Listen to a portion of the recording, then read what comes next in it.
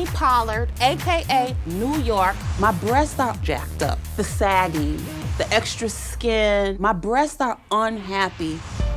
I grew up in upstate New York, being the granddaughter of a minister. Life was very sheltered for me. Just pretty much church, school, and home. I just never felt like I fully fit in.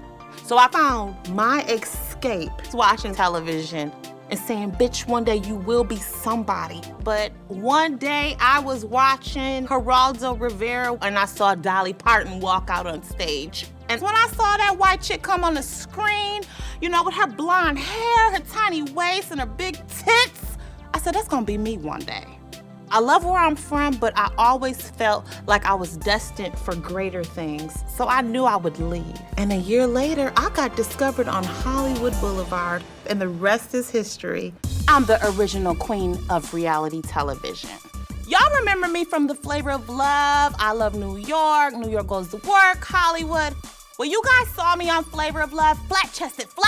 I was nothing but nipple. It wasn't enough. So when I got my own show, I went to Beverly Hills. I consulted with one of the finest doctors, and he told me that I can go as big as I wanted to go.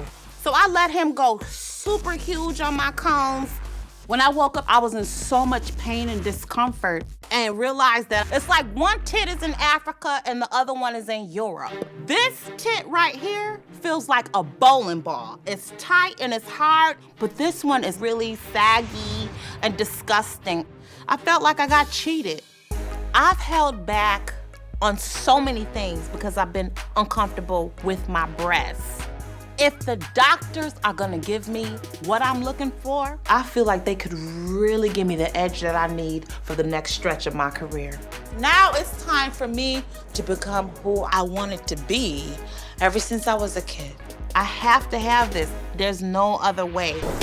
Our next patient is the huge reality star. You remember the Flavor Flav shows, Flavor of Love? No, I don't. What is that?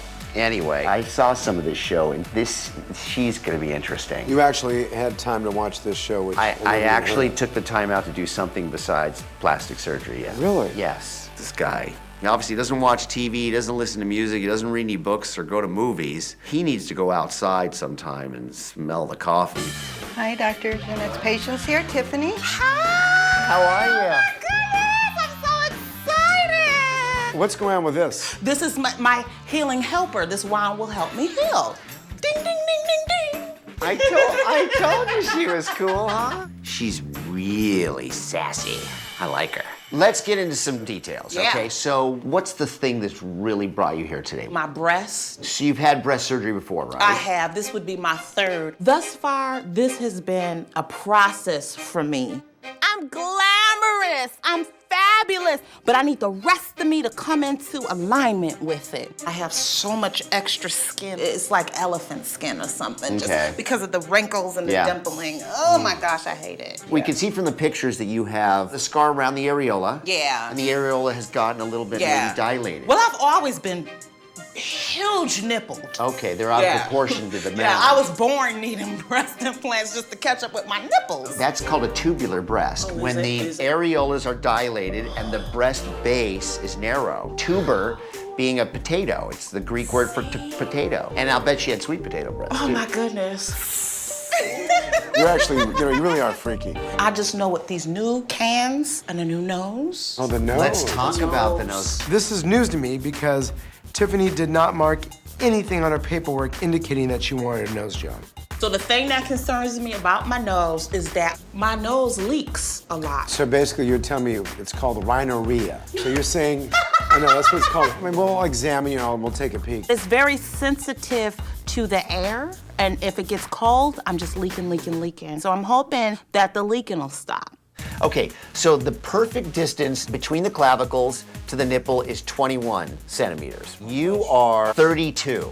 So you're 11 centimeters lower than you should be. Tiffany's previous doctor went too far. She has extremely large breast implants with very stretched out skin and a lot of droopiness. She can need a lot of surgery. Look at that, that would work, right? Yes. Look at that skin there. That would work there. But I will tell you, The more I have to raise you, the greater the amount of tension around the implant. And the greater the amount of tension, the greater chance the scar will widen, and the greater the risk. This is not an easy case. Okay. This isn't vanity. This is a really significant breast deformity that needs correcting. All right, let me just look inside your nose. Ooh. I just want to see how much cartilage you have in there. Oh, you actually have a deviated septum. Oh, what does that mean? It's the cartilage and bone between your nostrils. It's pushed over to. Ooh, I really feel that. To your left. Usually an African-American septum is very straight. Tiffany's septum is deviated. If I nail her nose, her dripping will stop and she'll breathe a lot better. I mean, there's really no reason why I can't fix her nose while Tiffany's under anesthesia getting a breast lift by Terry. You're gonna have a lot of surgery. And you're gonna stay over in an aftercare facility for a night. Oh, treating me like a princess. I love that. There you go. I'm excited, I'm anxious. Maybe I'll finally have the look that I've always been meant to have. I'm not gonna lie, I'm a little bit nervous, but I'm confident in my decision. I've always been a little fake on the exterior, but real where it counts, which is that heart. Yeah, my man, heart so- is the only real organ in my body. Look at the hair, did you? Get off my hair. Nice. Get off my hair! That's nice, man. That's really nice. It's really you there. Shut up. This surgery couldn't have came at a better time in my life. I have some good offers on the table, and I know that these two doctors are going to just give me the extra edge that I need to be greater than before. Okay, so I'm gonna start the rib, and then we'll do the fascia at the same time so we can rock and roll. When Paul and I do simultaneous surgery, it's a very complicated orchestra of moves in which we have to make sure we both enhance and not interfere with each other. But let's make sure we give her a good operation. She's had some crappy surgery in the past, if you ask me. The plan for Tiffany is to start by harvesting rib cartilage through an incision under the breast. Then while I'm using that to build up the bridge of her nose and fix her deviated septum, Terry will be swapping out her implants and giving her a breast lift. So I'm gonna start now while right through the scar. waiting. Does it matter what part of the scar you go through? It doesn't matter. Feel it just. Okay, get some suction. So at this stage, we were just getting down to the top of the rib. Looks like it's a little bit calcified. When we use the word calcification, what we're saying is that cartilage, which is moldable or bendable, becomes very hard and we can't carve it. We need to be able to carve cartilage to put it inside the nose. Unless that's bone right there. How goes? The cartilage bone is actually a little bit more medial than we thought. The longer I stand there and the time is tick-tocking away, the more I realize the less time I'm gonna have on her complicated breasts. Because there's a limit to how much anesthesia a person can tolerate in one session. What's bone? It doesn't feel clean coming off. You don't want to keep a patient on anesthesia too long because all it does is increase the risks of something bad happening. How's it going? Okay, so the rib is coming out right now, and I had to go a little bit more laterally. How far lateral did you have to go? 7 centimeters. Could you do me a favor? Could you measure the width of the breast? About 14 and a half or so. Okay, so you had to lift up 7 of that 14 and a half. That lower blood supply might be impaired. You know, as a surgeon, I'm having a bit of an oh crap moment. Paul did more than I anticipated. That risks the blood supply to the nipple, so I'm concerned. Not to mention the anesthesia. So you have how much longer on the nose? About a good 4.5 hours. And I have We're done about with it. 4.5. So that would take us over 8 hours of anesthesia. And there's the potential problem with the blood supply to my nipple. It's not happening today. There's not gonna be enough time to do a good job on both the breasts and the nose. It just makes the little hairs stand up the back of my neck. We're used to stressful environments in surgery, but we always have to keep our cool and do the right thing for the patient. No, let's not do it then. The thing is, when she wakes up, we'll have that discussion with her.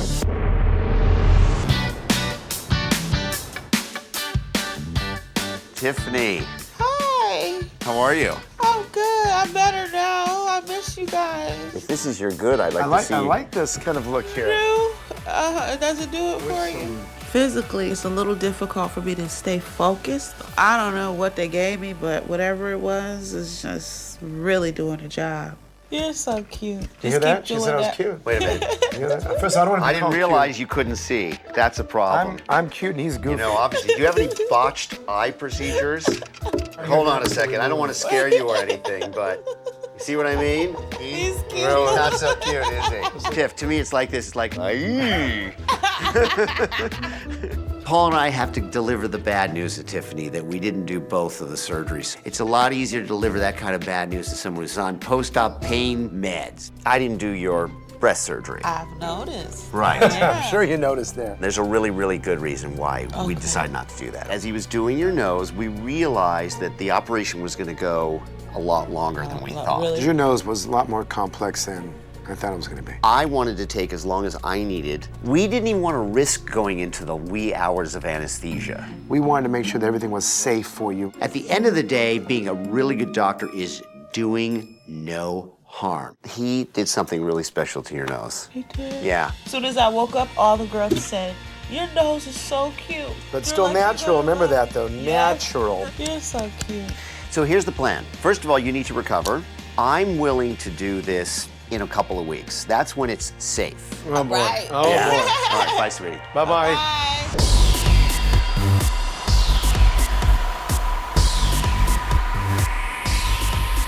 Today is about closing a major chapter in my life. A few weeks after I had my rhinoplasty, I went back in and got my breasts done. Every ounce of pain was worth it. I feel like there's nothing that I cannot do. And I cannot wait to share that with my friends.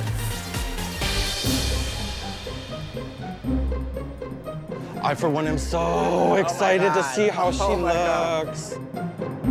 At the end of the day, I just want to see her happy because you know what? I just want the inside to match the outside, you know? Agreed.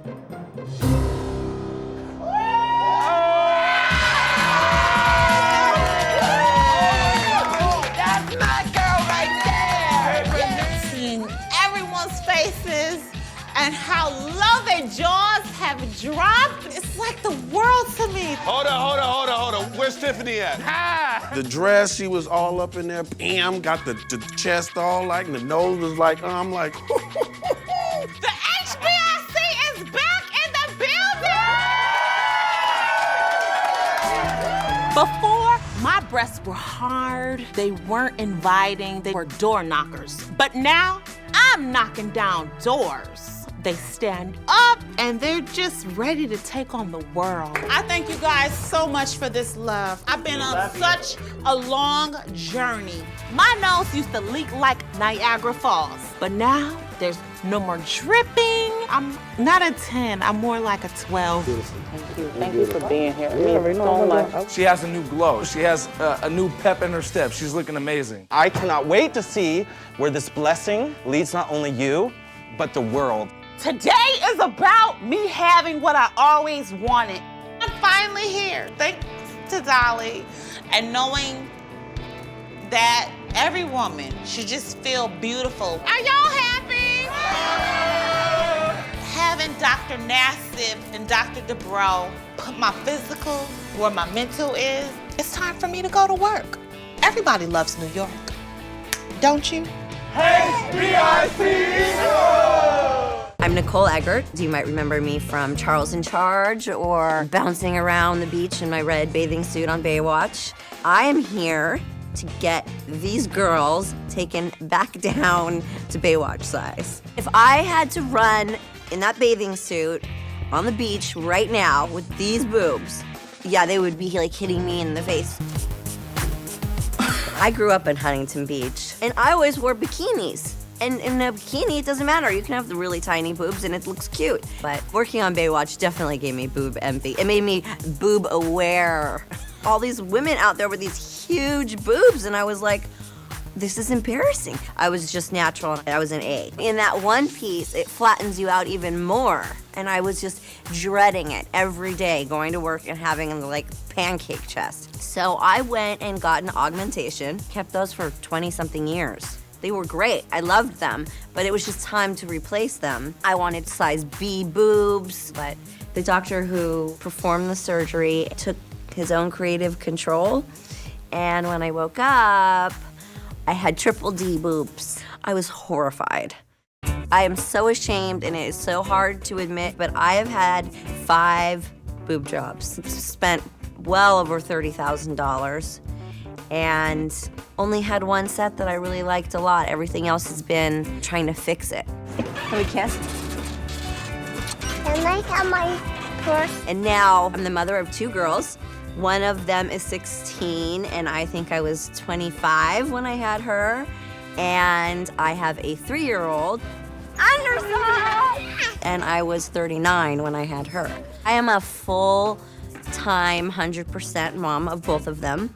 So having these huge, huge double D boobs, they just really get in the way. My shirts pop open all the time. I was at a kid's birthday party. I looked down at my entire dress. It's like wide open. I was like, I've had it. Like, I've had it with these boobs. At this point, I just want to be happy and fit into my wardrobe. And I refuse to buy anything bigger because I want to get back into my clothes. I want to be back in the size small all over. So I'm ready to just get these puppies gone.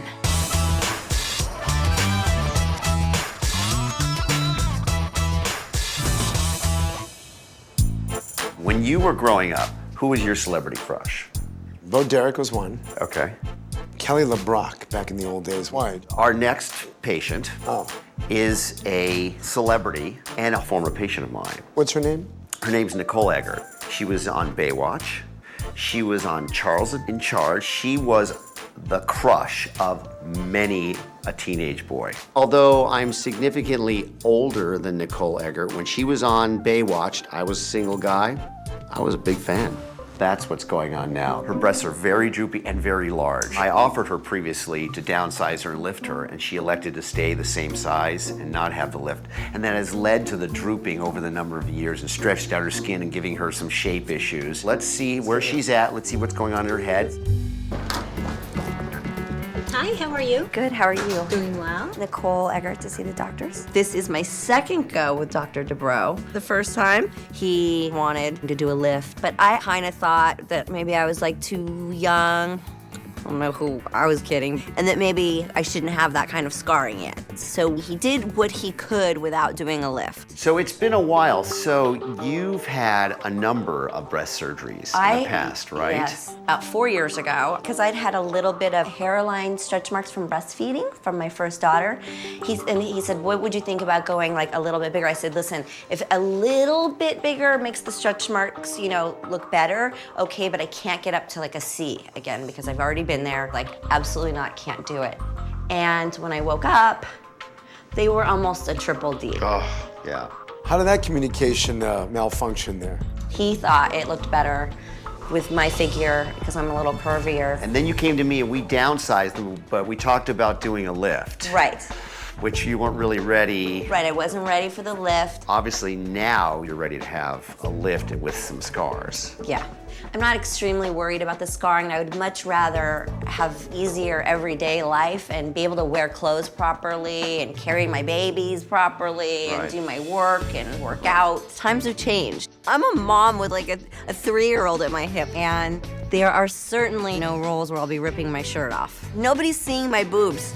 I would be so much happier with a couple scars and just have a better life with them. So what's your ideal size now? I would like to be a B. A B? I would like to be a B. That's a problem because if you go too small, her breast width won't match her breast projection and she'll just look very flat.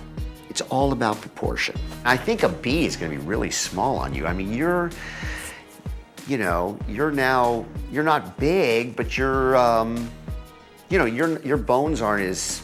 Nicole wants to get her Baywatch body back with that really thin back and skinny body, but she's carrying a little excess weight, so her back dimensions are a lot wider. She's carrying more fat. Gotta find the best balance that works. So let's go have a look. Okay. Yeah? Yeah. Okay. Sure you want to look at them? Yeah. I think Nicole is an actress. She's used to being a star. I just hope her expectations aren't too high. I can almost get my hand around your entire breast mound, which means you really aren't a double D, because my left hand is the perfect full C. How do I know that? I just love that. It was a great Right? a great little. What can I say? I was single till I was 40. I've held a lot of boobs in my lifetime. So let me ask you a question about the implants. If you're doing a reduction and removing that extra breast tissue, the implants you put in the past Probably a C-ish kind of an implant. We'll put a much smaller implant. But we're gonna stay with silicone, right? Something that feels natural. These feel great. They feel great. Yeah. So you're ready to take on the scars? Yeah. Okay. Yeah. I'm game if you're game. I'm game. It's something I definitely want done if it's done right, but I've had such bad luck that I'm, scared to death to make it worse. Thank you so much. Pleasure meeting you. Look nice forward to seeing meeting you as well, too. Thank you. I'll see you soon, sweetie. Okay, Thanks. thank you so much.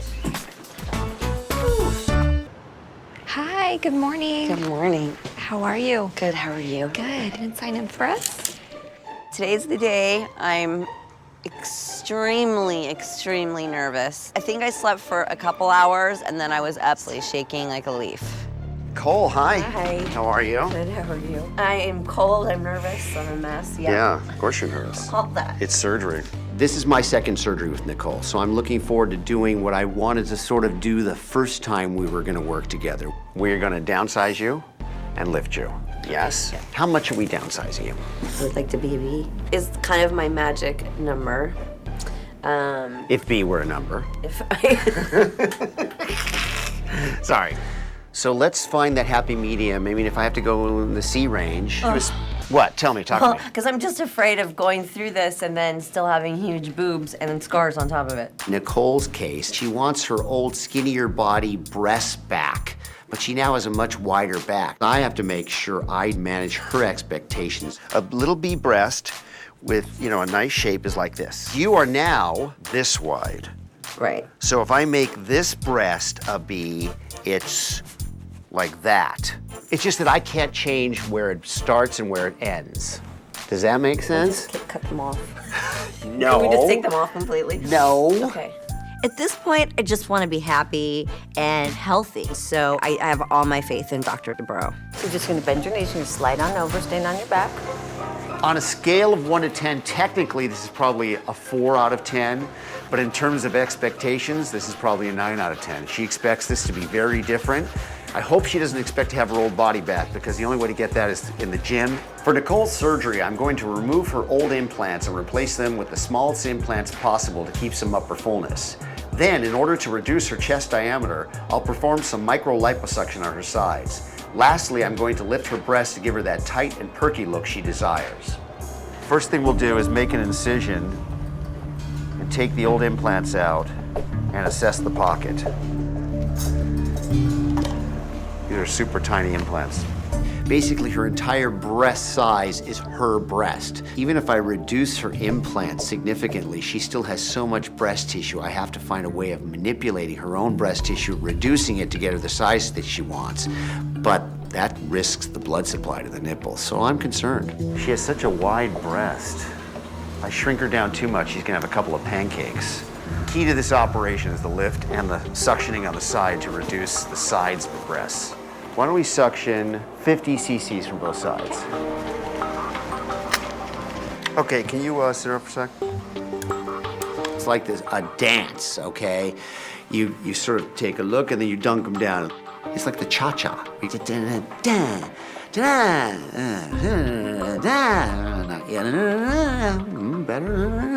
17th time, let's sit her up and make sure it's perfect.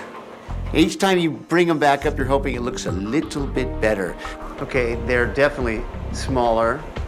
They're kind of a B cup. They're pretty though.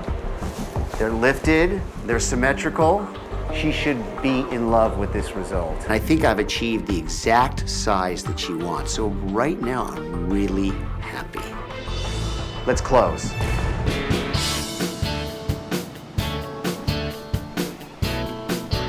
I'm driving to the beach, and I've got my shades on, I got my red t-shirt on. It's not the red one piece, but it's my version of getting closer to that.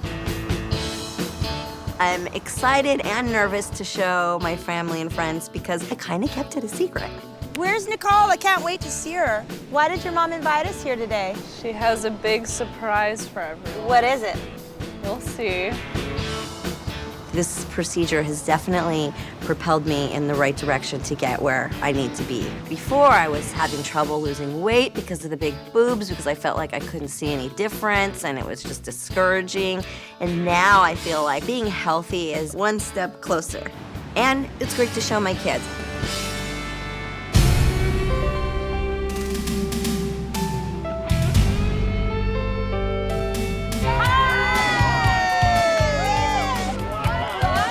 Anything different?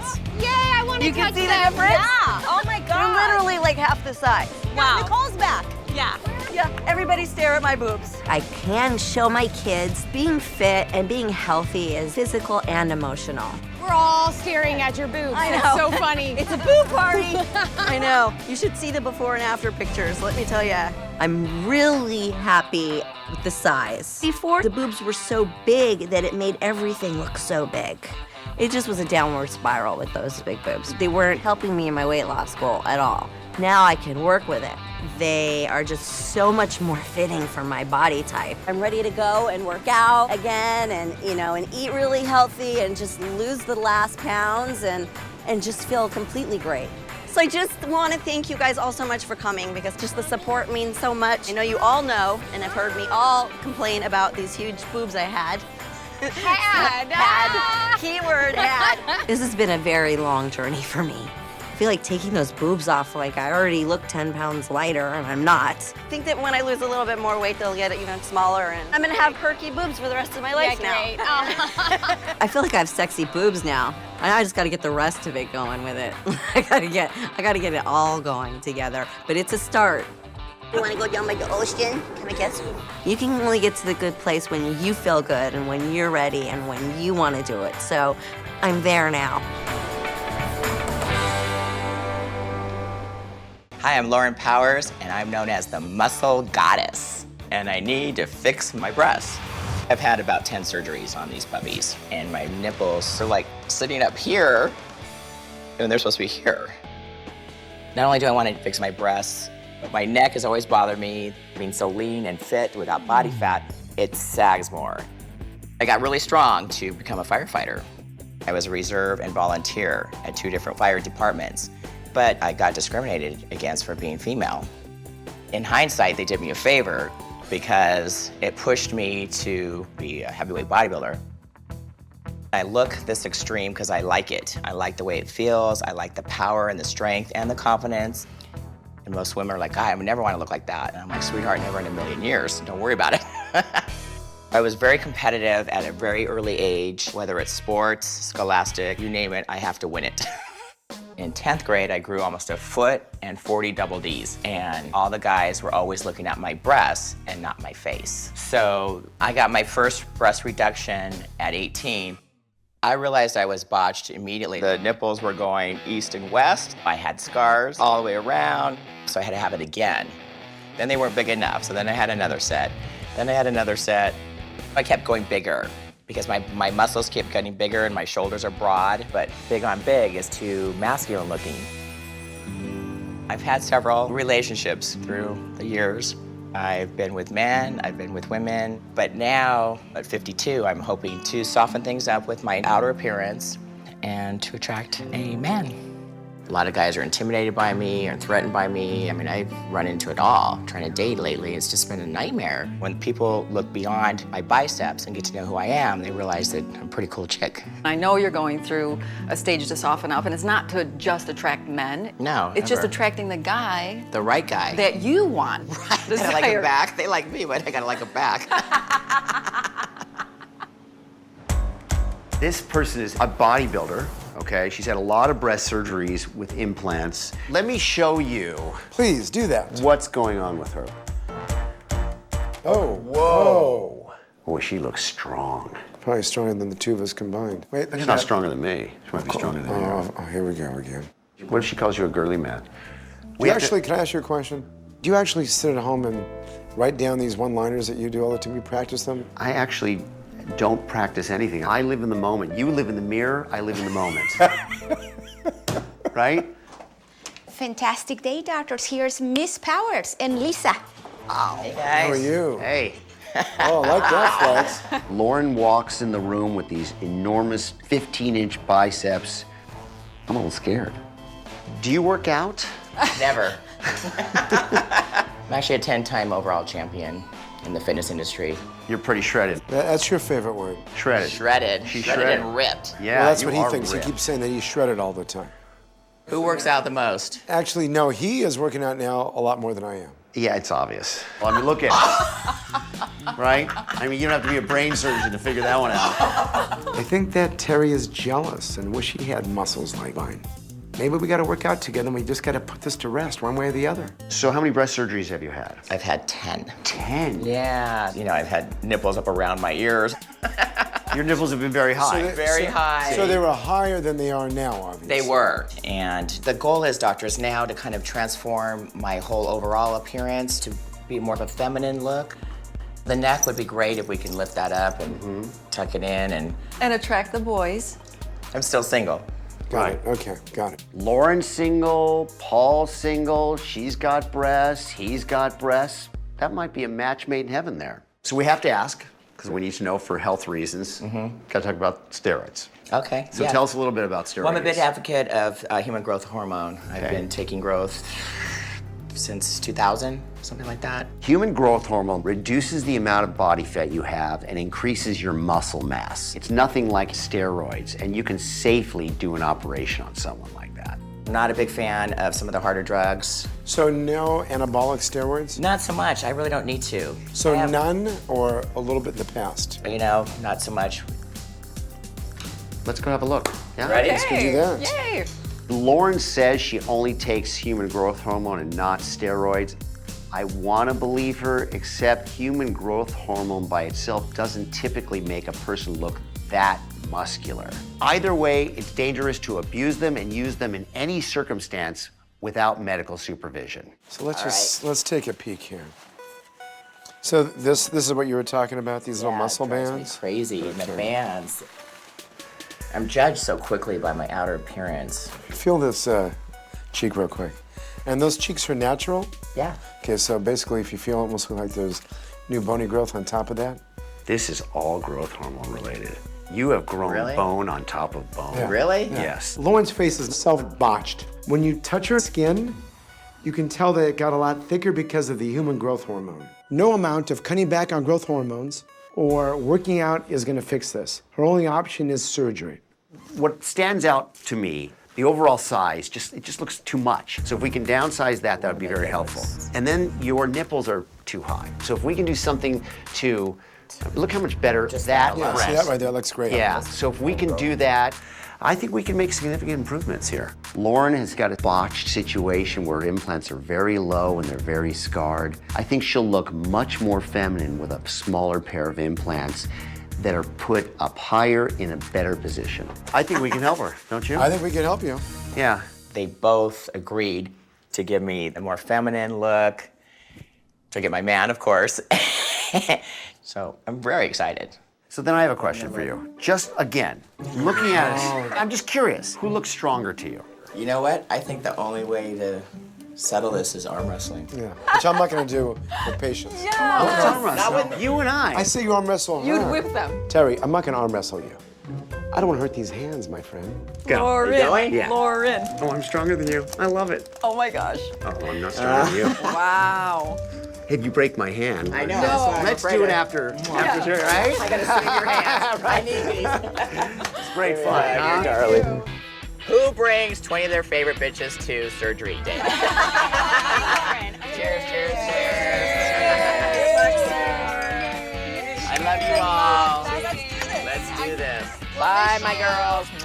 Since I'm having surgery, I can't just roll up on my Harley today, so what better way to get here than a limo full of my girls, a posse. Hi, Lauren. I'm gonna take you back.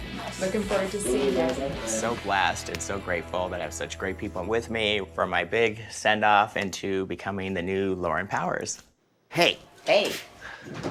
So, Dr. Mess, your anesthesiologist extraordinaire, we're talking, so you have some abnormalities in your labs. When was the last time you took any steroids? It's been a while. Define while. 2 months, maybe. So medically, that's relatively short. It's never a good idea not to come clean with your potential surgeon. Consider the antiviral steroid. So it's an oral steroid. So whether it's an oral steroid or an IV, yeah. They eat it, that means yes. So I do, yeah. Right. Steroids can inhibit the steroid-producing organs in your body. And if you stress them from surgery, it can be very dangerous and potentially deadly. So you are on steroids, okay?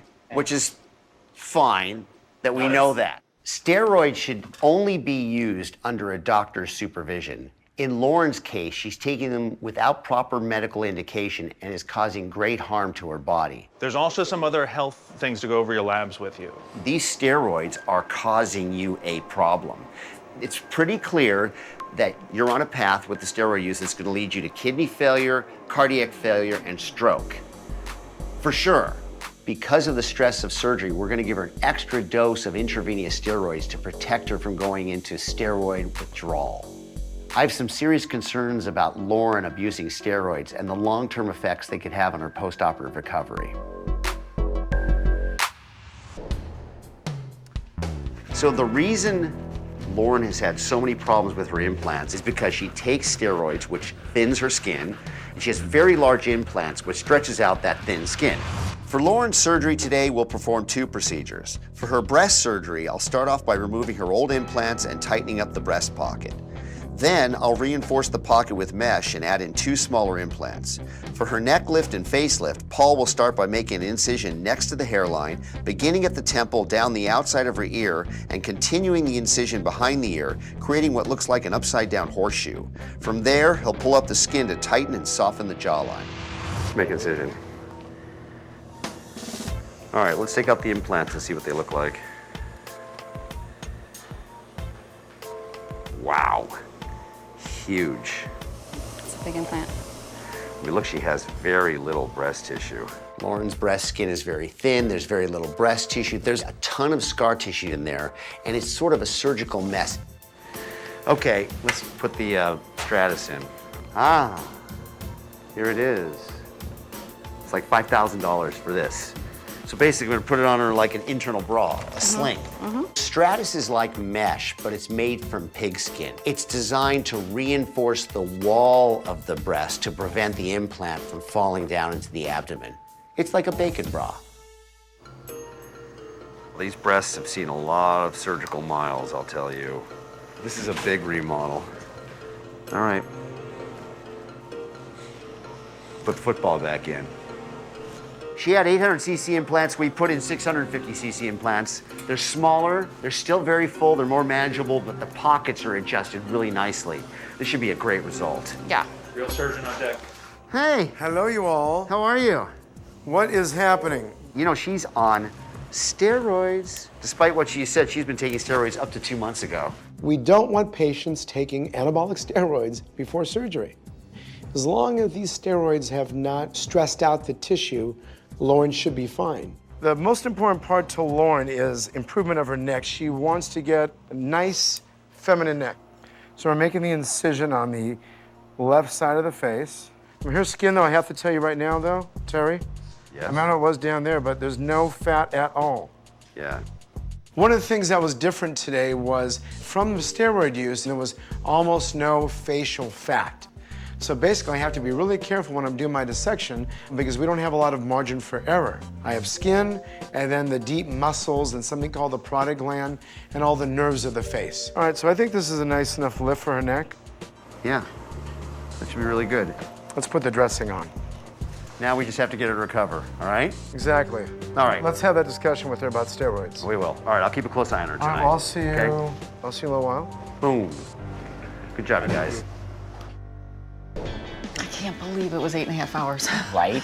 Wow. You're like a female Rocky right now. That's how I feel. Rocky, Wonder Woman. Dun, dun, dun, dun, dun. Yeah. New life, new you. New life and new me, right? I know. I know, it's very exciting. Hello, Lauren. Hi. We're ready for you. It's the day after my surgery, and believe it or not, I feel great. I didn't know I was going to be so fashionably wrapped in a lovely helmet here. Hello, everybody. My 2 favorite guys. Nice to see you. Nice to see you. Hi. How are you? I'm fabulous. Lauren's looking better than 99% of patients we do that much surgery on. She's a stud. This is just a quick wound check to make sure you're not having any problems. Okay. Now remember, I took your old implants out, okay, and then sewed up the pockets. Your skin was very thin down here. I know. And I put in 650s, which are still very large. So now Lauren has ample-sized 650cc implants. They're centered in the proper position. All is right in her breast world. Do you want to give her a mirror now, or? No. No? No, you have your whole life. Dr. Dubrow doesn't want me to see my breasts now because he wants them to settle in and look better. So no peeking for me. Let's move on to your face. Your skin is extremely thin. Yes. And there's no body fat at all on your face, which made it a little bit more challenging. Oh my God. So take a look. Remember your neck? How'd you do that? Right? I think we nailed it. Lauren has a more feminine face, a more feminine body, an overall more feminine look. So let me tell you one more thing about your tissue. When I was making a lot of my dissection, it was very difficult. And the blood supply I was worried about in certain areas. And a lot of that is because now the anabolic steroid issue. So whether you've been on some recently or not, all I know is that it has done some damage already to your deeper tissue. At this point, especially after having all this, you can cause some problems. So make sure none of that is in the cards. Lauren doesn't want to talk about her steroid use. No bodybuilders want to admit to abusing steroids. It's like plastic surgery in celebrities, isn't it?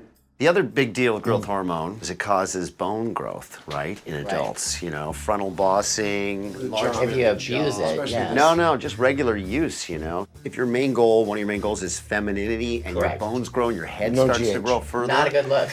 It's not the greatest look, you know. Lauren, you said you wanted a softer, more feminine look, but you're abusing anabolic steroids. You're gonna throw all of our work out the window. So just consider that, you know. Done. Today we're here at the Lauren Powers Classic. It's a fitness show. It's also my birthday and my big reveal. Going into the surgeries, I just wanted a more feminine look.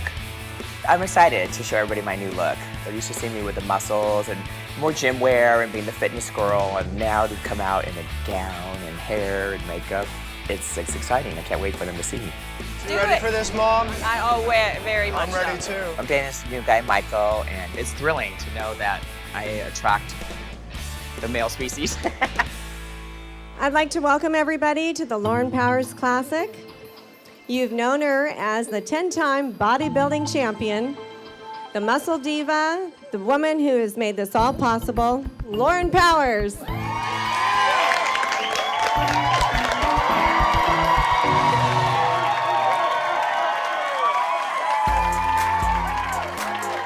Before the surgery, I had a turkey neck, and I was wearing my nipples up around my ears as earrings. After surgery, no more gobble gobble. My breasts are smaller, more girly, and the nipples are perfect. It's amazing. It really did work. She really has a softer, more feminine look to her. My beautiful girl. Now with a new look, with the new breasts, the new face, new hair, all the makeup, the girly girl clothes, dating, you know, a new guy, all this stuff, it just makes me feel much more feminine. Yay! I'm so excited to be fit, fabulous, living a healthy lifestyle. I like it. It feels natural and it feels how I'm supposed to be. Okay. My name's Connie DiBartola. When you look at my boobs, they're unsymmetrical. The implant is like deflated only on the top. I can squeeze through my skin and actually rub the implant between my fingers. I came from a family of all big-breasted women, and I kind of got the short end of the stick. When I first brought up the idea of getting a boob job to my mom, she had already been battling breast cancer, and she said that I should be thankful that I still had what I was given in the first place, because she didn't. But I didn't listen to my mom, because let's be honest, I was 23 years old. All rationality went out the window. It was all about what I wanted to look like. But after surgery, I realized that my boobs were botched out the gate because I saw a bubble popping out near my nipple that I could literally push back. That's just not normal. It was really hard to be complaining about, Mom, I have this weird boob job, but I couldn't hide it from her, and she wanted to know. She was like, have you gone back to them? And I was like, they said that it's not anything to worry about. And she's like, well, I think that like with your family history, you definitely have something to worry about. That's why I get my mammograms. I've had ultrasounds done, but they just can't tell me what is going on with the implant. Wonderful! My greatest fear is breast cancer. You're not getting in? You should come check it out. Yeah, I'm good. If something were to be wrong, I would be devastated. We both know that neither of us could do it by ourselves. Like she's my heart and my best friend. So I grew this thing. I have been with my husband, Elle, for 4.5 years. I love that he's an artist. I love how great of a dad he is. Hi. My main focus is my family, and I just want to do whatever's going to be best so I can be here for my family.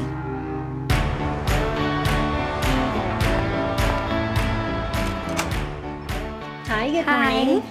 And who are you here for today? Dr. Dubrow. I'm so eager to meet Dr. Dubrow and Dr. Nassif. Boobs are their job. I'm hoping they just shed some light on what they think is the issue. I'm excited. You know, I'm sure he'll be able to work out whatever it is you got going on in there. He's got a bag of Skittles instead of an implant. Oh, they put a bag of Skittles. It's delicious. You haven't tasted the rainbow in a long time. Al has only known me with these boobs. I think if it was to be taken care of, I'd feel so much better, and I'd be able to be me again. Great date. Let me introduce you to Connie and Elle. Hi, Connie. Nice to meet you, Dr. Nice to Nassif. meet you. How are you? Nice to meet you. What's your name? My name is Al. Al? Yeah. Nice to meet you. Have a seat, please. So when you first had them done, did they look good for a while? A little while, but I could feel like a little pocket, like bubble thing. And my right breast, I always just say that it's depressed. The nipple kind of veers off to the right, and then when I lay down on my back is when it's like mortifying to me because it just kind of almost goes off my body. Like Into your armpit? Yeah. So how does it affect your relationship? He's a great husband. He tells me that I'm beautiful every day. So Which I you think, are. I can tell he's a great husband. Yeah. Can you just tell that? What do you do? I'm a sommelier at a fine dining restaurant. Really? Really? Yeah, I've actually served you at Napa Rose. You served him you were wine? Napa. I mean, you look kind of. Wait a minute. Oh, here we go. Wait. Is it just me, or is he the biggest pain in the butt in the world? Was that really How bad? many bottles did he send back, first of all? Honestly, you know you I don't have think a I've story. done that before. Oh, really? I was in the restaurant business for over 25 years, so I am picky. But I'm not bougie. Terry is. We're gonna call him Mr. Bouge. And you had one breast augmentation? Yeah. They put it on top of the muscle? It's supposed to be underneath the muscle. That's my question too, like something just feels wrong. I feel like I can actually feel the implant with my fingers, so I don't know if like that could be harming me in there. I don't know what's in there. Okay. And that is also like a stress on me because my mom was diagnosed with breast cancer when she was 36 years old. 36? Yeah. Young. It's really young.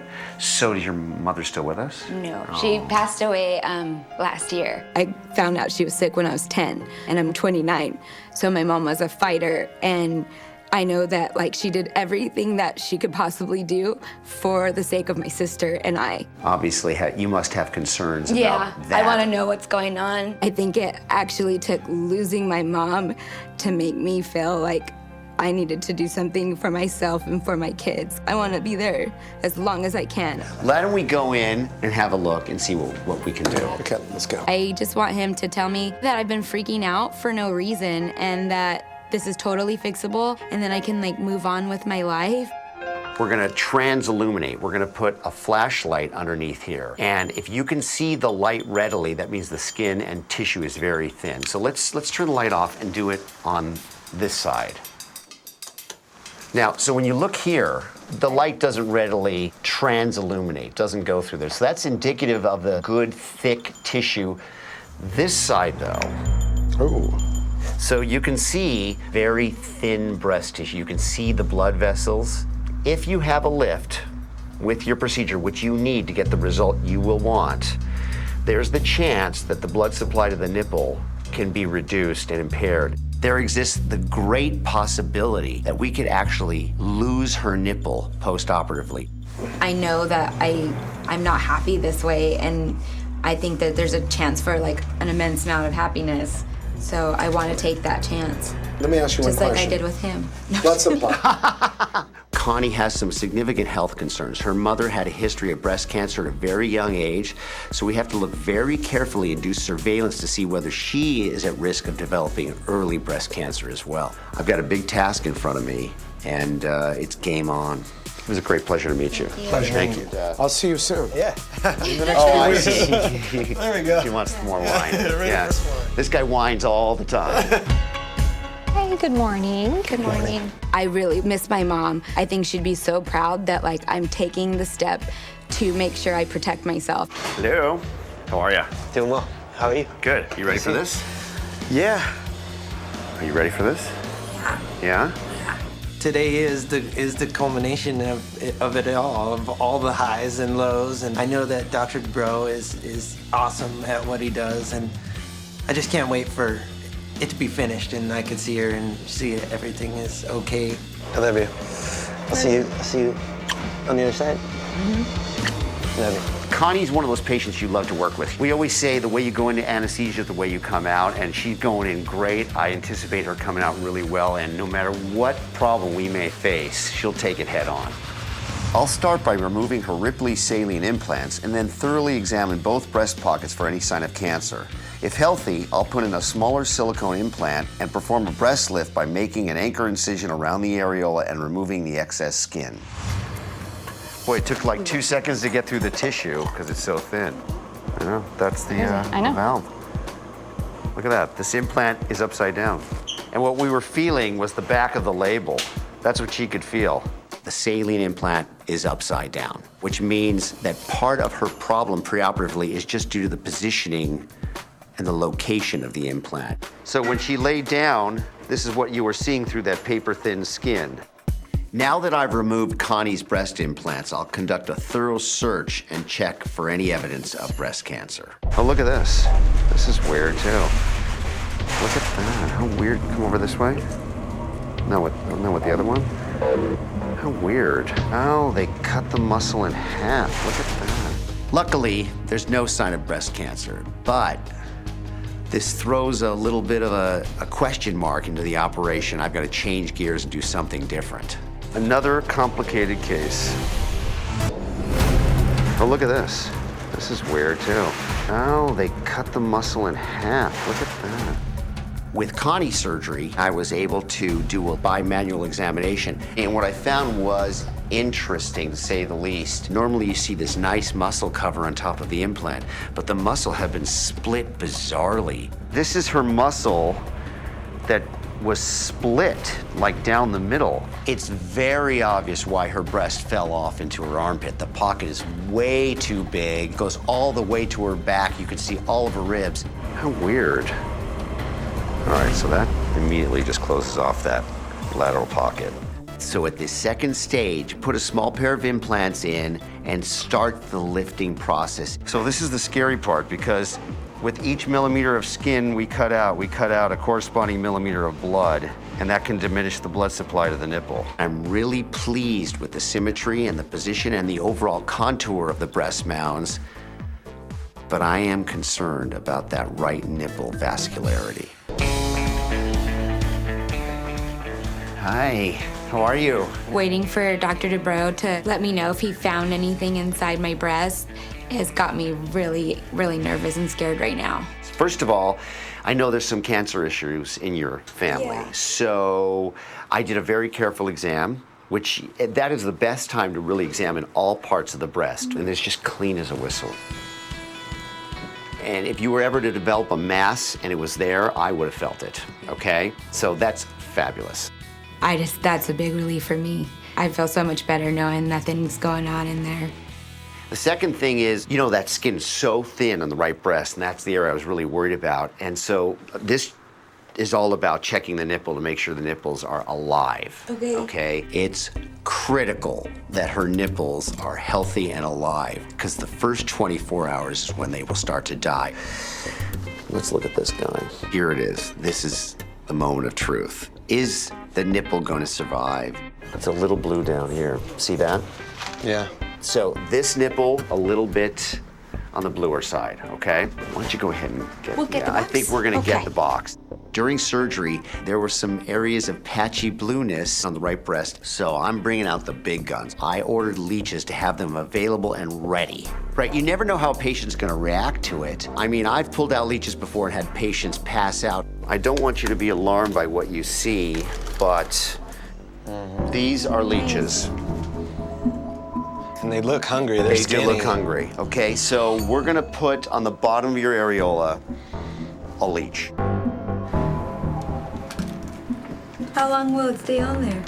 I'm not scared of the leeches. I'm just scared that, like, oh wow, something's actually kind of wrong with the nipple. Like, there is a possibility that it could die. I'm getting a little lightheaded. Did you do it? The way a leech works is when you apply it to tissue, it injects an enzyme in that tissue that makes the area surrounding the tissue bleed and relieve the congestion. Wow. Reservation for one? Looks like you latched on there. Looks like you latched on there. I must admit, it's a little weird putting a blood-sucking nematode on top of a woman's nipple in order to help you with your surgical process, but hey, whatever it takes. He's sucking blood, baby. Oh, yeah. I'm not the jealous type of guy. I don't, especially to a leech. Look how this sucker is already getting pinker. Dr. Dubrow putting a leech on my nipple will go down in the books as the craziest thing that I've ever done. Yeah.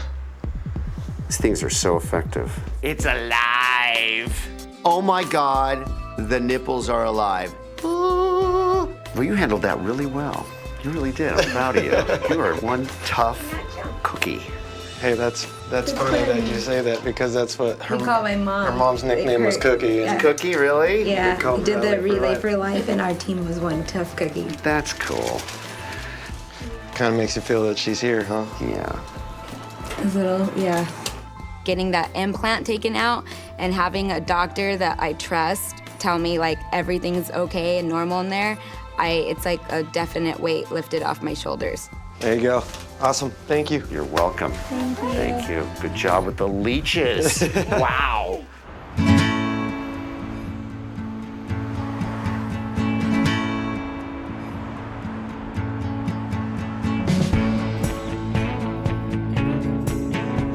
This has been like a really long journey, but every step of the way was worth it. I'm past the healing stage, no sign of breast cancer. I feel like my mom made this happen for me. It was just heaven sent that I got to meet Dr. Dubrow and have him do this surgery for me. It's Elle and I's first night out since having surgery. We very rarely get to go out, so I'm really excited to get dressed up for him tonight. Wow. Okay. You look amazing. Thanks. I'm so excited for you. I'm really overly excited to see her just like feeling good about herself. We can celebrate, but no more babies, because now they look rad and I don't want to mess them up. Yeah. So you better slow your roll. Before I had the surgery done, I didn't know what was going on. One side was lower than the other, one side looked smaller than the other. I was really worried about there being something wrong breast cancer-wise. Now they just look amazing. Let's say to Dr. Dubrow and new beginnings for your beautiful chest of mine. Cheers. I'm thinking that I need to draw you. Let's see here. Al has never drawn me before, only because I don't think I've ever felt comfortable enough to let him go there. I felt like Jessica Rabbit. You are my Jessica Rabbit. I seriously wish that my mom was here to see like how stoked and confident and excited I am. She's always here, like how we always see our little signs of everything. Yeah, You I think are, she'd just be proud of me for like getting it done. Even though she's not here for me to tell her like, hey, I'm okay, I know that she knows that I'm okay, and I'm not worried about anything but being a mom, a wife, and a whole better person. All right, what do you think? Jeez Louise, is my mouth that big? You kind of got the Mick Jagger thing going on, but it's not a bad thing. That's why I married you. I doubt it. The future is definitely wide open. I don't know what's gonna come tomorrow, but I definitely know that my boob issue is not gonna be in my tomorrows. That's left in my yesterdays. Let's get out of here. Oh. My name is Guillermo Big Cassie Line. Some may call what I have man boobs, but they wouldn't say it to my face. I'm 46 years of age, and I'm from Los Angeles, California. For 14 years, I was in the biggest rap group ever. Mo Thugs, part of Bone Thugs and Harmony crew. From 98 to 2006, I just toured straight with them. I got to see the world, and I learned my craft. I had the body that I wanted, and there were girls waiting for me to take my shirt off, and I'm gonna take that shirt off. Take it, I'm gonna rip it off. And now I'm a guy that won't even wear a fitted tank top. Growing up in the Crenshaw area in Los Angeles, you were either the prey or you were the beast. And being a very little kid, I never wanted to be the prey. I was always angry. My mother was a heroin addict. And it was like I would cringe at the thought of putting a needle in my arm, but I had no problem popping it in my butt. In turn around and start doing steroids. I was so obsessed of never being that skinny kid again. It gave me such a sense of power, but it was not something I should have ever touched. Steroids only made me angrier. Due to my steroid abuse, I developed gynecomastia, which will make you end up with female breast. 4 years ago, a very dear friend of mine worked for this doctor, and she said, come in, he'll take a look at you. I go in, I pay all this money, I come out with this big, huge girdle, and I remember taking it off, and my chest looked 100 times worse. Now the buildup done went from this corner to the whole bottom sides of my chest, the whole bottom. For the last couple years, it wasn't that I could not afford to get the surgery. I didn't want to go down the same road again. And that's where I am today. Love, Yes? come outside. I got a pretty wife, so of course I'm gonna come out. You know, I look at my wife after having 6 beautiful children. She looks amazing. And if she looks good and feels good, I want to look good and feel good. So I'm going to go see Dr. Dubrow in regards to my surgery. And I wanted to know your thoughts. I'm excited for you to make sure that you are confident with yourself. I'm not exactly the guy that will go around and ask for help. And I usually will always try to come up with the answer myself. And it worked out too well. I never asked you, how did you feel when you knew that I did steroids? It saddened me.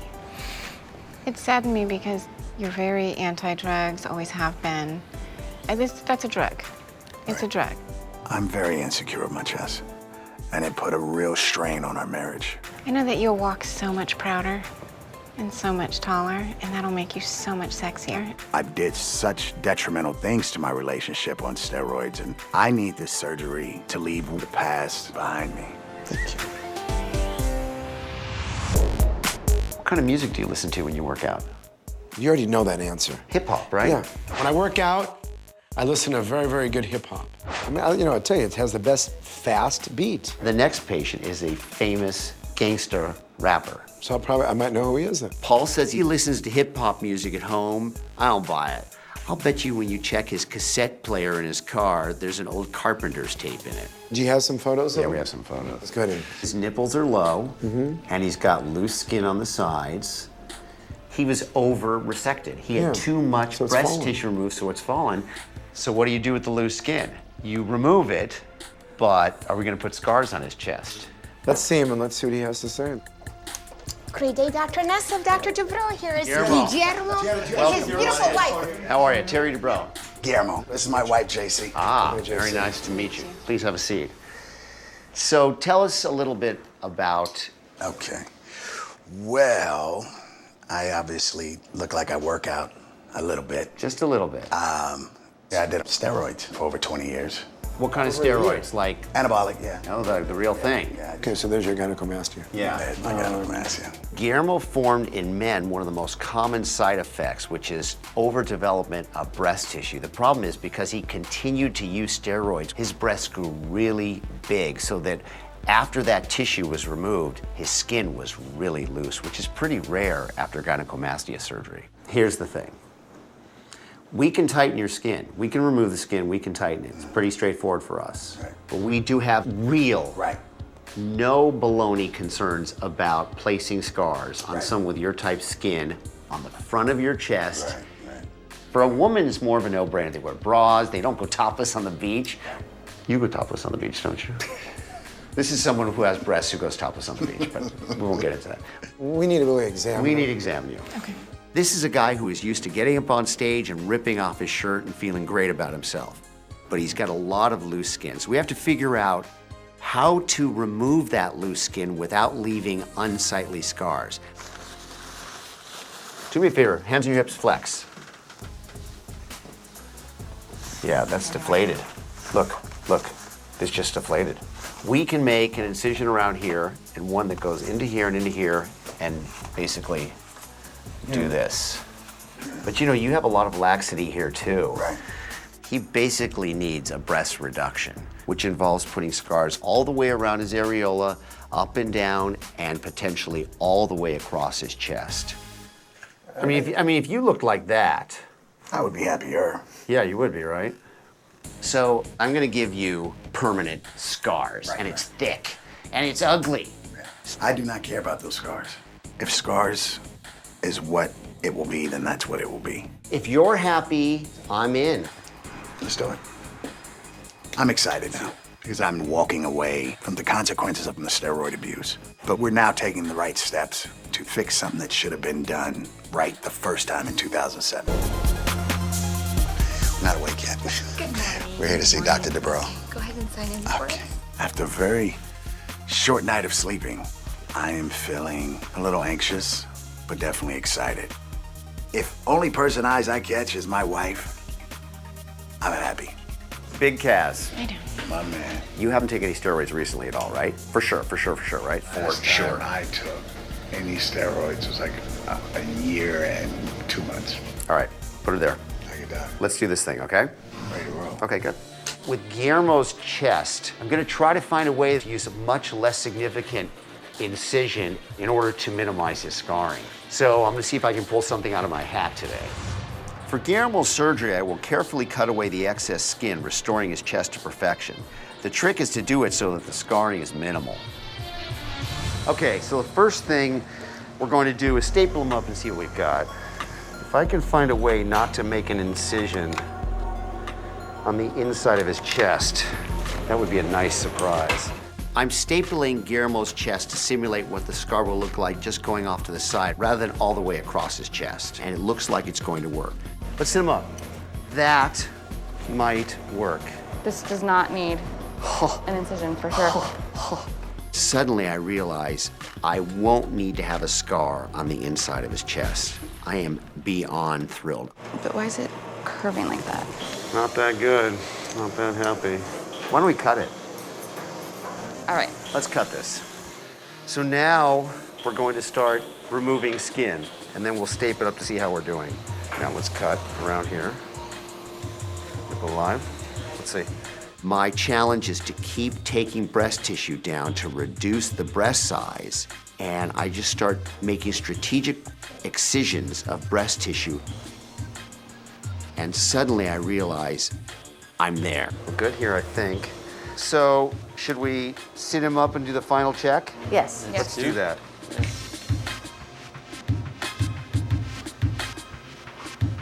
Yes. Yes, yes, yes. I've got a good contour and I don't have any scars across his chest. I am beyond thrilled. We nailed this. If Guillermo's not happy with this, he's not gonna be happy with anything. This is a good result. I am 1 week out of surgery, and I'm meeting with the magnificent Dr. Dubrow.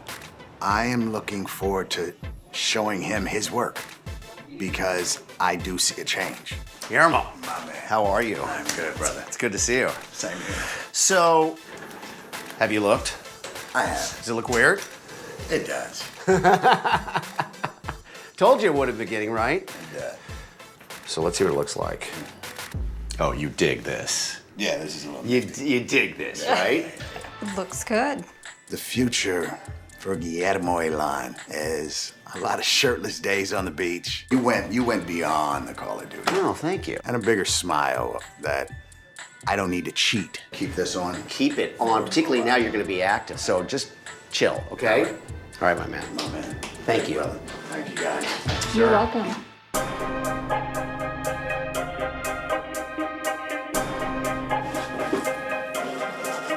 My wife's at work, and I'm going to surprise her with a very romantic motorcycle ride. But before we hit the road, I have a surprise for her. I can't wait to let her see my chest. JC has not seen my chest since the surgery. I haven't let her clean my wounds. I've been cleaning them myself until I knew I was sure that my chest looked the way it should look.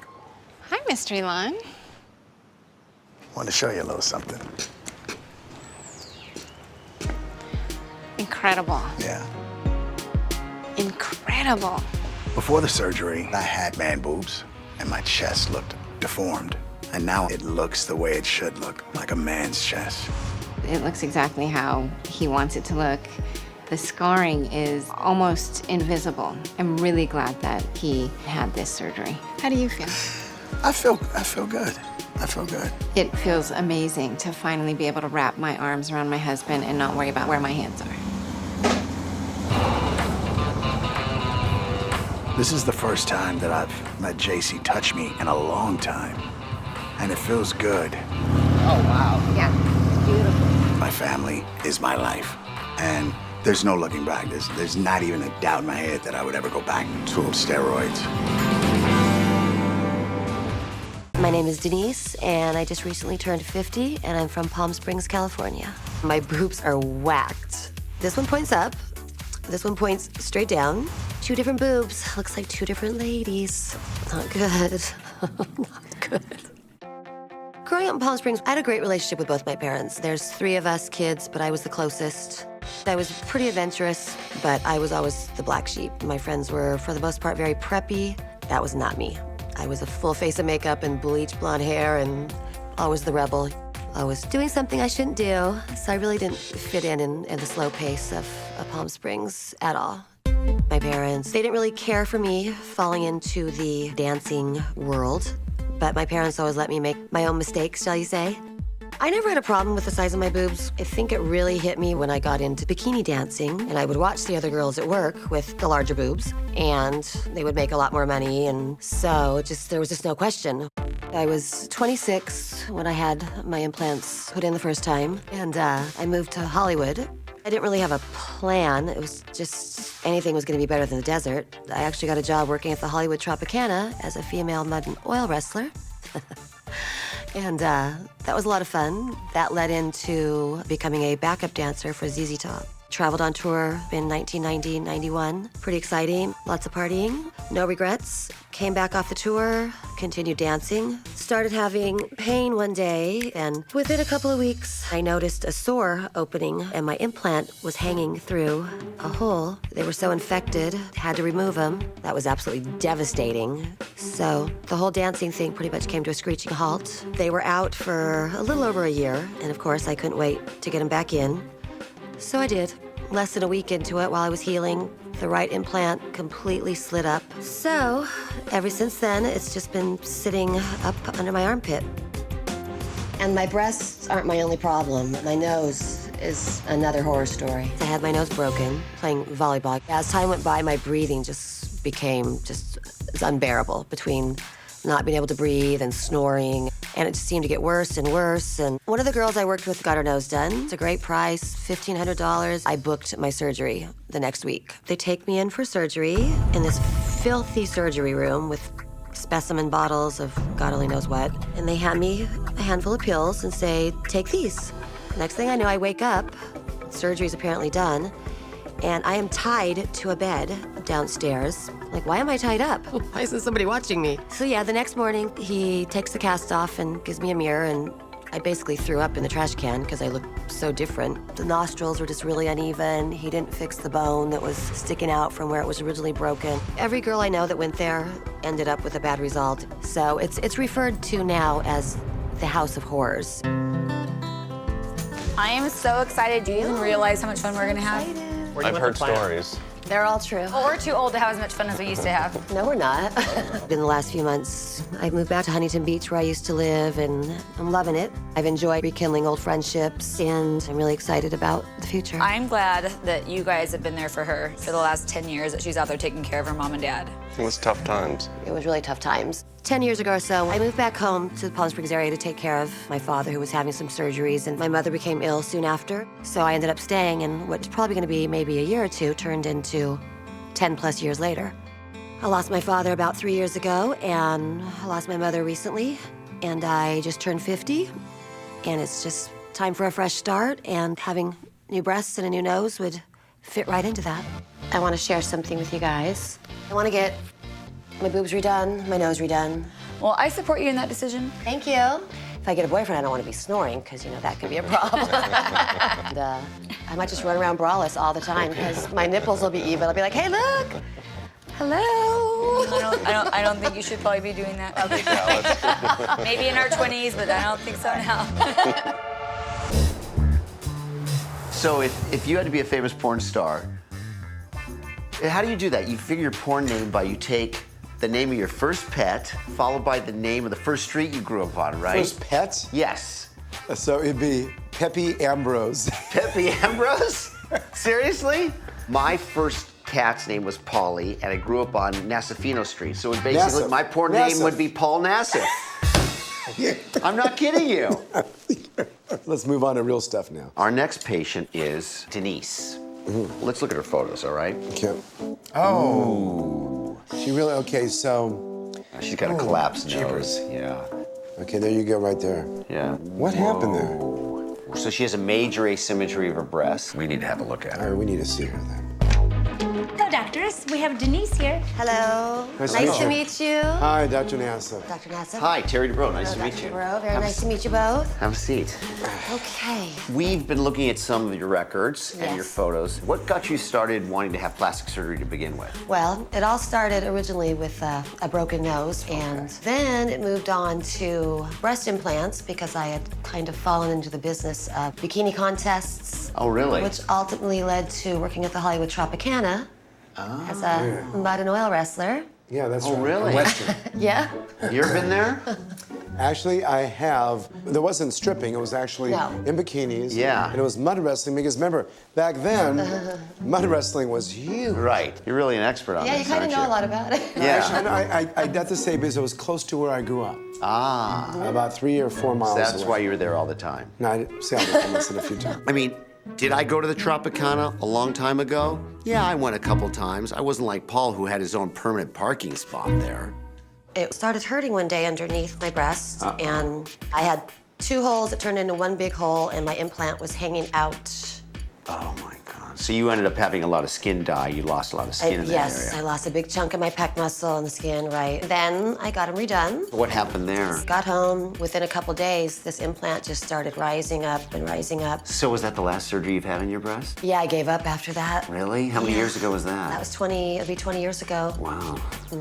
What other surgeries have you had on your face or your body? I had my nose done. I went to a place, it's called the House of Horrors now. I've heard of that place. I've heard of that. Yes. Wow. Yeah, when I went in for my surgery that morning, there was no anesthesiologist, and they handed me a handful of pills and told me to take them.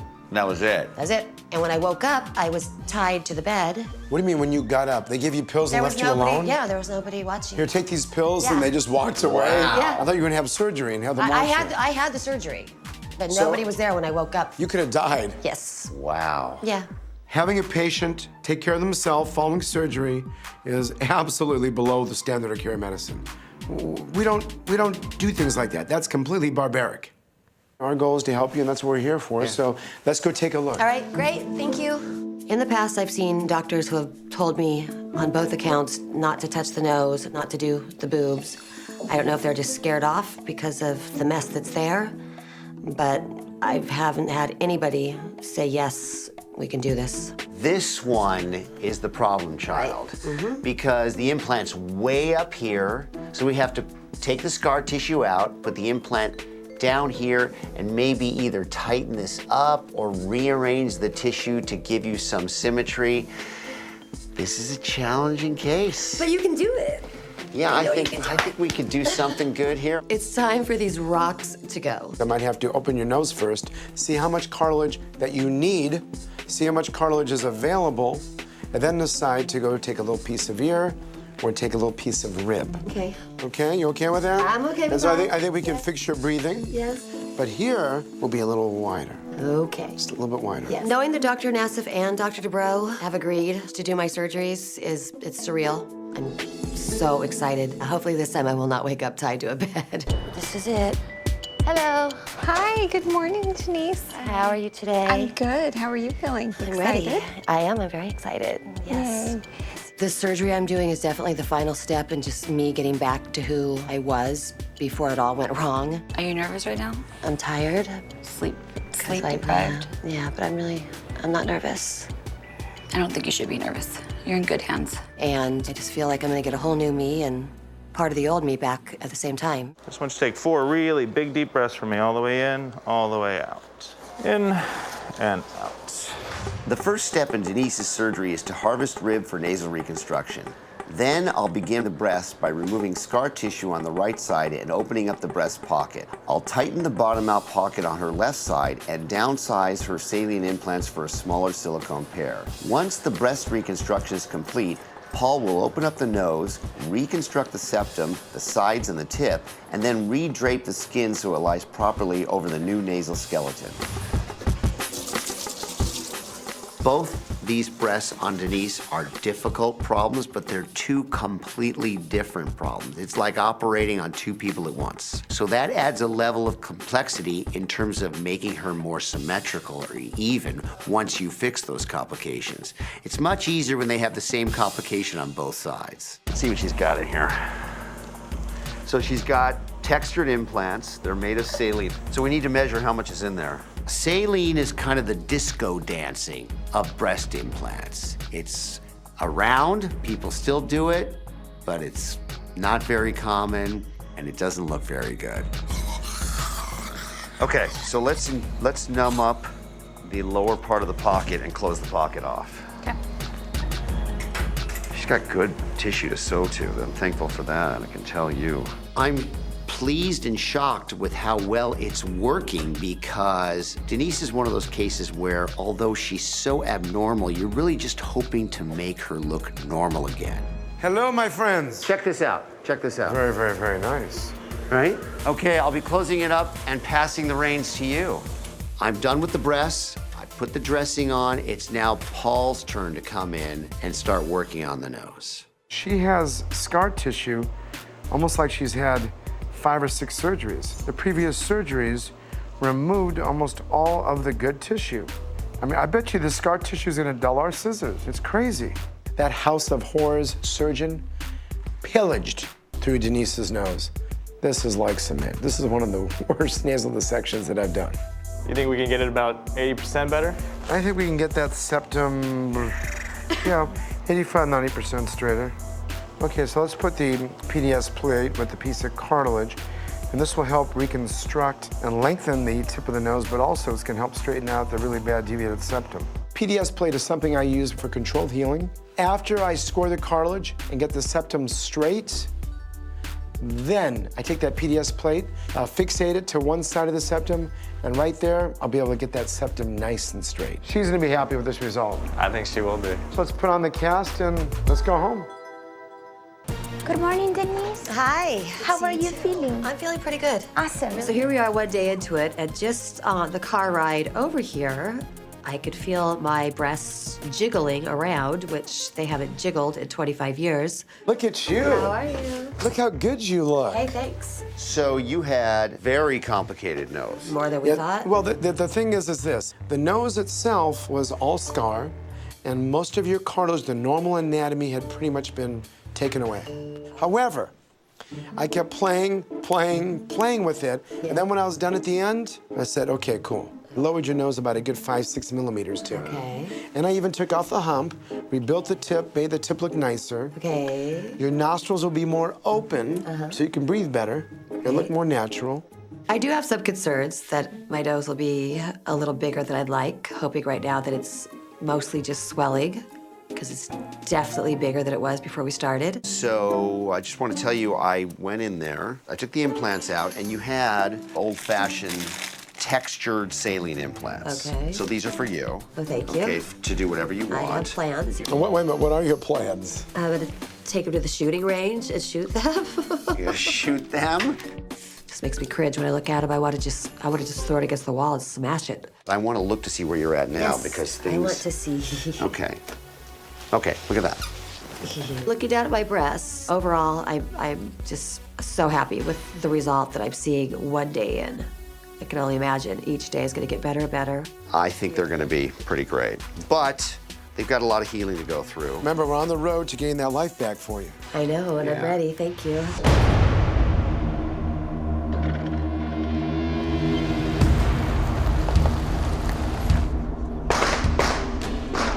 For years, I wanted my breasts and my nose repaired. Life just got in the way with what was going on with my parents, but they're both gone now, and it's time for me to take care of myself. This is it. I can't wait to see Denise. Well, after everything she's been through. It's gotta be better. The surgery really has given me a lot of strength. I feel like I can do pretty much anything now. Oh my God. Oh.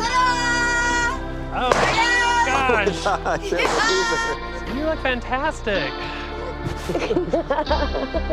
Oh, you're squishy. You're not hard anymore.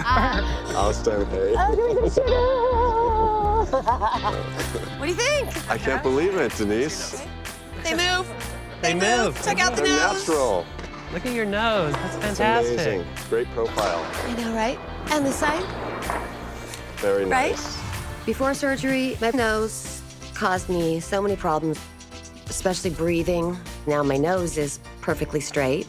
My breasts did not look like breasts. It's just awful, awful, awful. Now my breasts look amazing. It's just my time to just shine and you know, just enjoy life and just get out there and take some chances and do whatever makes me happy. So, all that said, say goodbye. Oh my God, were those really yours? Yes. Are you serious? These things are going. Goodbye. Let's shoot some boobies. Boobie number one. While I was taking care of my parents, things were very gloomy. Just didn't really want to do anything, go anywhere. I couldn't go anywhere. Since the surgeries, I feel like a brand new person. I feel like I can accomplish anything. It's all good things from here on out.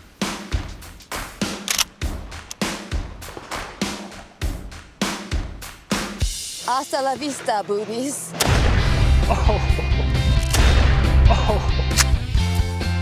That felt freaking amazing. Are you kidding me? Oh! Yay! That's it. That's it. They're done. They're gone. The end of an era. I love you guys. Oh, group hug. You didn't want that. We did it. Thanks, boys. Thank you. Thank you. Hi, my name is Kelsey. I'm 25 years old. I'm from Bakersfield, California, and I am the Uniboob queen. I was botched at birth, basically. I was diagnosed with pectus excavatum, which is where you have a concave chest and it has distorted like your rib cage and your sternum. Growing up, it didn't bother me as much, but as I got older, as a teenager, I could start seeing, that I was different. And I couldn't really do like a lot of sports and run and activities because I really couldn't keep up with everybody else. So like 6th grade, I went to the doctor and he said one of my lungs couldn't fully expand and the indentation was so deep that it would push my heart over to the right. So I had no choice but to have surgery at the age of 13. The surgery was pretty invasive. They did have to do like a Y incision on my chest. They had to reset some of my rib cage. They took a steel rod and used wires and connected it to my sternum. Recovery was pretty long. I was out of school for 6 months. It was a horrific experience. But then after that, as a teenager, I was different. You could tell that my right breast was more to the right and severely smaller than my left breast. I would get made fun of and it was, it wasn't fun. I knew as soon as I turned 18, I was going to have surgery and I would be normal. So in June 2007, I finally went in for my first breast augmentation. After surgery, I still did not look normal. I had a uniboob. There wasn't any definition between the two breasts. So I then went into him And he's like, well, I think it's just because you didn't go big enough. I went to see another surgeon, and he basically, looked at me and said, oh yeah, this is fixable, but we're gonna have to take your implants out and you're gonna have to be without implants for an entire year. And that whole year being without implants, like that had an effect on me emotionally also, because it kind of went back to how I felt when I was younger and had, the deformed boobs. Like, it just took me back. So I finally make it through the year and go back to have the new implants put in. In the process of healing, I saw that something had went wrong again. It didn't look normal. He sits down and basically looks at me and just says, well, I don't think there's anything else that we can do for you. It's been like this for quite some time now, and I kind of just got used to it and put it in the back of my mind and just told myself it is what it is. I will never be normal. Hey. Hola. So what's up? Since, we talked last, I was able to get a consultation appointment with Dr. Dubrow and Dr. Nassif. Really? Yeah. Oh my God! I'm choosing now to finally seek out another surgery because I'm sick and tired of feeling like less of a woman. That's like a once-in-a-lifetime opportunity. Oh, yeah. It's definitely a huge burden on her shoulders. She's dealt with it since the age of 13. So I'm hoping this will be the last surgery that I'll have to see her go through. I'm excited, yeah. And then afterwards, we can go bathing suit shopping. Yeah, bathing suit shopping, bra shopping, regular clothes shopping. I've literally been dealing with this my entire life, and I want to be done with it. I just want to look normal.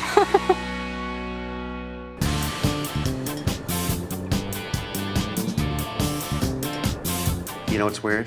You. Besides that. Go ahead, what? Have you noticed that we do all these incredibly difficult cases? We find a way to make them work. The patients are now coming in expecting us to perform miracles like we have superpowers or something. That's 100% definitely true. If you could have a superpower, what superpower would you have? An ability to predict the outcome or future. I'll tell you what I would choose. The ability of super smell. You walk into the room. Knew it. Hold on. I knew it. You pass a little gas. Maybe you didn't shower that well. You forgot to spray the deodorant. I know not to hug you. That's probably one of the stupidest things I've heard. I think that would help my day a lot.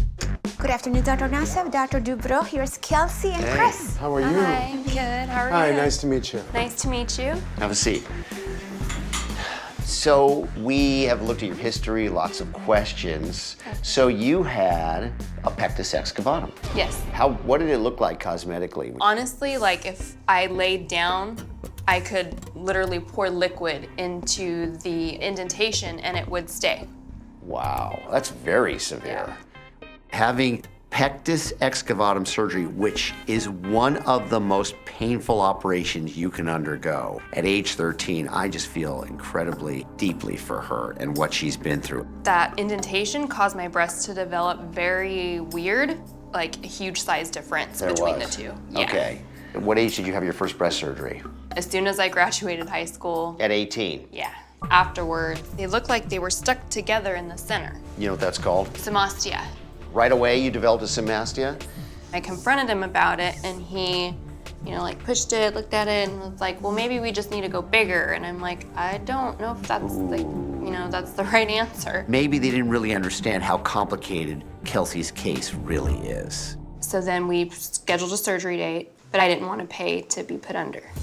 So he was like, well, we can do that, we can arrange that. Meaning what? Doing it awake? Yeah. Stitching this stuff down to your chest bone? Awake? Mm-hmm. It was about 2 hours, and I was in agony, like it was terrible. And then seeing what was kind of going on made it 10 times worse. What type of result are you expecting, and what do you want to have fixed? This breast is totally deformed, and then the somastia. Right. And then my wish list would be to go a little bigger. Breast greedy.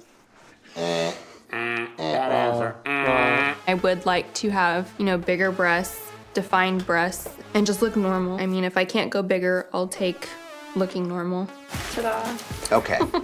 So put your hands on your hips and push in. I'm pushing. Oh yeah, she does have a significant somastia. The muscle is not connected to anything. Do you know what I mean? It's not connected at all. See, normally the pectoralis major muscle on the right and on the left side are connected straight down to their individual ribs, right, on their side. Yours are completely disrupted and elevated up. And the problem is that your ribs, and there's nothing to sew down into here. Feel that? There's no rib right there. This is a heck of a problem. This is potentially not fixable. Okay, this is what we know. Number one, you've had congenital surgery that has disrupted the muscle attachment points we depend on to fix your uniboob. Okay. Number two, you have a complete and full synmastia. Even though it looks like you have a little cleavage, you have a complete uniboob. It goes all the way across. Kelsey has the most complicated synmastia that I've ever seen. With a pectus, everything goes in, and with a synmastia, the implant pockets touch.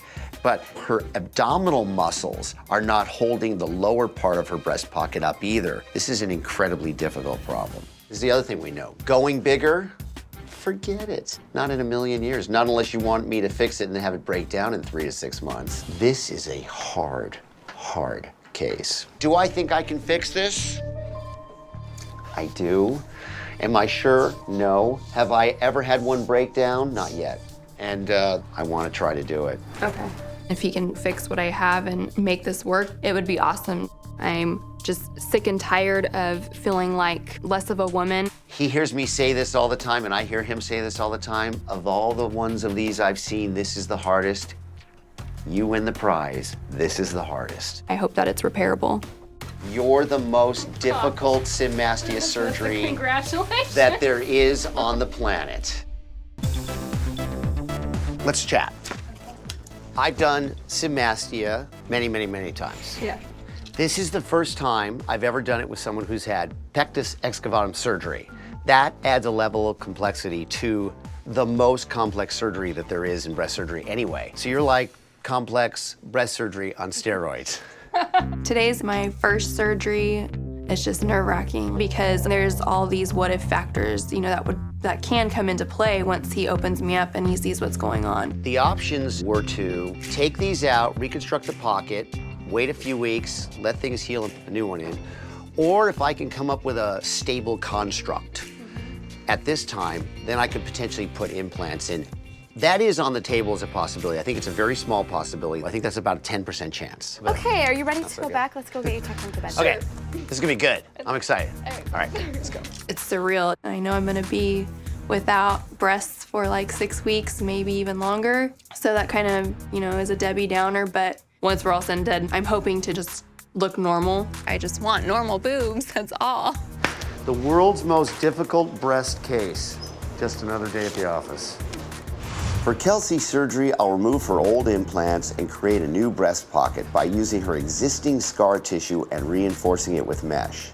The implants will remain out for 6 weeks, allowing the chest to heal, and her second surgery will involve cutting around her areola and putting in 2 new implants. So the first thing to do is to make an incision and actually assess what the pocket looks like inside. Where's the muscle? I don't see the muscle. I've taken the right implant out, but look, you can see all the way over into her left side. But that's the definition of synmastia, isn't it? Kelsey has had multiple previous surgeries, and every single time you operate on someone, the chances of success goes down further, and the chance of failure is just very high. I'm now dissecting a new pocket that is completely different than any of the pockets she's ever had before, and the key is this pocket is just under the muscle. And if I can do that, I don't have to put all those sutures in bone, and this is a much safer, more stable house for her implants to live in. Can this possibly be her last breast surgery? Plastic surgery as a field hasn't helped her, and it's time now for plastic surgery to step up and make her anatomy right. I'd like to meet the last surgeon in the back alley. Jesus, look at that. Hold this, hold this, hold this. Oh, no. I don't think this is gonna work. This is not gonna work. I could see that she had stitches placed through the skin from the outside, all the way across her rib cage, and all it did was leave her with scars. So I have to think outside of the box and figure out something different. I'm not sure this is doable. Let's do this. Yeah. Let's do that now. I like that. Okay. What I'm going to do with Kelsey's surgery is use the scar tissue underneath her muscle as a wall. I'm going to develop a separate room for the implant to go into on each side, and so that will keep them from touching. That was the move. Feel good about that. I've got the new pocket created, but just to reinforce that, let's stitch a piece of mesh in, overlying the wall of the new pocket. I mean, I think I have figured out a really cool, innovative way to fix Kelsey's problem. This is really good pocket separation. I've reinforced the pockets with the mesh. These are really stable. Let's test it out with some implants. And this isn't based on sutures, sticking anything down to bone, so I think we can do this in one stage, shockingly enough. We are done. This is it. We're gonna close. Do we all agree? Agreed. Okay. I had planned to do this in 2 stages on Kelsey. I'm very pleased that I was able to do it in 1 stage, and I think it's the safer, smarter way to do it. How are you? Hey, how are you? How's it going? Good to see you. How do you feel? Are you in pain? A little. I'm just really tired, I think is what it is. Okay, so this is one of those cases where super complex. I made the pocket, I made the new room. You were so separated, I couldn't even push them together no matter how hard I tried without putting stitches in. So then I thought, all right, I could stop now and this would work. It was very complicated, but what did I do? I still reinforced it with mesh on each side. And at the end of the day, I was able to do it. To put an implant in. Oh, wow. So you're welcome. Don't thank me yet. Okay. Thank me. Tomorrow? Thank me in a couple weeks. We'll do a post-op check. I'll change your dressing. You know, maybe a Thousand Island or blue cheese, whatever you like. That wasn't that funny, was it?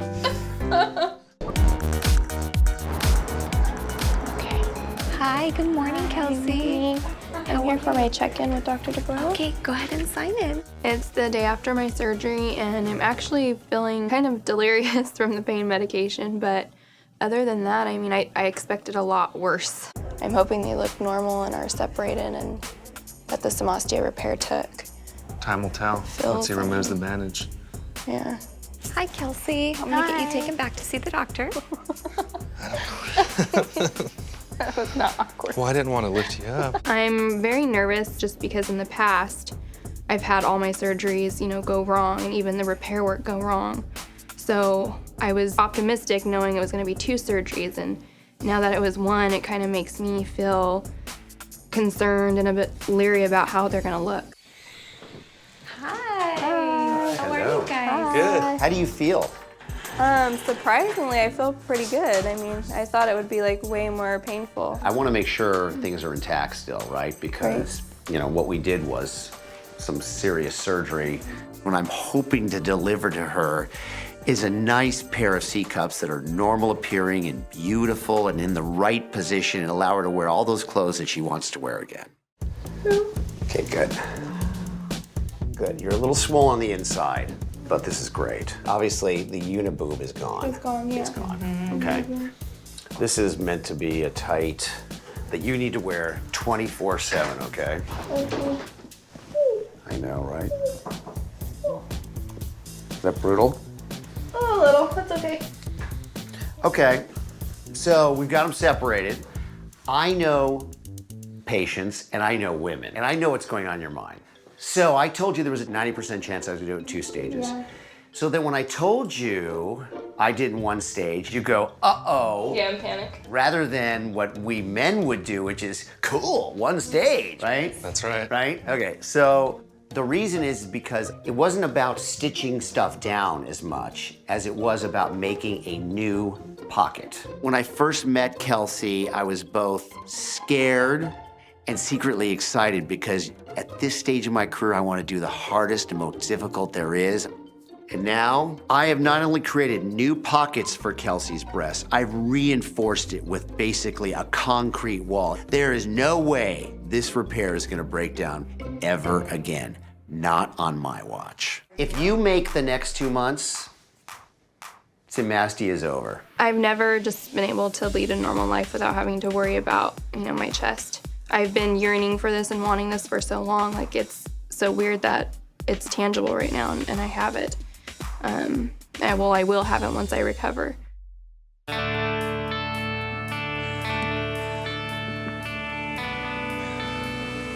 At first, I would literally wake up in the morning and look in the mirror and expect to see the Samastia come back, but the repair stuck and everything took and everything's awesome.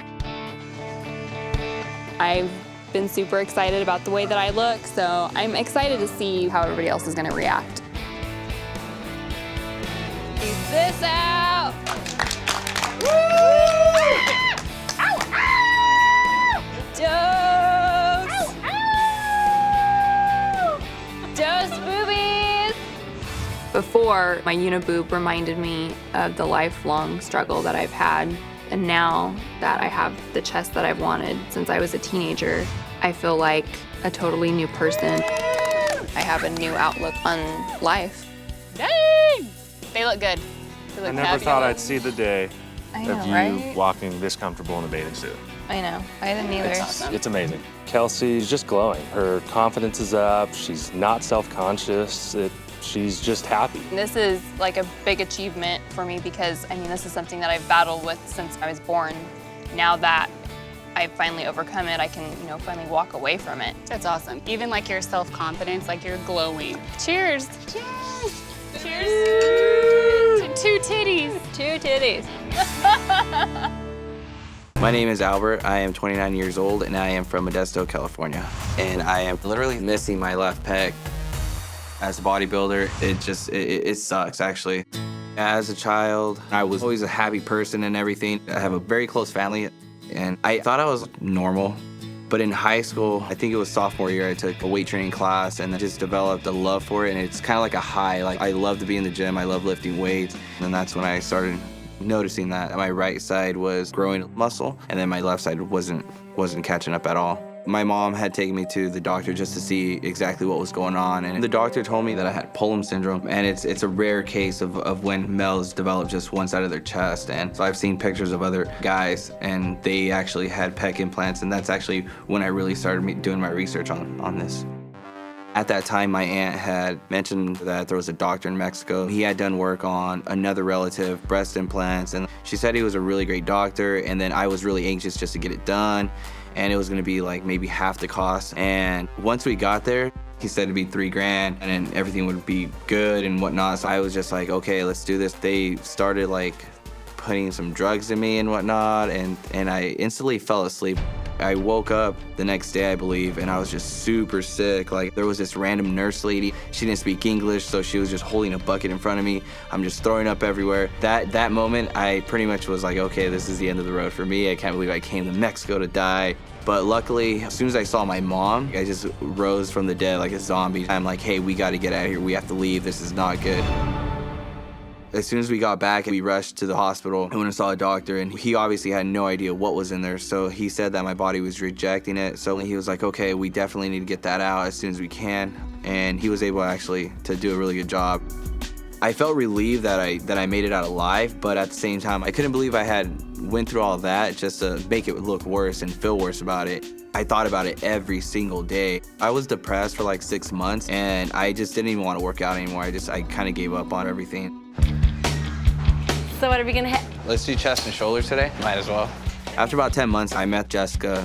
That's when I started working out again. How I hated the gym 2 years ago. 2 years of hard work. Because of you. Jessica is my girlfriend. She competes. She's already done 2 competitions. How many you got? 15. Come on, 5 more. It's a bittersweet thing. Like, I love watching her and being part of that. But at the same time, I wish I could actually compete in a bodybuilding competition. I think this upcoming year, I want to do my first show bad. If I get my test in, then I will compete. I work out every single day. I love to work out. It's been like a dream for me to step on stage and feel like a real bodybuilder. You do it. You're doing it. But I can't even enter a competition just because my insecurities about my chest. When I first started working out, I didn't do chest. It was always awkward and unbalanced. Over the years, I've learned how to control the weight. There's just that one thing that I've wanted my whole life, and I do feel like my left pec is like the last missing piece of the puzzle. Okay, you're up. Having this surgery will definitely change my life. Yeah. Woo!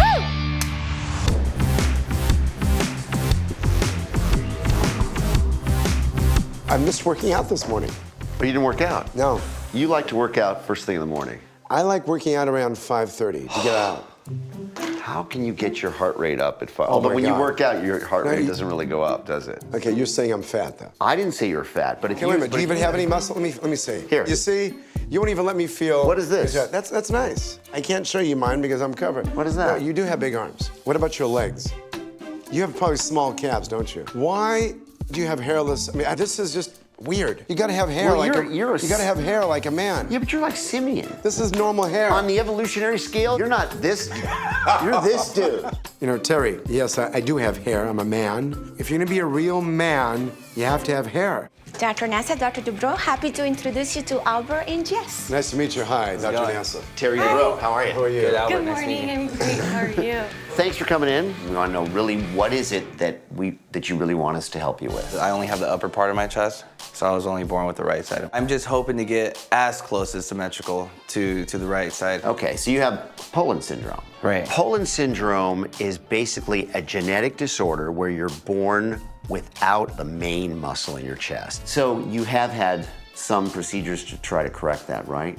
I actually went down to Mexico, but what was put in there wasn't even a full implant. They just stuffed a bunch of random silicone inside of my chest. Blocks of silicone. Correct. So what happened after that? The next morning, the pain that I felt in my chest, it was horrific, it was crazy, so that's why we immediately went to the doctors in the States. What that means is probably a dirty implant was put in if it happened within 24 hours. It makes me really angry that a doctor would just put whatever he can get his hands on inside my chest, but I mean, I did go to Mexico for that, so it's definitely my fault because I put myself in that situation. I saw another doctor for my rotator cuff, I'm gonna say a year after that, and then I had told him the story, and he said, just get your body developed and get it to a certain size and come see me, and then we can actually put a pec implant. Okay, that's kind of not probably the best advice. Not the greatest advice. So you started getting heavily into fitness. After that, yeah, you weren't this muscular at that time, right? At that time I wasn't. The problem with that is that Albert already has a lot of scar tissue and problems with the left side. So now, having a big right chest, there's probably no way you're gonna get a big implant in that left side. Was this all done naturally, or did you have any help? For the most part, naturally. Good, so no anabolic steroids? No anabolic steroids. Yeah. Absolutely none, not even one cycle dose? Pill form, yes, because I've taken this stuff called Anavar. Yeah, yes. Oh, wait a minute, so you Anavar have- is, by the way, just so you know, and you know better than I do, Anavar is a what? It's a steroid. Thank you. To a bodybuilder, oral steroids are not that strong, so they don't count as steroids. The truth is, steroids are dangerous unless you're doing them under the supervision of a doctor. Look at this muscular development, it's good, man. You appear to have a little bit of gynecomastia, which is overdevelopment of male breast tissue from the steroids, okay? The major component of your asymmetry is not based on the lack of muscle between the two sides, but based on the overdevelopment of the breast tissue. I mean, if you think about it, Albert's done the exact opposite of what you're supposed to do. He had a minimal symmetry problem, so what does he do? He overdevelops the chest muscle on his right and the breast tissue overlying that. The plan would be to tackle this in 2 stages. First, we'll reduce the right side and figure out what we're trying to match, and then we'll put the pec implant on the left side once we know what the right side looks like, all right? Okay. Hopefully getting my surgery done the second time around, it actually comes out the way it was supposed to come out. I'm a little bit older, smarter, and I'm not in Mexico this time, so it should go good. And if you can design a personal training program for him, I'd really appreciate it. I'll get on that. Seriously. Hey, how are you? Good, how are you? Good, you ready for this? Yes. Getting this surgery again, I was a little nervous at first, but I'm actually really excited to get it done. I feel way more confident that it's gonna actually go the right way, go the way I want it to go. I mean, it's weird for a guy who's a bodybuilder to never be able to take his shirt off. Yeah. That's weird, right? To give Albert a symmetrical chest, I will perform 2 surgical procedures. Today, I will make a small incision under the right areola in order to do liposuction, removing any excess fat. After the swelling comes down in a few weeks, we will create a customized left pec major implant that matches his newly sculpted right chest. Let's reduce the right side now. Okay. So now we're gonna suction the fatty tissue in the right breast. All right, let's start taking out breast tissue. Basically a mastectomy in a guy, isn't it? All males are born with a little bit of breast tissue, but this is an overgrowth due to steroid use. So we've taken out the gynecomastia. Let's let this heal, and then we will make a new implant for him to match the normal side. Now he needs to heal, but I can't wait. I've got a massive surprise waiting for him when we customize his implant. Good, thank you. Well, Albert, I've seen you for a little while. I know, it has been a while. Yeah? I'm all fully healed up and ready to rock. Okay. Can I take a look, see where we're at? This experience has been way different from my last surgery. I'm not in Mexico, so I really feel like I'm at home and around people who actually care. Okay, so here's the deal. I'm gonna bring in a consultant who really knows a ton about body implants. I will just warn you, he's a little different. Oh, here he is. Hi! Hey, Hi, Albert. Nice to meet you. Hi, nice to meet you. Appreciate it. Thank you so much. This is Justin, you guys. It's me. I'm back. He really is one of the foremost expert on implants of all varieties. Pioneer of body implants. He really is. It's true. You may be thinking I'm crazy for bringing Justin in, but the truth is there's no one in the world who spent more time thinking about and creating safe and realistic looking implants. The goal here, obviously, is to match the right side with the left. What I need you for is to help me figure out what kind of implant to put in here. Well, maybe we can mark him up. Let's do it. It's like tailoring, right? I sort of look like plastic surgeons, like glorified tailors. Right, I'm Mr. Taylor. Huh? Hopefully I'm a glorified assistant to the glorified tailors. I mean, I personally handcrafted 17 implants in my body, and to my knowledge, there's nobody else in the world who's done that. I mean, but this is where the peak of his fullness is right through here, right? Right. So we're gonna do the same thing here and up here. Yeah. Let's measure, write down the numbers, okay? I'll write down the numbers. Okay. It's important to note that I'm only consulting with Justin today. At the end of the day, only a very trained, board-certified plastic surgeon, myself, will be performing the procedure, and I would never compromise the care of a patient. By the way, do you want to see what this guy's got cooking underneath here? It's pretty amazing. All right, twist my arm. I'll take off my shirt. So look, he's got pec implants here. Pecs that These were are not custom. his muscles. Biceps. The biceps, also custom made, and this is the tri, 3-piece shoulders, and then I just did my back. The back looks good. It looks real. I could just stare at you all day. For the most part, everything does look real, and he's actually really, really shredded. And I just feel very confident having Justin in that room with Dr. Dubrow, so I think two minds work better than one. So we're gonna try to form this on here? Yeah. It just like, it has to be a custom, and then you still probably have to custom it in the operating room. Yeah.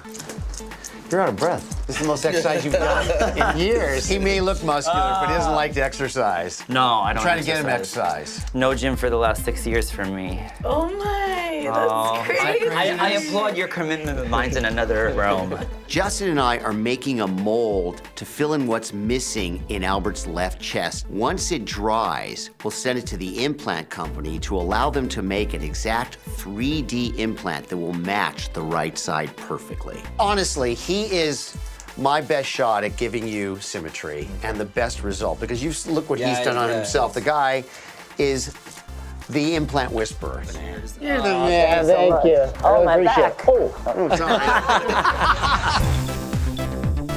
Albert. How's it going? Hold on a second. Does he look a little bit like a superhero right now? Kind of. Today is the day of my second surgery with Dr. Dubrow.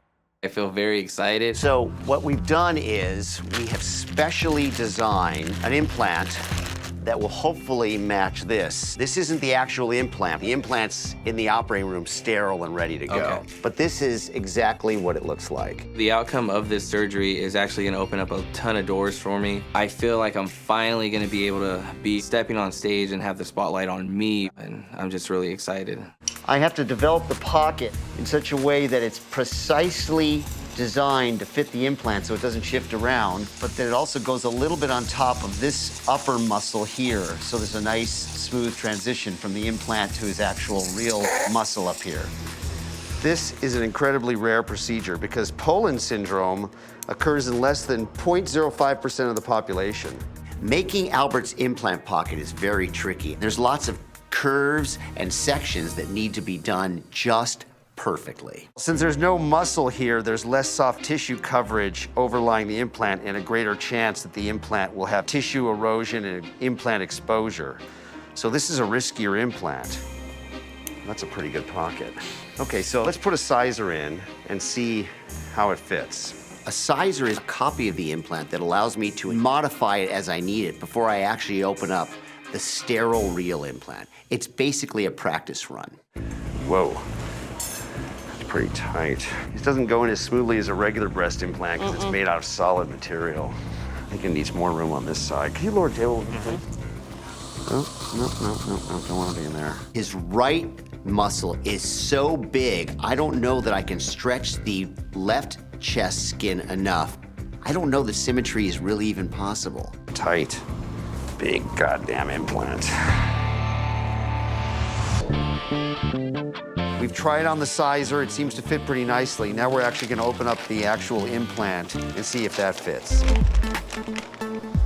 So here it is. Here's the implant. Fits pretty well in there. Okay, let's sit him up. They're pretty symmetrical. Look, it even has the same straight edge on the left. This is good. As it turned out, because Justin was so good at helping me design this customized implant, I really didn't need to do any carving or changing of the implant size. I just need to manipulate the pocket to allow this precisely designed implant to fit. I think this would do Justin proud today.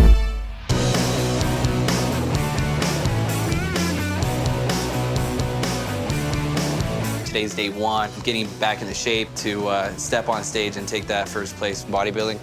Since I've started lifting weights, I fell in love right away with it. I never had that 100% confidence like I wanted to because it always felt a little uncomfortable for me not having my left side of my pecs, and now I feel like I can appreciate my body a lot more. So I couldn't be happier with what they've done for me.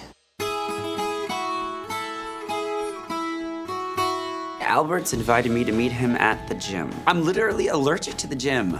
I try to stay away from that place as long as I can. Albert! Hey, how's it going? Hey, how are you? Good to see you. Same here. How you doing? Great. Thanks for coming, man. I have invited Justin here today because he helped Dr. Dubrow customize my pec implant, so I wanted him to see his work, and I definitely wanted to thank him in person today. Wow, you look amazing. Yeah, it came out exactly how I wanted it. Albert's chest looks amazing. All of that thought and that time that I put in, really wanting the best for him, it came to fruition. Everything really came out so amazing. Do you mind? Can I touch? That's so cool. It's actually half an inch thicker, and so it's bigger than my right side. Right. Because you wanted to be able to compensate a little bit for when you built up your body a little more. I mean, are you happy with the way that it looks? Yeah, definitely. Yeah, it's amazing to see the difference from what we had before. No, I know, it's crazy. Before surgery, the left side of my chest had absolutely nothing. Now both sides pack that punch that I've always wanted to have. I'm used to being in the gym 6 to 7 days a week. 7 days a week in the gym? Yeah. But I mean, look at you. I haven't been to the gym in like 6 years now. We need to get you doing some pull-ups today. Pull-ups? We could try it.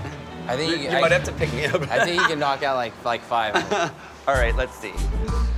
I don't think I can do pull-ups. I think you can. I think all my implants might slide out from under my armpits, actually. Justin had told me that it had been over 6 years since he'd been in a gym. So as a fitness manager, what better way to thank him would be by showing him the way of health and fitness. This is too high already. Do I need like a step stool? I think that's about it. No, I tried to get it. I can't get up there. It's crazy. Justin is super ripped, and just because he looks good and healthy doesn't mean he actually is healthy. I just have the illusion of strength, not real strength. Almost. I don't know that I've done another pull-up in my life, so that wasn't really fair, but I tried it, and I could even do one. I'm so excited for you that like you can be able to move forward and like compete like you wanted to now. And yeah, I'm thinking maybe by the end of the year, that should give me enough time. And I'm still determined to reach my ultimate goal. And without Justin and Dr. Dubrow, I wouldn't be here today.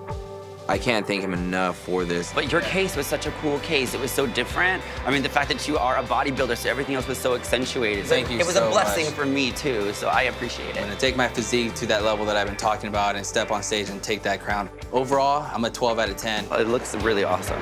Yeah, no, I can't. I want to pat myself in the back. I'm kidding. My name is Dee Stein. I'm 53 years old, and I'm from Las Vegas. I have 2 bowling balls on my chest, my breasts, have to weigh together about 30 pounds. And it's very hard for me to go out in society and be looked at as a normal person. I just feel like a walking boob. And it's killing me inside because I know I'm so much better than that. When I was growing up, I didn't like the way I looked. I always liked larger boobs. Not like this. All my girlfriends had very beautiful breasts, and I was like the regular A cup. I totally felt like I was shortchanged in the breast department, and that's why I wanted bigger boobs. I got into dancing because I was a single mom, and I needed to keep food on the table. My very first boob job was sponsored by the club. It wasn't free, had to work for it.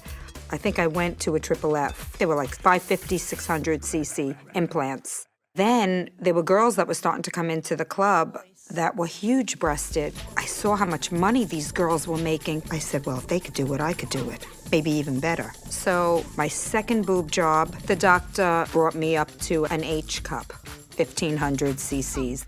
I really trusted this doctor. After the second boob job, I had tissue expanders put in to be able to get to 3,000 cc's. Now, I'm a featured entertainer. I'm traveling all over the world, making all kinds of money. I was featured in magazines for very large breasts, Jugs, Gent, D-Cup, Score, Hustlers, Busty Beauties. It made me a star. The doctor, he said it was safe. In fact, he told me that if I got in a car accident, nothing would happen to these implants, nothing. But now, I have one breast that's halfway deflated. We're not sure whether there's anything leaking into my body right now. I put together with washcloths and gloves and boob pads. This is my breast now. My other breast that's encapsulated, it hurts and it's very uncomfortable. You can't even move this breast, it just sits. It is like rock. I should have been told a long time ago not to do it. This is the result of what happens later on. I hate to be that statistic, but I am. So, what's going on with your exams? 7 different exams coming up this week. Oh my God, Anthony. Yeah. My son is in medical school, and he really worries about me and my health. He wants these breasts out as bad as I do. It's, at this point, a big health concern. You know, they can't stay in there. From what I've been studying, you have to get rid of them. Removing my mom's breast is completely overdue. I'm terrified for her situation. I am 100% ready for her to be a normal person and to go about life not the way that she's gone about it for the last 20 years. All these doctors said I'm gonna be left with just a disaster. If, once I get the implants out, it's gonna be 2 skin flaps, Well, that's if it even happens. If it even happens, if they even decide to take them out. Yeah. These breasts were wonderful at one time. However, at 53 years old, I want to move on with my life. And I want my son to be proud of me. He's gonna be a doctor. I really hope that this new team can take on my challenge, Mm-hmm. Quite a challenge.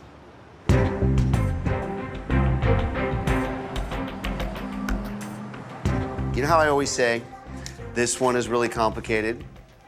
I kid you not, if we tackle this one, this is the most challenging high-risk patient in my career.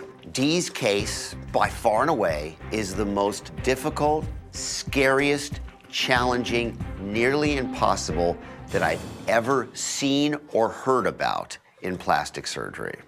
I mean, this is a screaming, complaining breast, and this one is a disaster.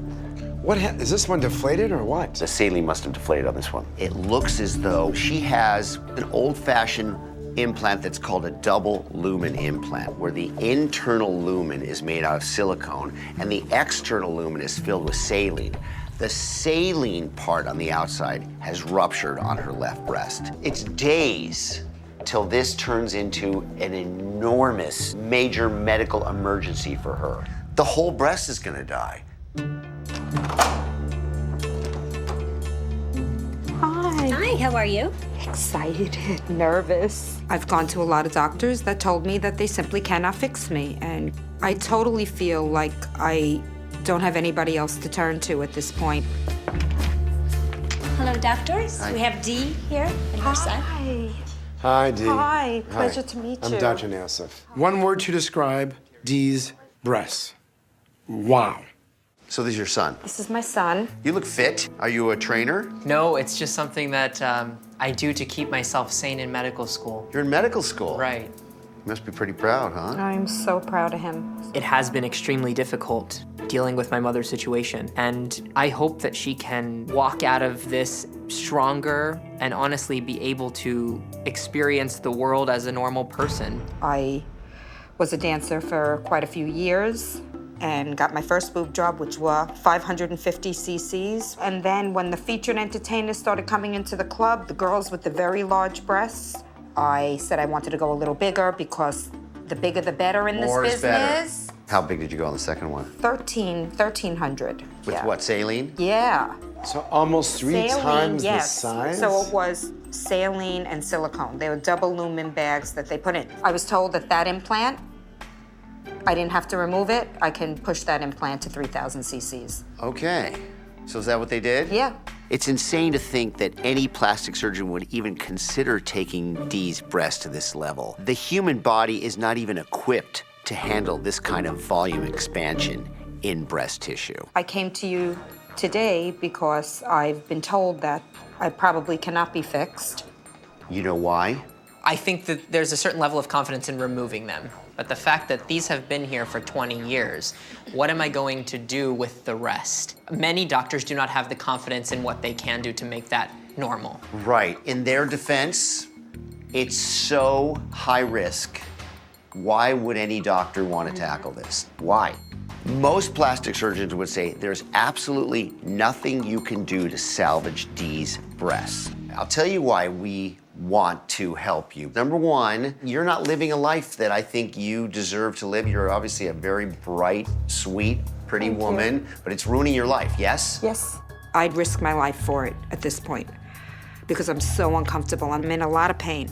And two, you have a major medical problem. I don't know what it is we're gonna do till we examine you, but we have to do something. All right, let's go do that. I just don't think I have any choice. I have to take this case on. You cannot leave this woman with these breasts that may be developing a breast cancer that will go on to infection. Somebody has to help her. And if not us and not now, then who and when? These are under a lot of pressure. The good news with this one, honestly, is the fact that it ruptured and some of the pressure for a significant period of time has been taken off. Okay. That's helpful. Okay. This one is, you know, look at the veins, how distended they are. It's gonna find its way out one way or another. Dee is at great risk for the implants breaking through the soft tissue and skin and becoming extruded. If that happens, she could die. The risks of losing the nipple, of losing skin, when you take these out and lift them, are based on two distinct variables. Variable one is the thickness of the tissue, and variable two is the distance for which you want to raise the nipple up. On a risk scale, she is through the roof, okay? When I hear Dr. Dubrow explain the extreme nature of the situation and really lay out the facts, I do immediately get worried. There are so many question marks ahead of us. So I think what we need to do is come up with a staged plan to save your breasts in order to potentially save your life. Okay. Yeah. Number one is to take these implants out and let them Rest. Okay. And then I want to signal to your breasts that we plan on doing a lift. Okay. And this is called the delay phenomenon. I'm gonna do part of a lifting procedure, signaling to the outer blood supply, hey, we need help, and that will supercharge, hopefully, some blood supply. The blood supply coming in. I want you to know that we will do everything we can to keep your breasts alive. Thank you. And to get you looking normal Right. again. But I wouldn't be surprised if we have a bumpy road where we have some issues. I'm just so grateful that Dr. Dubrow will take on this challenge. I can't wait to have them taken out. I just want to live a normal life and get back into society. We need to get all our heads together Sure. and we need to have a good spiritual moment about it. Put your hands in, let's do something really special on this, okay? Break. All right, let's do this. Hey. Hi, good morning, Dee. Good morning. How are you? Very good, thank you. Good. Excited. I think the most exciting thing for me about having these breasts taken out is the weight, because it's really put a lot of pain on my back and my neck. You ready to come with me? Yes, I'm ready. I would have loved to have my son with me today, but he cannot be here because he has exams in med school. I want to make him proud of me. I'm totally ready for people to know me as the person I am behind the boobs. At the end of the day, we're gonna get these out and get you on the road to good breast health. And then we're gonna figure out What we're gonna do. what we're gonna do. Okay. All right, let's go in there and start phase one, okay? I'm ready. A lot of patients come in and have such disastrous problems, I turn them away. There's nothing I can do for them. Dee is one of those patients, but if I don't help her, she could go on and die. For the first part of Dee's surgery, I need to carefully remove her 3,000 cc implants without rupturing their saline or silicone cores. I'll then make incisions in her breast tissue, which will supercharge her blood supply and cause her skin to contract so that I can put in implants at a later time.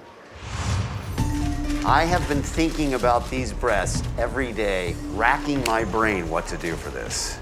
Here we go.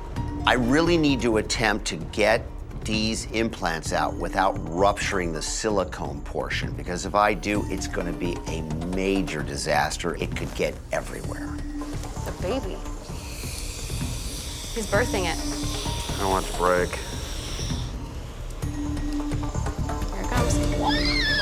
Wow. Oh my God. That's like a sea creature. Look, there's something floating in it. There's like a fungus ball in there. If that outer saline lumen were to have ruptured, that fungus ball would have inseminated itself in Dee's tissue and could have spread throughout her entire body. So it's really good that we're getting it out today. So this is the outer lumen of saline is ruptured, but the inner silicone's intact. This is the capsule that was around the implant. When the body hates something, it walls it off by putting calcified tissue around it. And it hated these implants. Her immune system has used everything it can to fight off the pressure that her implants have caused on her tissue. Thickness will determine what we do with this thing. This is about 2 millimeters thick. How do you make a breast out of that? I mean, how do you make an ice cube out of water on the floor? This is like 5 millimeters thick. The magic number is 20. But look at this, look how crappy the blood flow is in these veins. This is what we call worst case scenario. If I were to try to do anything significant to her now, her nipples would just fall off. The plan to supercharge Dee's breasts is out the window. There is no way this breast tissue at this point has enough blood supply to sustain any kind of breast lift. The only option we may have to offer Dee is just to remove her breasts. The best thing we can hope for is for contraction to occur where it all sucks up, gets thicker, and at least helps us out a little bit. Fingers are crossed that she will give me something to work with over the next several weeks. Okay, we're done. I don't know if this is fixable. Hi, Dee, how are you? Fantastic, I feel wonderful. Today, I'm just gonna check your incisions. Okay. Put you in this bra, make sure you're fine. Any idea how many weeks out before you wanna? Your breast will tell us. Okay. At postoperative day number 1, Dee seems to be doing really well. But I'm not only worried about the way she's gonna react when she sees her breasts after the implants are taken out. I'm worried about me. If I lose Dee's breasts, if they turn black, fall off, and die, that's my fault. Look, they're already shrinking up already. That's good. Good, they're Then the pink. They're alive. They're alive. They're alive. I feel that too. Good. Mm-hmm. Good. Dee seems hopeful for some kind of help in the future. But truly, in the back of my mind, I'm looking at her, I'm trying to give her some hope and be optimistic, but I don't know what I'm going to do with these. Maybe about 3 weeks. We're gonna take a look. Okay. What I'm hoping is we get great shrinkage. This is the first time in my entire career where I'm flying this plane, and this plane goes down, I could go down with it. I'm really excited to be here. Today is the day that I'm going in to attempt to get some boobs. We're gonna come in here, we're gonna do some photos real quick. I'm really nervous because this is a big risk all the way across the board. So just drop your arms. I don't know what's going to happen, but I have full faith that they will do their very best. I just would like to be normal. Okay, so you know, ever since I met you, that I've been thinking about this day because this is the most challenging case that I've ever done, right? I mean, truth be told, I think about Dee's breasts every single day. I get up in the morning, I turn on my phone, and I look at the picture of her breasts, and I think to myself, I have to do something for her, but what am I going to do? But the benefit is so significant that we're taking this on together, right? Okay. So you ready for this? I am ready. I'm definitely ready. Yes. Okay. Yes. The good news is that Dee's breast tissue, although still thin, has thickened up substantially. So I'm hopeful that when I go in there today, there's something I can work with to try to give her a normal breast shape. By the way, you have fluid in these breasts. So they almost look better than they really are now because you have fluid in each of them. I was trying to figure out what it is. Yeah. Okay. So, wow. The fluid that accumulates in there is called serum, which is basically the protein in blood. That accumulation makes the breast appear much larger than it actually is. Showtime. Showtime. All right, let's do it. For the second phase of Dee's surgery, I will make an incision through her old areolar scars and remove the built-up inflammatory fluid. Then I'll put in smaller implants and perform a breast lift by removing all of her excess skin. Okay, so we're gonna make an incision through her old scar where the implants were placed previously, and then go down in the pocket and see how much fluid is in there and see what the pocket looks like. Here it comes.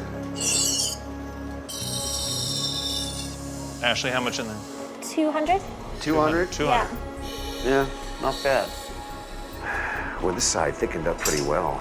Yeah. The tissue has sort of shrunk down, and I don't have to close up the pocket very much, and it will accommodate a much smaller implant. So that's kind of good news. I'm gonna say 100 on this side. 100? 100? Yeah. But I still have concerns about tissue thickness and whether it will support a breast molding and shaping around that implant. Look, Dee is getting a normal-sized implant. And she's still gonna have big breasts. Well, she wants to lead a normal life. This is the first step. Now I have to start cutting into the skin and cutting off the blood supply and allowing the breast to just live based on the underlying breast tissue. So here it is. This is the moment of truth. So here's where the areola is really at risk. We're cutting away the blood supply. Okay, nipple, stay alive, baby. Let's take this off.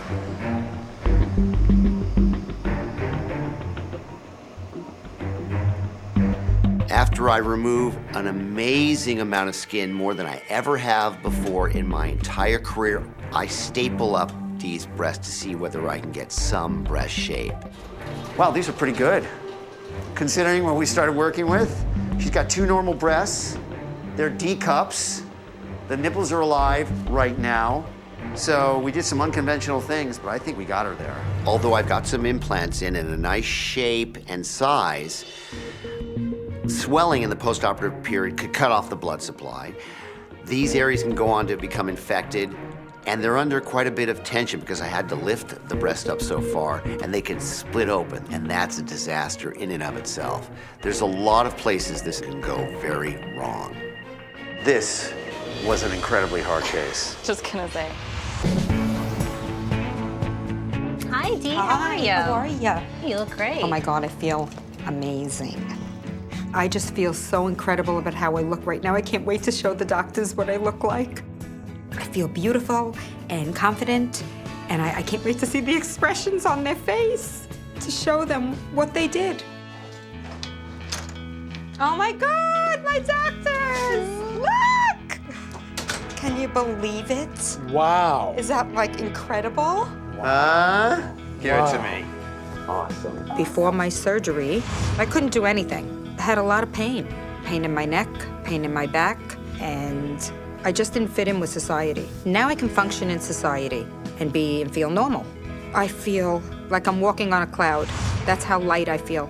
I feel beautiful. Do you remember what she looked like when she first came in? Yes. You know what they look like out? Check this out. Oh my So we God. took them Oh out. my God. This is what they look Well, obviously like. you can't And live like that. Oh my God. Even though the risks were extraordinarily high, you would have had no life with that. When I look back now, I was really scared to take this case on. I didn't know how we would ever get to this point. It could have gone sideways so many times, but it's so great to see that she's actually restored back to normal and that she can enter back into a regular kind of life now. So I'm really happy for her. So my question to you is, why did you end up doing it?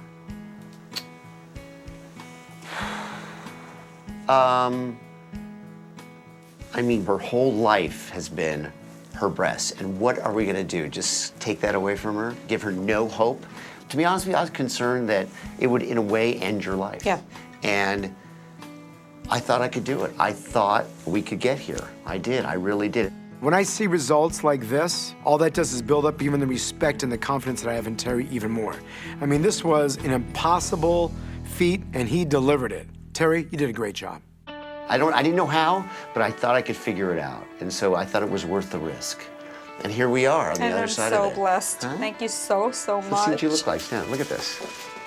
I mean, look at that. You look so good. God, you look great. Give us a hug, come on. I love you. Congratulations. Congratulations. Thank you so much. Huh? Thank you so much. Bless your hearts. Great. My son Anthony has been working very, very hard in medical school, and he's only known me with huge, humongous boobs. So I can't wait to show him on Skype his new mother. Hi, Mom. Hi, baby. Look at your new mother. Gotta see. I can only see from here down. So what do we have? Oh my gosh. It's very unreal.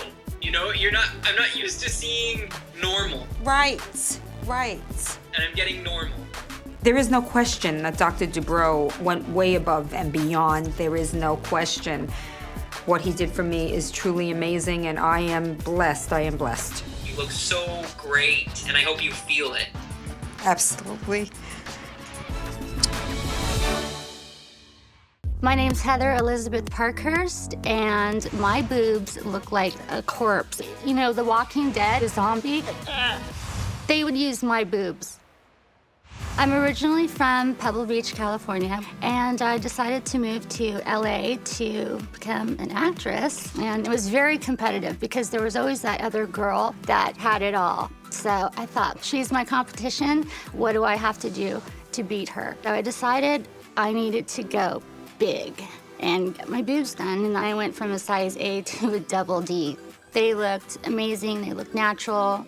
Like, I would walk into a restaurant and people literally would stop eating.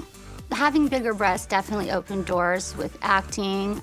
My career was going crazy. I was working back to back on shows like Married with Children, guest starring on various sitcoms, and in fact, my #1 competitor is Pamela Anderson. I would walk into a room and go, oh, she's here, and she would do the same thing.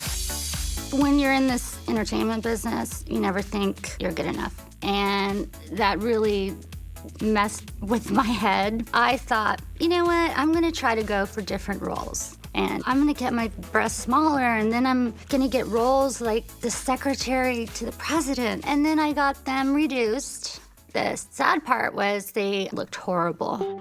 Not only were my breasts lopsided, I had a lot of rippling. So I went back, and that's when the doctor came up with this new technique that he used on me called a bolster lift. What he did is he took 2 screws. You know, like Frankenstein has the screws right here? He put them in my chest. It was gonna take care of the lopsided problem.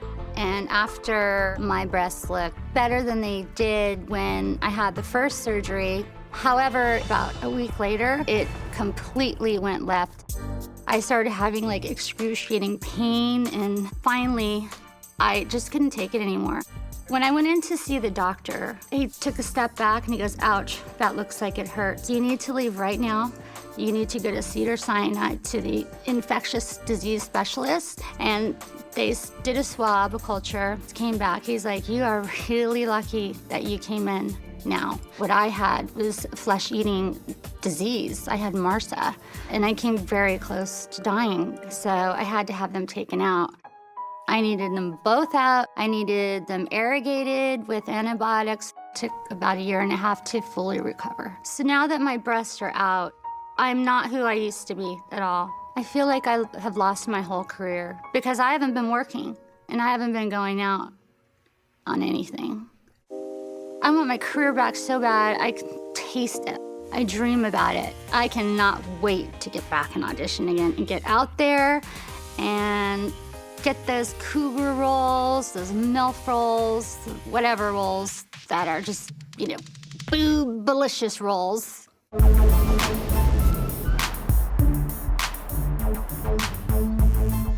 We have... Here we go. We have another difficult patient.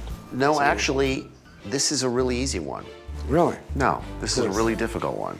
This is a woman who is an actress and has been on many, many television shows, one of which I remember. Which one? It's called Sherman Oaks. Beautiful blonde with very big chest. She has had, from what I understand, multiple, though, breast surgeries since. And they have gone very wrong, very south, you know? Great day, Dr. Nassif and Dr. Dubrow. Here's Heather and Phillips. Hey. Heather. Nice to meet you. Nice to meet you. Terry Dubrow, nice to meet you. Heather, I'm hi. Felix. Hi, Felix. How are you? Terry Dubrow, pleasure How to are meet you. you? How are you? Heather. Wow. Please sit down. Excited.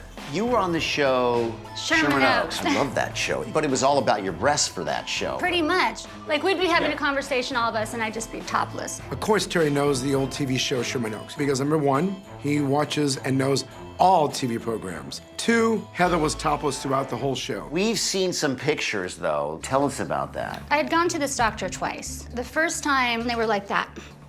And so went back, and then he said, oh, okay, I'm gonna do this new technique that he created called the bolster lift. The bolster lift. Yeah, it's... Yeah. He put 2 screws into my chest, literally. Putting a screw into the rib cage does not sound safe. 1, risk of infection. 2, causing a pneumothorax, which is basically entering the lung space. Not a good idea. And then I was home alone. And immediately, I violently threw up. I checked my temperature, and I watched it go from 100, 101, 2, 3, 4, 5 within like 30 seconds. There's no way I couldn't even move. Yeah. If you were to say, here's $1 million, I want you to run down and get the mail, I would just say, You got septic. It was That fine. is life-threatening. No, That's when plastic surgery can kill.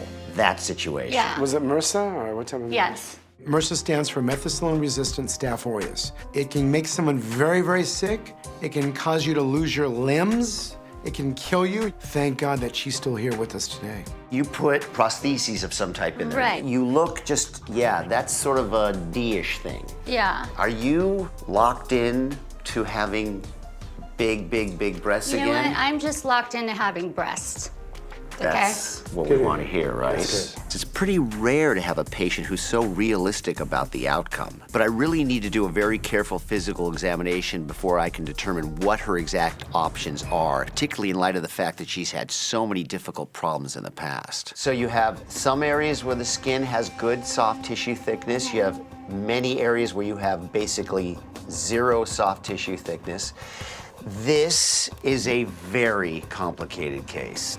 I'm expecting to hear that they can't help me just because, you know, that's been the case. We would have to put something in to thicken up the tissue. We do it all the time. The options are to put a piece of cadaver skin underneath, a piece of pig skin, or a piece of mesh, which will allow your own collagen to grow in. Cadaver skin, what if it came from like, you know, a serial killer?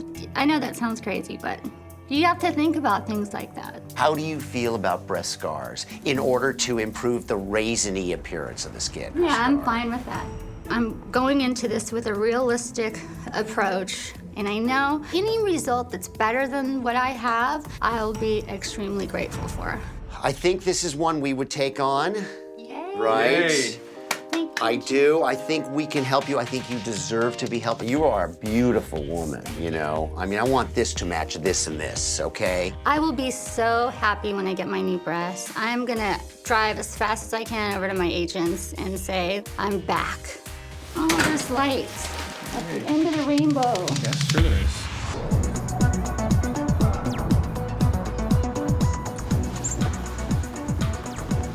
Hi, good morning. Good morning. How are you? I'm excited. I can't wait to go into my agent's office and they can see me and know that, hey, we can send her out. I have it all mapped out in my head. Get the mask on, go to sleep, wake up, boobs.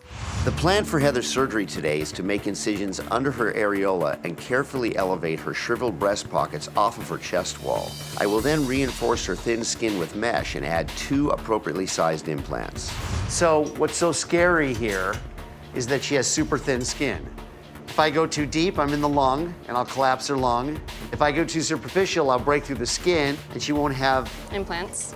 This is actually a very dangerous case. There's 3 ways in which Heather's surgery could go south on me. Number 1, she could bleed. 2, she has very thin skin the implant could erode through. And 3, she could get another soft tissue infection, which would be a total disaster. We've got a pocket elevated. We'll put an air sizer and just blow it up and see how well she'll do with the real thing.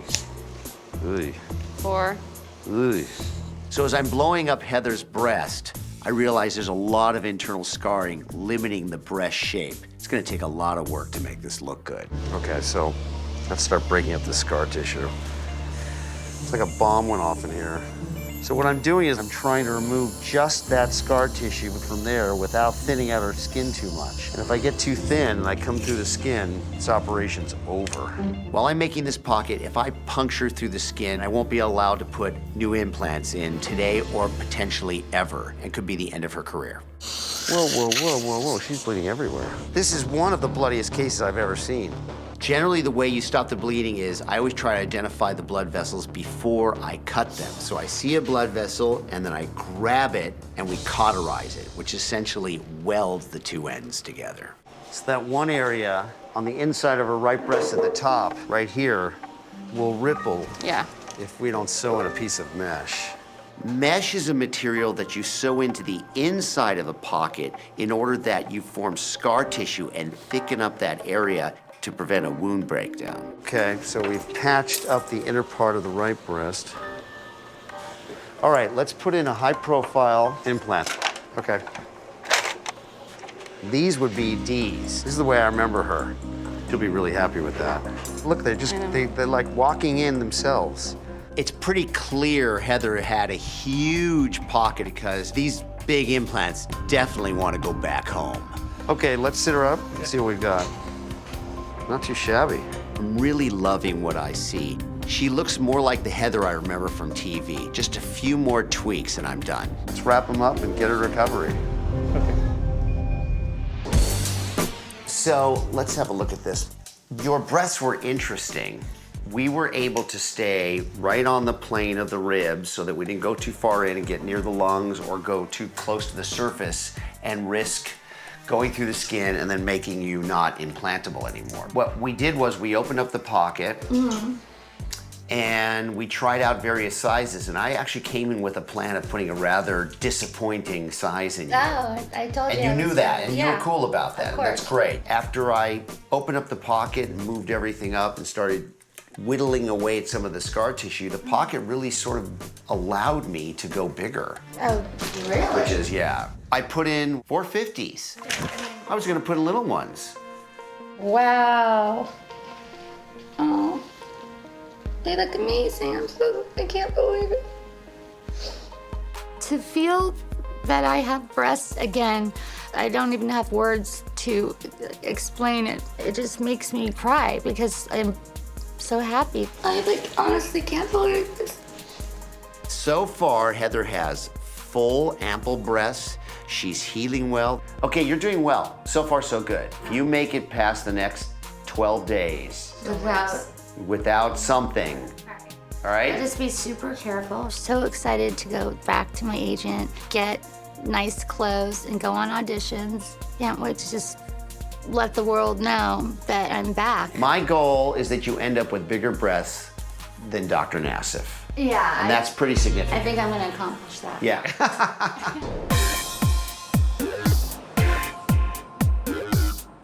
My whole career has been based around my breasts. And when that was taken away from me, my career was taken away from me. Before I felt like I was trapped in somebody else's body. Now I feel mentally, physically, spiritually, I'm Heather again. I'm ready to get out there because I look amazing and I feel amazing. Well, I can't wait to see her for one. I'm excited to see her. Yeah, I'm excited to see her and see what her response is. And I'm hoping she's as lively and as energetic as she was before the surgery. My agents and Felix are gonna be so shocked with my appearance. The transformation is just like unbelievable, really. I'm still in shock myself. So I'm really excited to share that moment with them. Oh my God, there she is. Oh, here we go. Oh. Wow, Will. Oh my Hello. God. Right? Look at you. Wow. Can you believe it? Yes. Hey. You look beautiful. Thank you. You look gorgeous. Thank you. Wow. Heather, your It skin really is is beautifully done. How do you feel? How do you feel? I feel amazing. I really do. Before, my breasts looked like something that you would have seen in a zombie movie. They were zombie boobs. They completely derailed my career and life, my love life, everything. Now my breasts look like something out of the pages of a men's magazine. I feel like I'm a cougar. Wow. They pulled off a miracle. They really, truly. And hopefully that's changed your spirit. I mean, you look different. You look so bright and happy. You walk differently. You walk completely differently. Oh, before, I mean, I just wasn't even alive. Dr. Dubrow literally performed a miracle on me. No other doctor could do it. I've had doctors turn me away, and I feel complete now. Nothing is gonna hold me back from getting what I want to get out of life, and that is my career, and I'm gonna get it. Maybe a toast to thank you. A new beginning. Yes. Definitely. Cheers to New that beginning. new beginning. Rebooted, right? Yes. Yes. I'm Carissa Shannon. And I'm Christina Shannon. And we're the Shannon Twins. And we're here to get our botched boobs and nose fixed. We're best known for the Girls Next Door show on E! And we're Playboy Playmates, Miss July and Miss August 2009. First double issue of Playboy. And we dated the boss, Hugh Hefner. We came from a poor Italian family, a small town in Florida. We both grew up in an abusive home. All we've had is each other. Our grandmother raised us because our mother and father were very young. We call her mom since we were babies. She let us do what we want. We set our own ground rules for ourselves. So we just have these wild, spunky personalities because we really didn't have any guidelines. And then when we turned 18, we flew out to the Playboy mansion. Naughty. And we became playmates, and Hef wanted us to move in and be his girlfriends. Dating Hef comes with a lot of responsibility.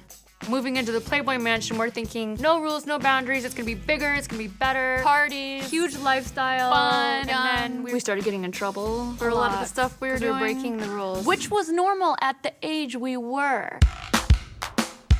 We're here today to do a photo shoot. We're supposed to be identical twins, and we don't look alike anymore because of the surgery. And we're supposed to be known for perfection for our boobs. Yeah, we're like Playboy Playmates. They're casting, you know, hot twins, busty boobs, whatever. Tell them how you got botched.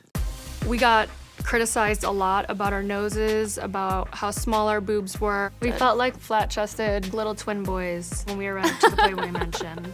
That sums it up, yeah. We felt intimidated and we wanted to fit in. We're like thrown into the spotlight and judged by everybody at such a young age. It made us self-conscious, and that's something that we never were used to feeling. So we decided we needed our noses and our boobs done. So we were sent to the clone machine.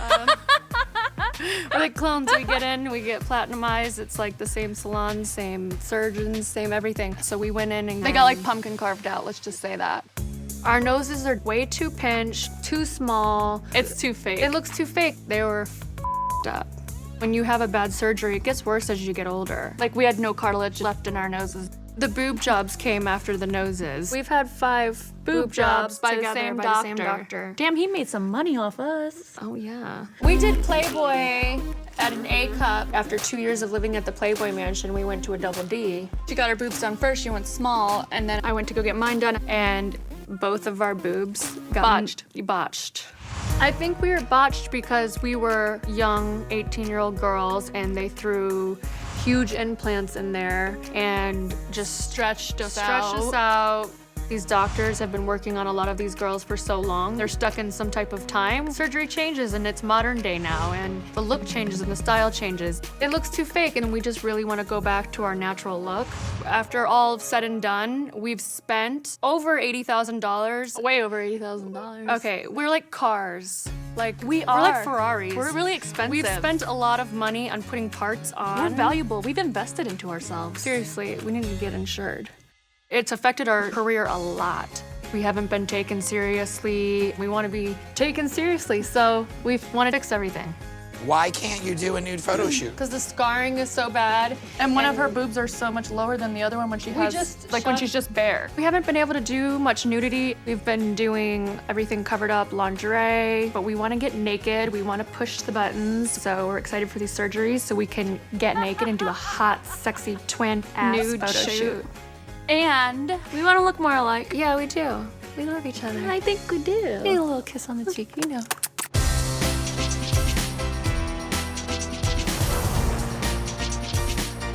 Can I ask you a question? You're gonna ask me anyway. What is it? When we were in your office and you walked up to me and announced, I'm gonna fuss. And I thought, fuss? I wasn't even by you. I thought, fuss? Make a fuss? Something upsetting you?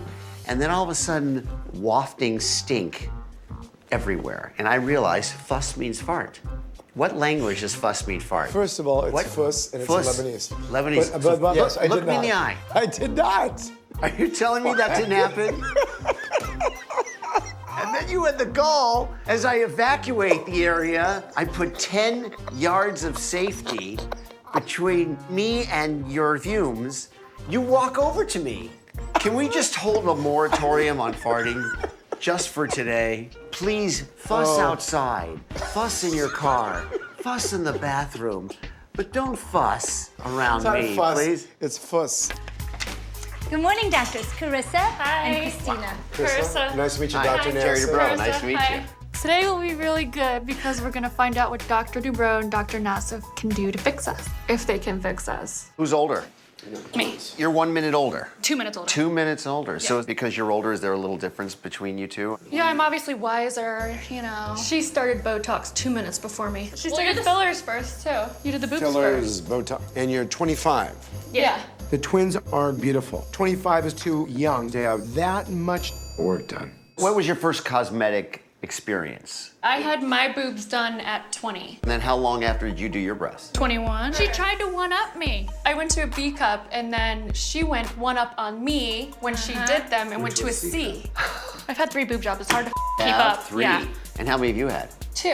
The next one I went to a double D. Wow. And it is that what you wanted? No. She was just I didn't want this. I just wanted to look like her. So Not only that, C. but he did a Benelli lift to make my areolas smaller, but and actually made them bigger. Right, because he Because blew they're up bigger, the yeah. breasts Yeah. and then Yeah. did a tightening of the areola. That's not going to Yeah. work. So you have a wide scar around your areola. Big, wide scar. Have the wide scar. Did you have a lift also around your areola? Yes, she did. So what size do you think you want to What be? do you think's perf? Because you're the I mean, boob dog. to be honest with you, it's up to you for sure, but I would consider staying in the D range. You're a boob man. I like That's boobs. what it is. You know, I like big breasts. I'm not gonna lie. In my professional opinion, the Shannon Twins, they're playmates. They want big boobs. That's what their whole thing is. Now, let's talk about the noses. When was the last time you had fillers in your nose? It's been 6 to 9 months. So you probably have fillers still in there because filler lasts a lot longer in the nose. For sure. You can't so you even have see some it. filler. Yeah. So I think what we're going to do now is we're going to bring you in the exam room. Okay, let's go. This is my calling in life. I was born to help playmates restore their breasts back to normal. Raise your arms up. Okay, now your arms down for a second. This right breast is lower than the left, right? What we need to do is take the implants out, downsize them, and do a lift around the areola because you already have lift scars, so I can use those. And I'm gonna use a special suture material that will prevent these areolas from dilating up again. That's kind of, But let me just take a peek. Way back. So your breathing is worse on your left. I'm gonna touch inside your nose to see if there's any cartilage. And there's not, okay. Ooh. Okay, how about now? Oh, way better. Yeah. Chris's nose is an over-resected nose. Almost all of the cartilage has been removed. So my goal basically is to actually just reconstruct it and also get it functional. Let's have you two switch. Oh crap, okay. It's like ours is the total opposite here. Okay, now let's see, hair back. Take your hair. Wow, this one, your left is lower than your right. Really? And this one is soft, and this one is firm. So this is encapsulated. This is the most common complication of breast augmentation surgery, where scar tissue forms around the implant. And it's caused the implant to be tight on your chest wall, which gives you pain. Yeah, it's painful just to go like that. Yeah, what we basically have to do is sort of the opposite. Rather than tightening up the pocket, like I have to do on your sister, I have to open up the pocket and remove some scar tissue on this side, okay? But we have to reduce both implants, reduce both areolas. It's almost bread loafing. I'm gonna see if I can improve that too. I'm just thinking your sex life. Possible. Just talking about your sex life. Sorry. I'm sick of these melons. I'm gonna take my implants out and give them to Pamela Anderson. I'm gonna sell mine on eBay. Let me take a peek inside your. Okay. I'm gonna take that Q-tip again. Yeah, your breathing is a lot better than your sister's. Same thing. Both Carissa and Christina can't stand that overdone nose look. So they both have had fillers placed in the nose to make it look more natural. And they both want a functional, natural appearing nose. Same situation. I need a piece of cartilage. Take out a little piece of rib. He goes back into his breast, then I come back into your nose. Same day? Same time, same surgery. Oh, cool. You know. Do you have any more questions for us? No, that's it for me. You guys comfortable with this? I'm trusting and exciting right now. I just want to do it. I'm excited. Okay.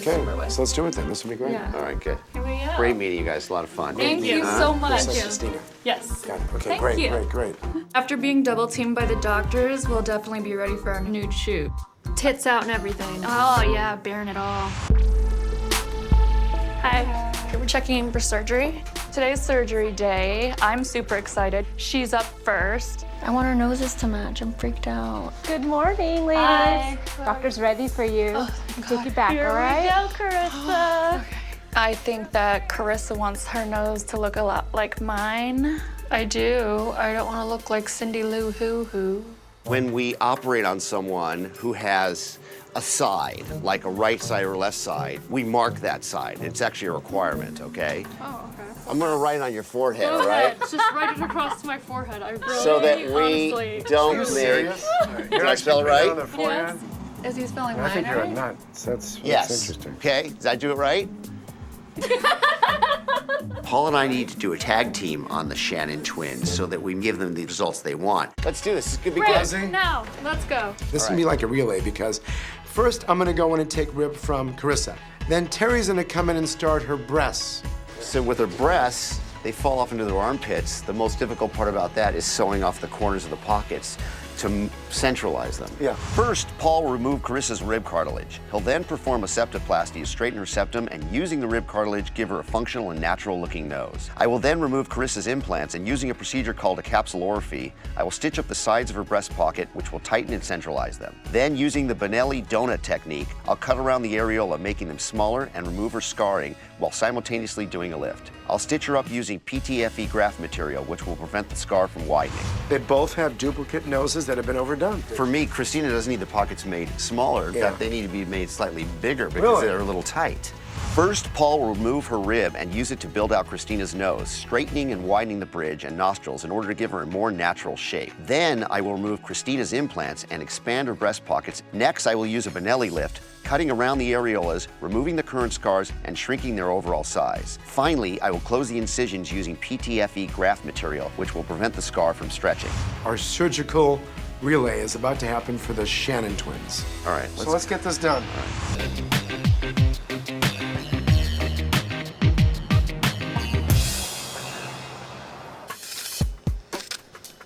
Bring it over here more. This way. I'm first at the starting block with the twin surgery, and I'm removing a piece of Chris's rib cartilage, which I'll use to rebuild Chris's pinched, overdone nose. Okay, so here comes the rib. That is a nice rib. Took a lot, Paul. Hey, how's it going? Get ready to do your breast part, my friend. I'm ready. Close that wound, let me go. My turn.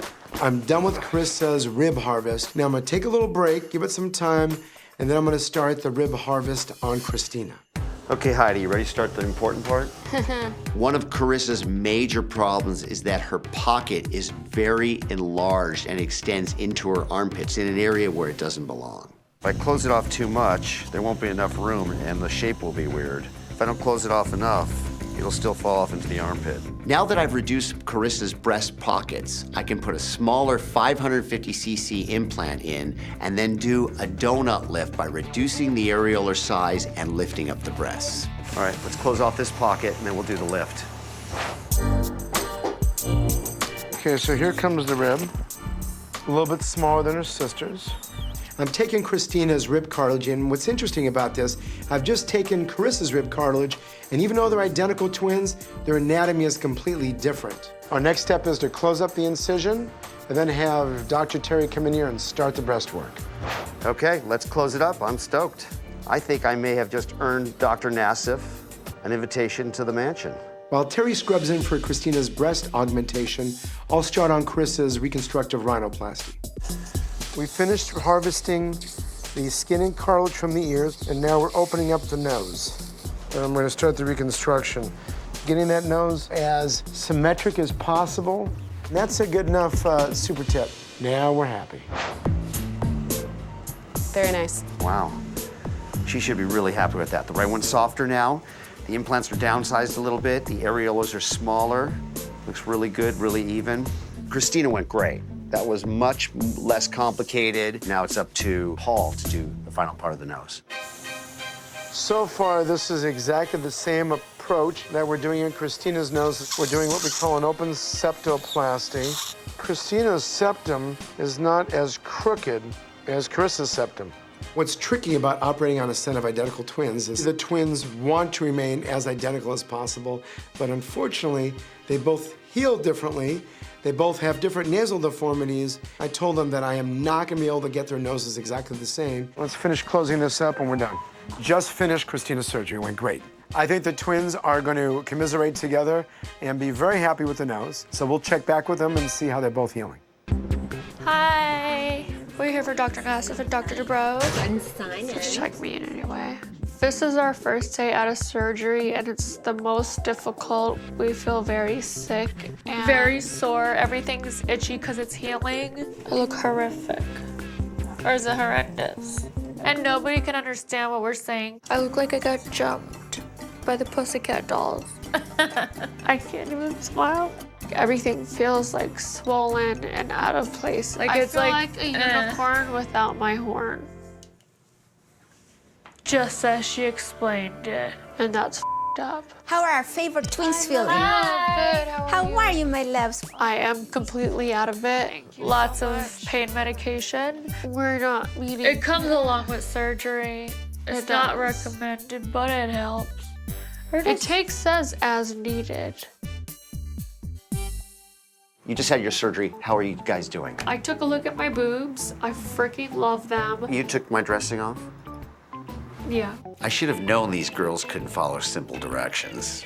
They're identical twins. They're two completely separate girls, but I suspect they share one brain.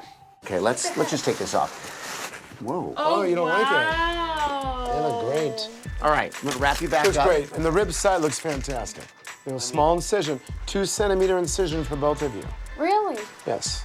Okay, let me just take a little peekaboo, actually. No, I did. Your tip was extremely difficult. I know this hurts. I know. Carissa, have you been drinking alcohol? I'll drink more after this. You've been drinking? No. What have you been drinking? I actually haven't What? had any alcohol. Wine with the Percocet? Yeah. Kill me. Do you understand that you could actually take those 2 Percocets and wine, because they're both depressants, and you could not wake up? You guys are giving me an anxiety attack because I Wait, did. are you drinking alcohol Of also? course I did. Okay, you guys are not going to do that. Okay, so the dryness. You're worried about dryness, we're worried about you dying. Mixing alcohol and narcotics can render you unconscious, stop your breathing, and basically you're found dead in bed. Wait, look us in the eye. No more drinking. I'm fine. No, that's not what he asked. Not if you're fine. Yeah. Look at us and look at me right now and say you're not going to drink anymore and you're not going to take 3 Percocets. She understands this. She's not illiterate, okay? She knows. But no, you don't know. She does because know. you wouldn't have done it then. She does know. I don't appreciate Christina. Tell me, okay, she got it, stop it. No. If you have a problem, we have a problem. No. So Yeah, I know. we don't want to have a problem.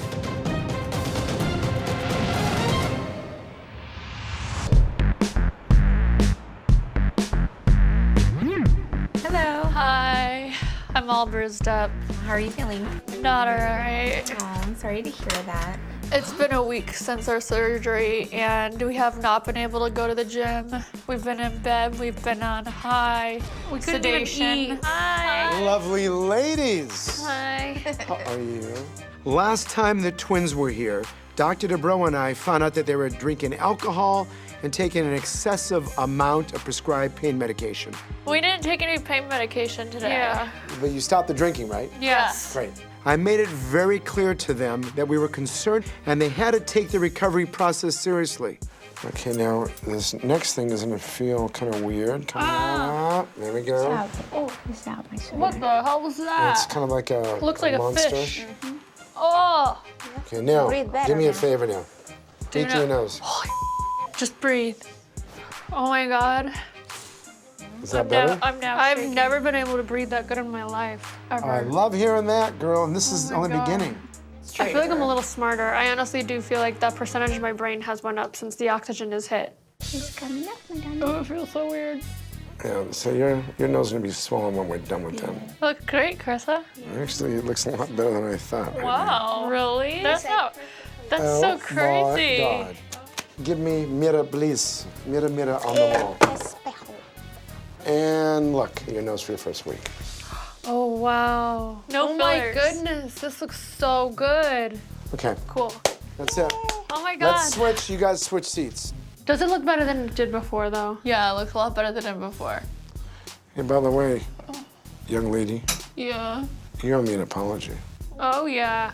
You snapped at me inappropriately the other day. I You're not gonna drink anymore, and you're not gonna take 3 Percocets did. She anymore. understands this. She's not illiterate, okay? She knows. But no, you don't know She does because you know. wouldn't have done it then. She does know.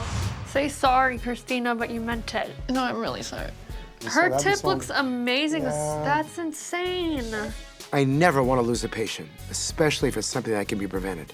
The lady seems sober, which is the best thing that I could have asked for. You ready? Yes. Remember, this is 1 week. Mirror, You're mirror, gonna mirror love- on the wall. Ready? Your mark, get set, go. Holy Don't you Oh, love it? I love it. Oh God, we look more alike. Oh, it's so cute.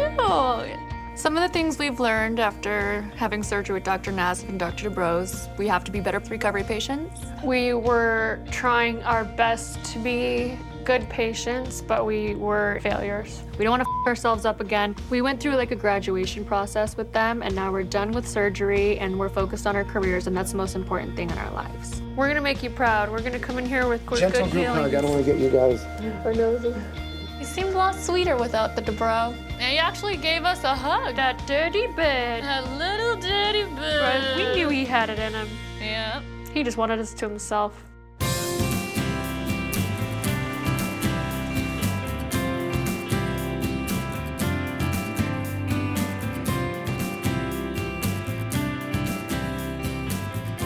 Today's really important to us because it's our first photo shoot since we've had our noses and our boobs fixed. Shooting with Raquel, she's one of the best photographers in LA. The photos we did with her over a year ago, she had to do a lot of editing and we were very self-conscious. So shooting with her today is gonna be easier on her this time. Since having our surgery, we both can breathe better. Oh, yeah. It's amazing in our boobs. There's no scarring whatsoever. Like, Dr. Dubrow is a magician. Your nose was so f***ed up before then. It was. No. It was. No, but I will tell you this. You want to know it's a trip? With the same hair and makeup, I can't tell you guys apart now. We wanted the doctors to make us look alike again and more natural, and we never thought that we were gonna come out looking like this. I mean, they nailed it. Hey, How's you it guys, going? It's going good. You guys look beautiful. Thank you. Ooh, we're good. All right, I'll be out there. You guys have like 5 minutes? Okay, perfect. Yeah. All righty. Thank Love you, Lacey. Love you. In this moment, it's everything for us. We're hyped, we're excited. We just are ready to take everything off, show everybody what we've got, and be proud of it, and be secure and be happy. Honestly, we haven't felt this comfortable in our own skin since we were 18. Let's see you. Okay, so who's who? Okay, oh my gosh, you guys look amazing. Okay, I gotta see it. I'm ready. Ow! Wow! You guys look gorgeous. Amazing. Before surgery, we looked like two botched betches. And now, after surgery with Dr. Nassif and Dr. Dubrow, we're the perfect 10 twins we were meant to be. Exactly. Oh, phenomenal. And I love the hair to the side. That looks so good. Maybe even kind of like one, yes, one down, one up. Perfect. Wow, you guys look amazing. Now that we're done with surgery, the most important thing in our lives is our careers. We look normal, we're not botched, we feel comfortable, and we're ready to take the rest of the city by storm and finish out the rest of this year. Yeah, watch out, bitches, because it's on, whores. The twins are coming for you. My name is Leslie. I am 31 from North Hollywood, California. And I have chichotas, otherwise known as big-ass boobs. One looks like a watermelon. One looks like a bowling ball. Growing up in North Hollywood, I was just a tomboy. I remember being in preschool and I just wore, boy clothes and I wanted to be a boy. My breasts grew when I was in the 5th grade. Like one night I had absolutely nothing and the next day woke up with big C's. I definitely was not excited about them. I would tape them down, I would wear double sports bras.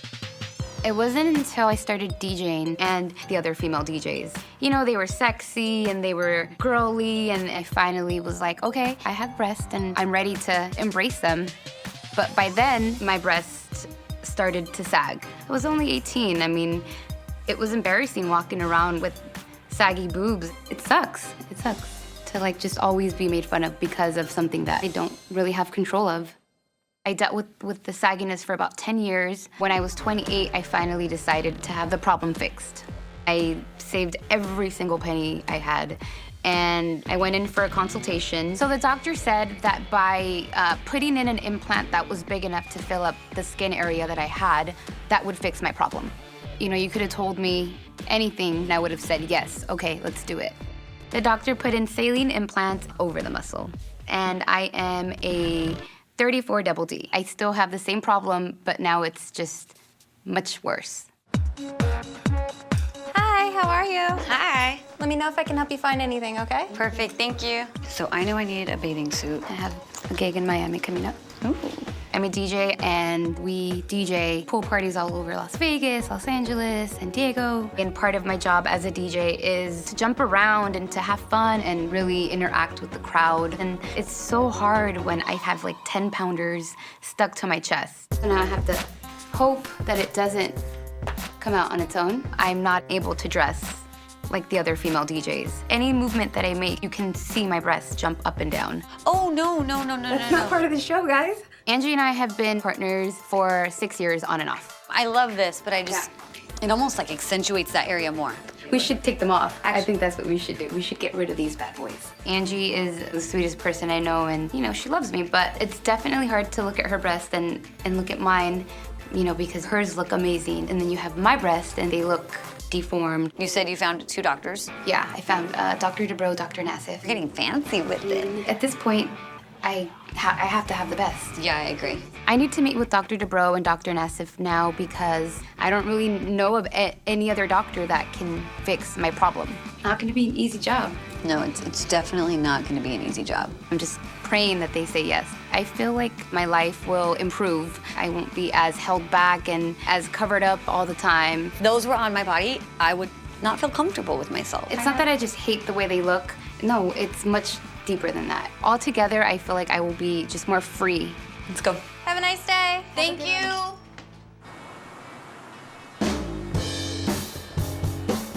You know, whenever I put on my music, people run.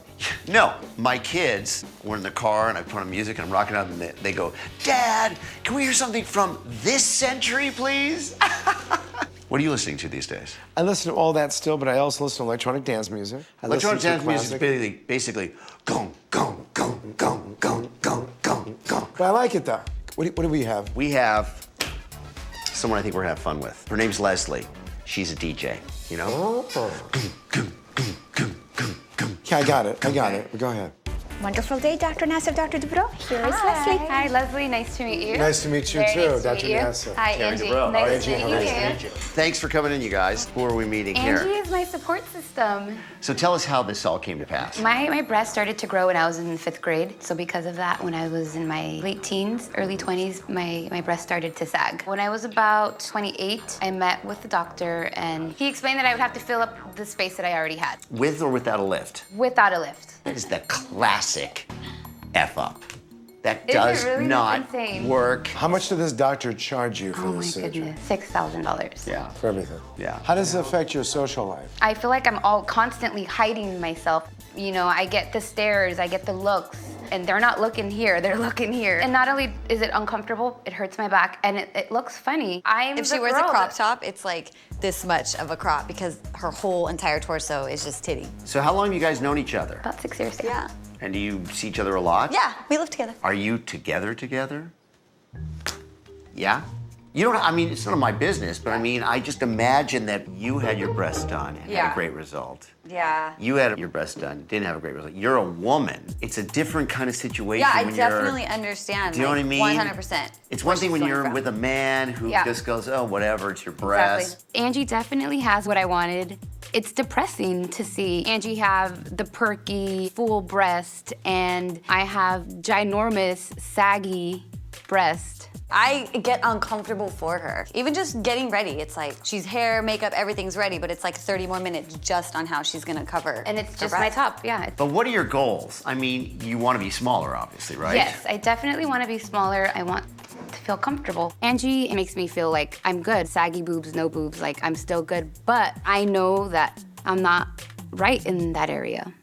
So, first of all, normally you should be 21 centimeters from the top of the breastbone to the nipple. You are 29. Wow. So you're what we call grade 4 droopiness. That's the most severe droopiness there is. That's what that one is. 27. So not only are you really droopy, you're asymmetrically droopy. The droopier you are, the greater risk to the nipple when you have to lift it. This could be a very complicated, risky procedure. What we really want is for you to be like that. Exactly. So that you absolutely must have a lift. The smaller you go, the more significant the scars. Okay. So this is like a small D. If you want to be a small C, there'll be a little more scars. Yeah, I don't want to be a D. Okay. Yeah. It's gonna be a lot of work. The severity of it seems pretty high. But, you know, he said it can be done. I'm gonna have 2 weights lifted off my chest, literally. So does that sound like a reasonable plan? It does, yes. Absolutely. Are you sure? Whatever makes her happy, like, and whatever's at her safe, best ability, you know? yeah, it's gonna be good. Pleasure. I'm sure then I'll be seeing you I'm sure then. I'll see you again. Thank you, guys. Yeah, I made it. I know, I'm so excited. I love you. I love you. It's gonna be amazing, and I love you. Going into today's surgery, I'm feeling excited, I'm feeling hopeful, I'm feeling like, you know, I will finally be happy with my body and I will be able to perform my DJing, you know, in a more energetic way. Maybe a little antibiotic and then a little medicine to relax, something for your stomach. I just hope that when I wake up, I look down and I have normal looking breast.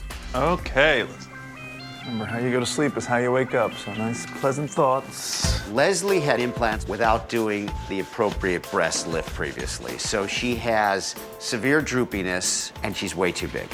So today with Leslie, we're going to take her saline implants out, elevate a muscle pocket up, put new silicone smaller implants beneath the muscle, and then do a formal breast lift on her. Okay, let's start. She probably would have done well in the beginning having just a simple breast lift. Well, these operations are so much easier if people would just do them right the first time. Okay, let's take the implant out. Why, yes. So this is a 400cc bag, and it's pretty well filled. My guess is it's probably got 450 in it. Okay, so let's go ahead and lift up the muscle. This is the painful part of the operation. It's more painful to lift muscle off bone because as you go deeper into the body, you want your brain to know that that's an increasingly dangerous zone as you get closer to your internal organs. Her breast tissue without an implant is about the size she wants. So we're gonna use really small implants today. Going from 430 to 176, that's like a 60% reduction. And when the implant is this small, you basically have to look at it and go,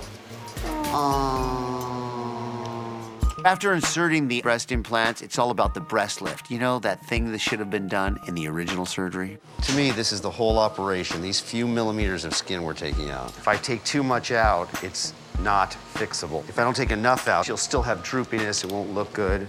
Oh, nothing better than a sharp scalpel. That is the difference between great and perfect. In the end, I think she's gonna be really happy with the final result. I gotta say, I'm really, really happy with this. Those are really pretty and really pretty even too.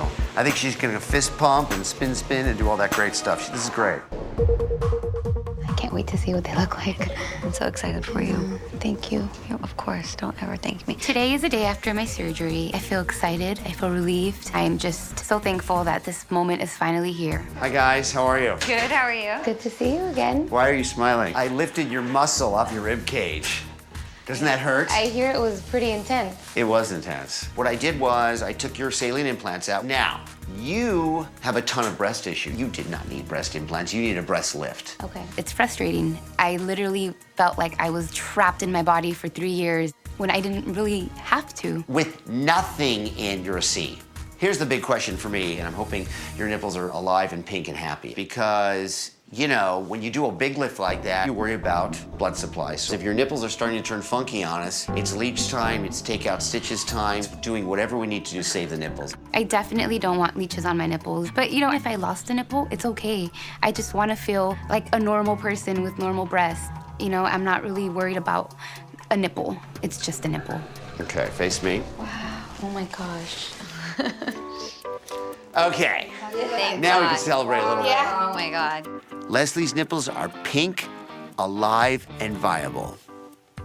I'm telling you, God blessed you with big breasts. And it's so funny because I was such a tomboy, I hated them. And then when I was old enough to like appreciate them, they were saggy. I've dealt with so much. I'm just ready to finally give myself 100% to the person that I love. It feels nice. You're gonna go to bed. Okay, can you put some clothes on? I almost don't even want you to do that.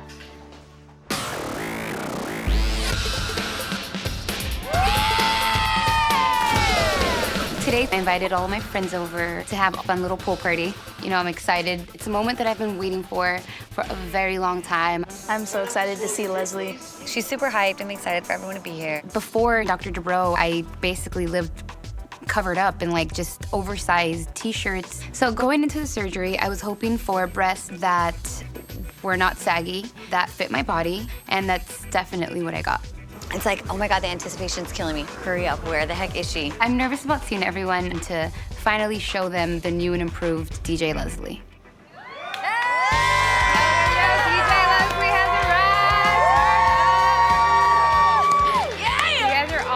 Leslie seriously looks amazing. She looks confident, she looks happy, inside, outside, and it feels like she can see herself for how I see her. Beautiful and feminine.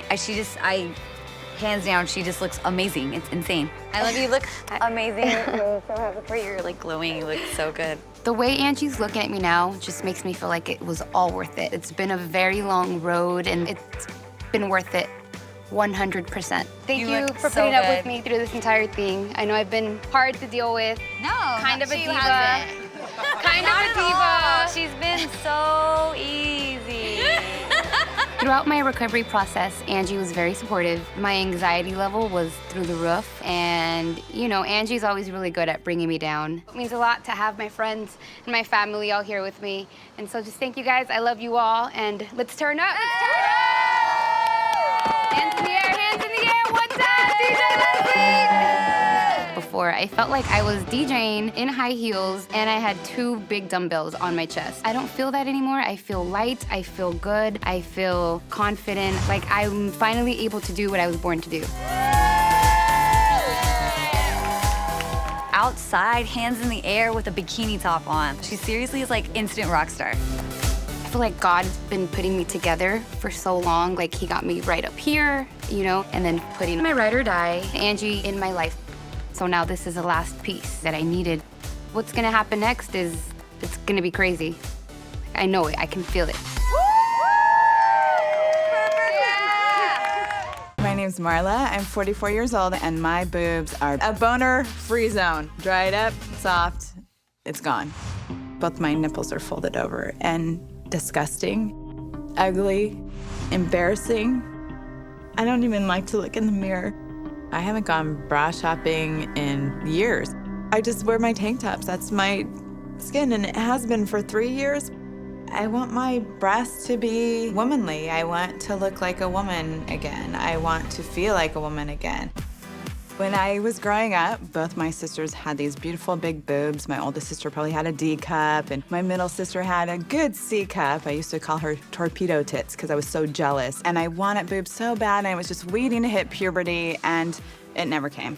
So my mom co-signed for my first loan to get my first pair of boobies. I was so proud to have a B cup. They were small. But my breasts are a big part of my sexuality, and big boobs make me feel beautiful. And so a year later, I went back to the same doctor, and I said, give me the biggest implant you make. They were beautiful. They were my favorite boobies ever. Then a few years ago, I was walking up the wood stairs, and I missed a step, and I fell so hard, it ripped the scar tissue in my breast underneath the implant, and a lump developed. The doctor recommended that I have my implants removed and let my body heal. And that was a hard thing to do because I loved boobs my whole life. I wanted my breasts to look like breasts, and they wouldn't anymore. A couple years later, I was so excited to get breasts again and to feel good about my body. And the doctor put in another set of implants. When I went back, he removed the tape from my left one, and there was a hole. And I would say that he panicked. He removed the implants, and the hole became bigger and bigger. It filled up with fluid, sometimes blood. They biopsied the fluid. It had 4 different strains of bacteria. They had to do surgery, they had to clean it out, and it took a good 8 months for my body to fight the infection. I'm a college teacher. I teach human sexuality because I think it's so important for people to know more about their bodies and about other people. So I think maybe it's ironic that I have no boobs. I had hundreds of students who saw what I went through, and I hope in teaching my students that they can take from it to love themselves and to love each other, regardless of how different we are. Good job, man. That's awesome. Throughout the process of all the surgeries, I didn't feel pretty, I didn't feel sexy. And so it's been over 3 years since I've been able to be completely naked, being intimate with my husband. I wish I could just be naked, and I can't because it's so ugly.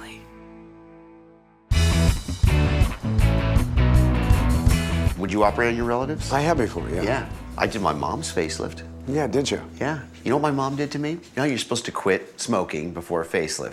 She lied. My own mother lied to me. She kept smoking all through the facelift. During, after the facelift. The whole thing. Oh my God. She lied to me. And could you imagine on my own mother what kind of advertisement to have her entire side of her face turn black and die? Thanks, Mom. Fantastic day, doctors. Let me introduce you to Marla and her husband. Thank you. Hi. All right. Dr. Nice Nassif. to meet you. Hey, Terry Dubrow. Mike Martell, nice to meet you. So you had breast augmentation originally done when? In 1988. Okay. They were B cup, and I love boobs. I love big boobs. Right. And so I went back a year later, and I got 600 cc's. Whoa. Yeah, it was a nice D. Then what happened? 3 years ago, I was walking up the stairs one night. I was a little sick. I missed a step, and I just landed so hard on the wood steps. But maybe a couple months later, I noticed a little lump underneath my left implant. So I went to a plastic surgeon, and he recommended that I remove everything. Why didn't they just put a needle in it and suck it out? I wish they would have. Marla developed a seroma, which is fluid around the implant. Typically, you remove the fluid and not the implant, because if you remove the implant, the pocket collapses down on itself, forms scar tissue, which may make it impossible to put another implant in again.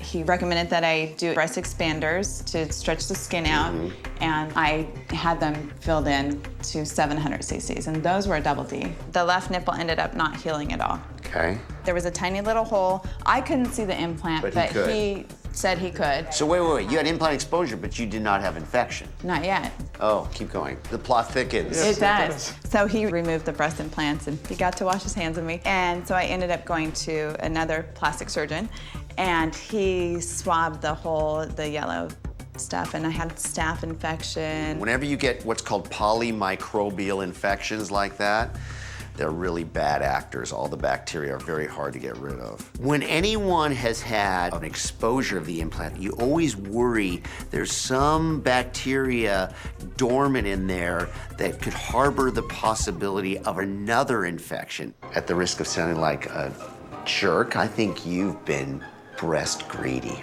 For sure, had you had 300 cc implants, you would never have had a problem. And you would have had small C's. With what size? 300. 300 on a table is a small C. 360 of me was a B.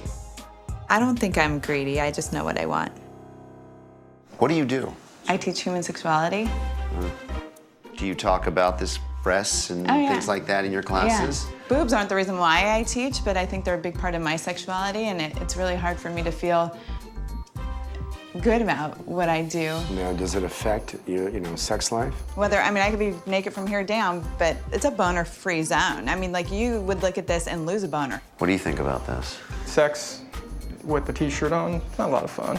I think it's time for us to go take a look. Okay, so... He's excited about the BFZ. The BFZ, which stands for what again? Breast Fun Zone. Breast fun. Guess what? Wait a minute.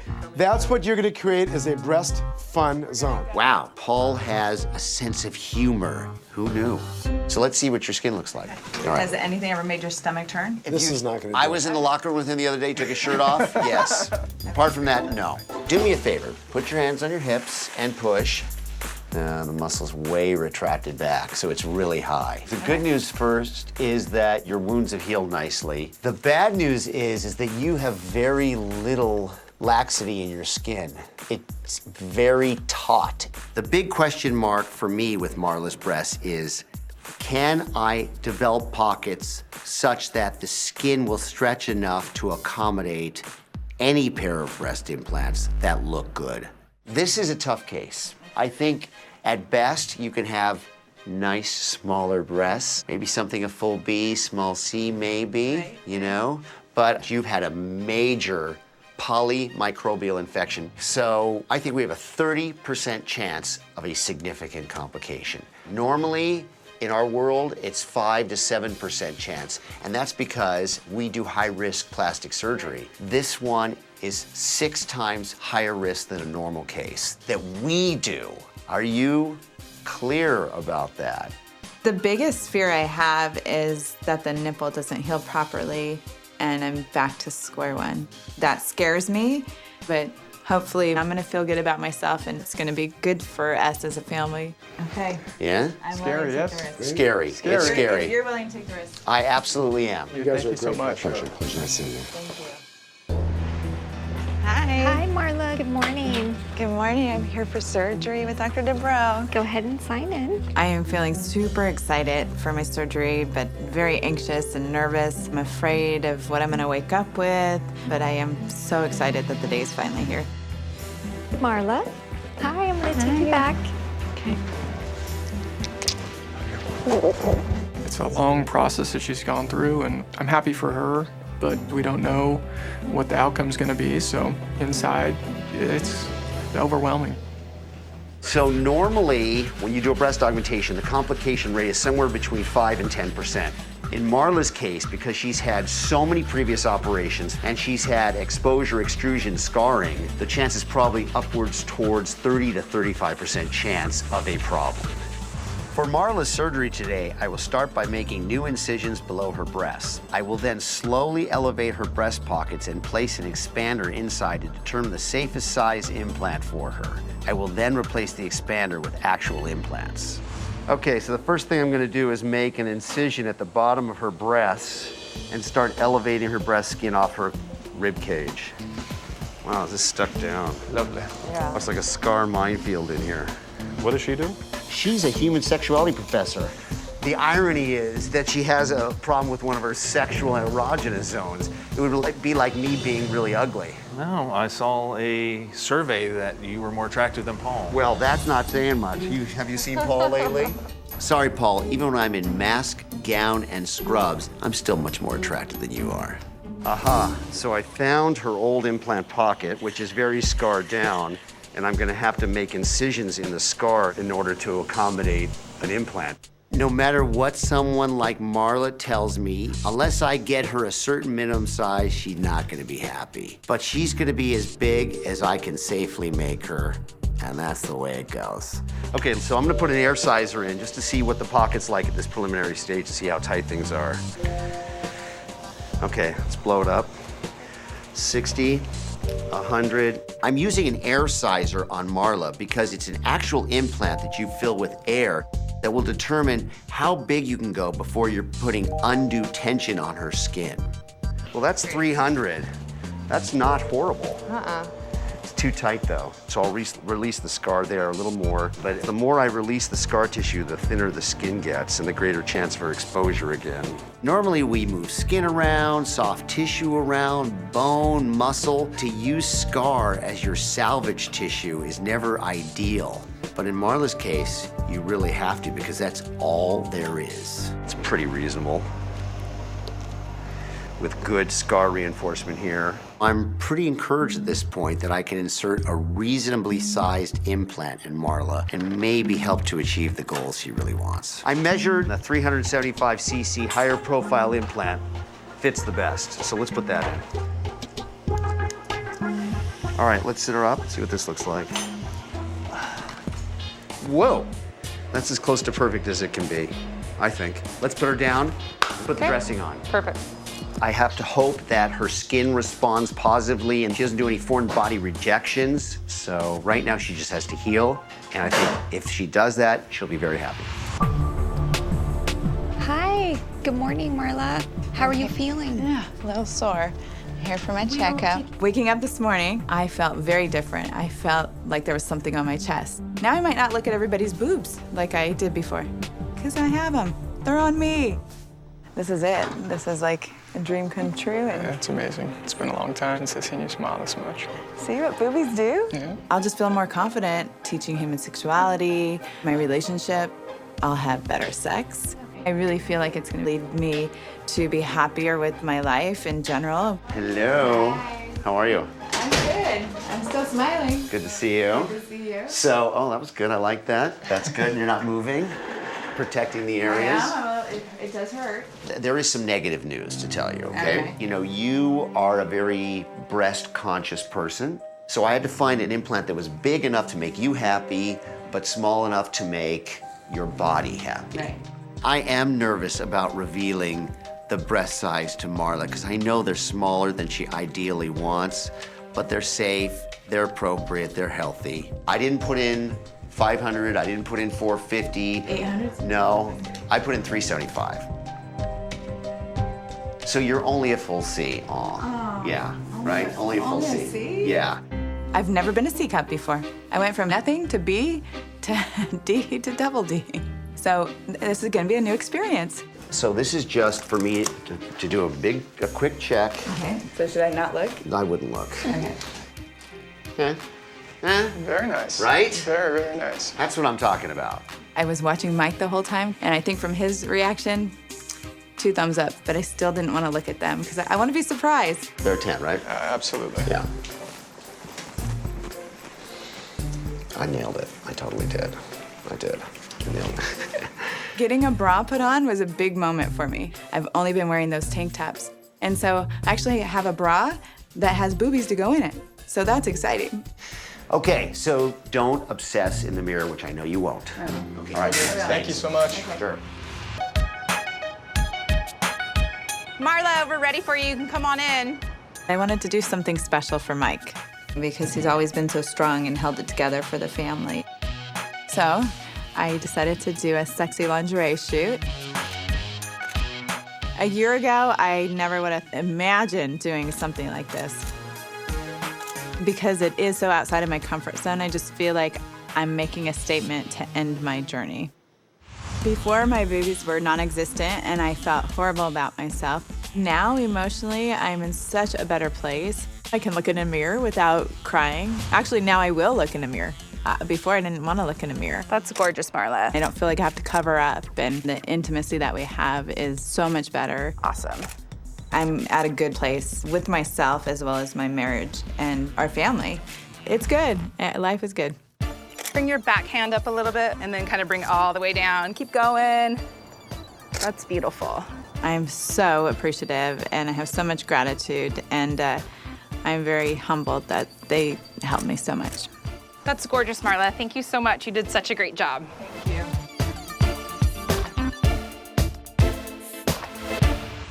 My name is Lanique.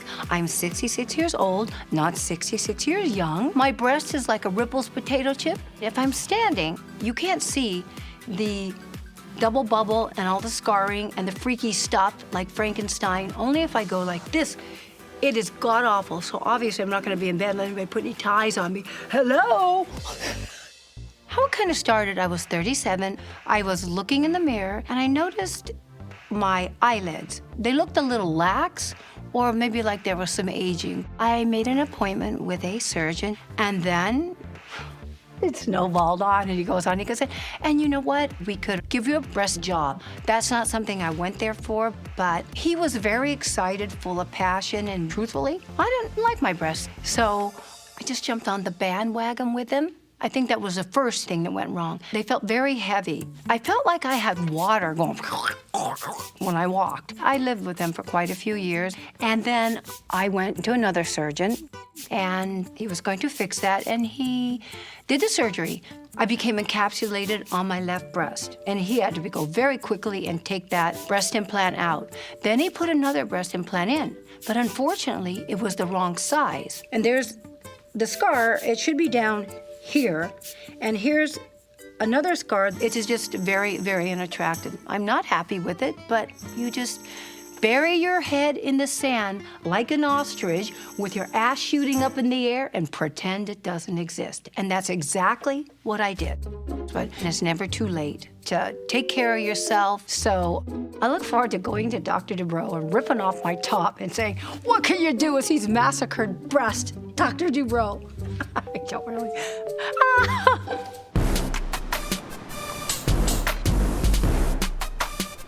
Did you have a girlfriend in med school?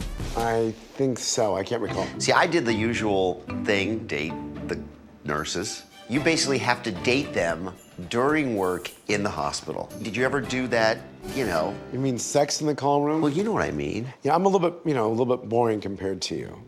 How many times did you have sex in the call room? In those 13 years, 200, I don't know. No. Oh, yes. From what I understand, Paul also had a lot of sex in the call room. Unfortunately, he was the only one in the room at the time. You ended up, though, with a fantastic wife, I kids. scored. Hello. Hi, how are you? I'm here to see Dr. Nassif and Dr. Dubrow. I'm looking really forward to having this consultation. Tell him really what I like, and he can tell me that's something I can do. And the breast, it's so god-awful anyway, the left one, nothing can be any worse except for I cut it off.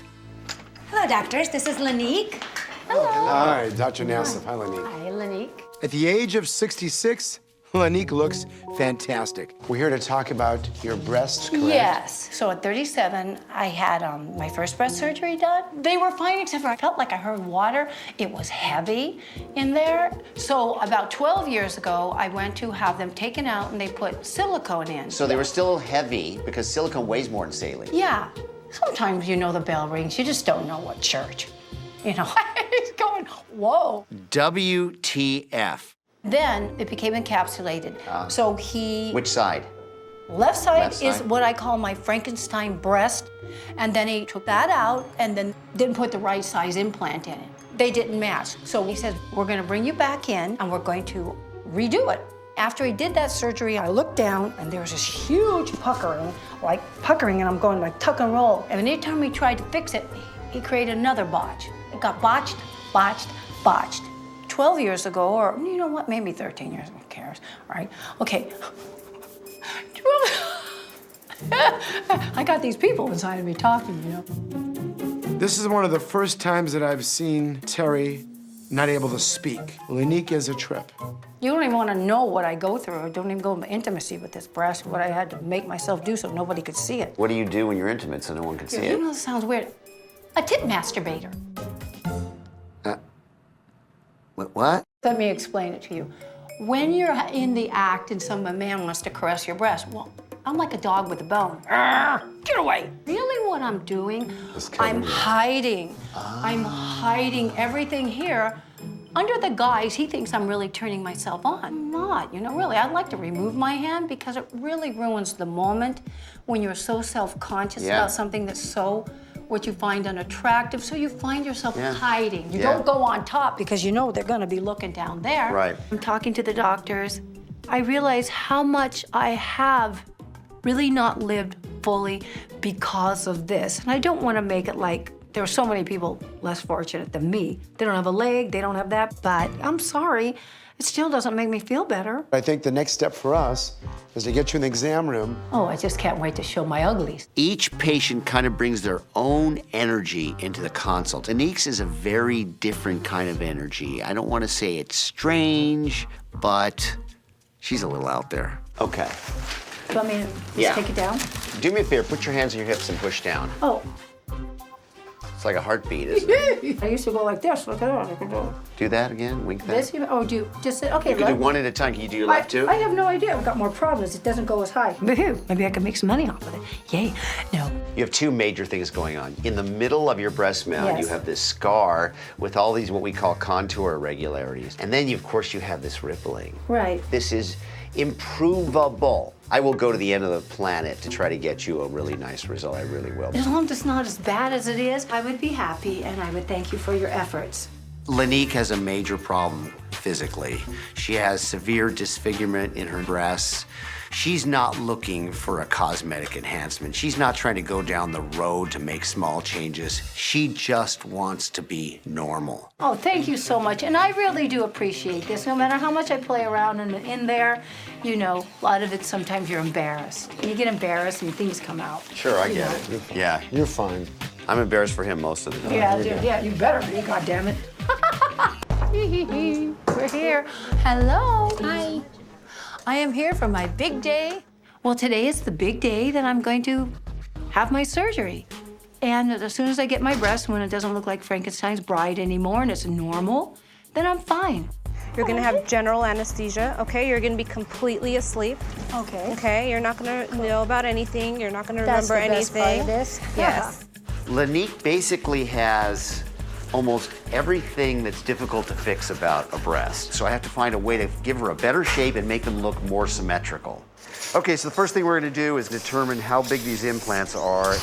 Today with Lanique's surgery, my goal is take out her old implants, reinforce the thin breast tissue, and swap in a pair of smaller silicone implants. Then I'll perform an anchor lift and make sure her scar falls in the natural crease of her left breast. So let's open the left breast pocket and see. Wait a minute. What the hell is this?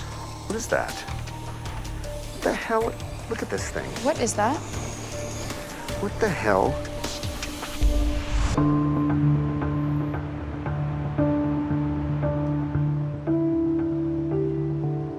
The right breast is 510 cc's, right? Yes. Okay, so let's open the left breast pocket and see. Wait a minute. What the hell is this? What is that? What the hell? Look at this thing. What is that? What the hell? What is that? What the hell is that? Whoa, that's bizarre. It's like a piece of plastic. That belongs in the nose. Did Paul put that in there? No, I'm serious. That is something you'd find in the nose. That's like a Doyle splint or a silicone splint or something. It totally is. There is no reason to sew in a piece of free floating silicone in someone's breast. That is weird. That's beyond weird. It's alien. It's like, oh my God, she is from another planet. Here's the implant. Oh. Oh, whoa, whoa, whoa, whoa, what the hell? What the hell is this? Is this like a signal from another planet? Is this like a message? Do we have to send this to the government for decoding? I don't know what to make of this free sheet of silicone in there. It's almost like I found a little alien on the planet. That's experimental weirdo surgery. I mean, I wouldn't expect less from Lanique.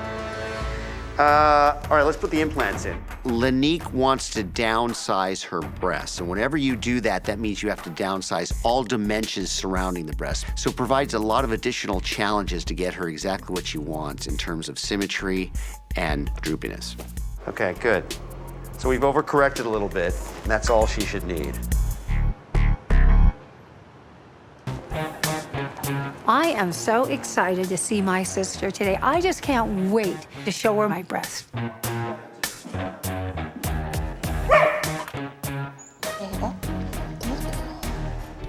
Michelle! Ta-da! Oh, smaller. It looks Took nicer. him down. Yeah, I took him down, With made a him small smaller. body. You look wonderful. Before my surgery, my breast looked like Frankenstein's bride breast, and it just made me feel deformed. And now I don't have to hide or cover up anything. I don't have to hide ripples anymore. I can wear low-cut tops. I'm happier than a pig in No. I just feel so much better now. I like being, you know, smaller chested. I'm not a member of the itty-bitty titty committee. No. And I can't thank Dr. Dubrow and Dr. Nassif enough. Oh! This is Tiger Lily saying, thank you so much. I'm Elle, and I'm 36 years old, and I live in Newport Beach. And my breasts feel like chicken skin hanging off the bone. My implants are up high. My nipples are down low, and not at all what my idea of perfect breasts are. I didn't have a typical childhood. My parents were extremely conservative. Was never allowed to wear makeup, earrings. If I would have had a choice, I would have definitely been a girly girl and worn lip gloss and done my hair and looked pretty. My older sister, she did leave home before I did. And so I'd visit her in California. I loved the feel, girls in shape, little short tops, implants. That's what I wanted to look like. So I moved out to California, and all the stuff I wasn't allowed as a kid, I wanted to do now that I was on my own and I had the freedom to choose what I wanted. So I got my boobs done, and probably anyone would have looked at me and thought I was crazy for wanting to get implants because I had 32B, so I had a decent size breasts. But back at that time, Pamela Anderson was really big and famous and all over the place, and I loved how big and full and round her breasts were and her blonde hair, and I just thought she was beautiful, and I wanted to have that look. I didn't want to have scars on my breast that you could see, so my girlfriend told me that her friend had gotten her implants under the armpit. I was sold on the idea. I woke up from surgery, extreme pain, like I'd been hit by a truck. It's the worst pain I've ever felt in my life. And I just remember barely being able to move or talk or do anything, and I could see that the implant was up here and my nipple was down here and not centered at all. I realized I was really swollen and black and blue from like neck down to waist. And it took 6 months for me to be able to lift my arm up to here to get a cup out of the cabinet to get a drink of water. I had talked to my other girlfriends and they had not had that experience at all. They were up and about within 3 days, like shopping for little tops. Then I just had that sinking feeling like, oh no, this is not what I wanted. As far as dating goes, like I've been with 2 guys since I've had my surgery. I'm just not comfortable being intimate with guys and I don't want them to see my breasts. I just feel like I'm young still and I want to meet someone, I want a future with someone, I want a life with someone, and the way that my breasts have been so far has held me back from doing that.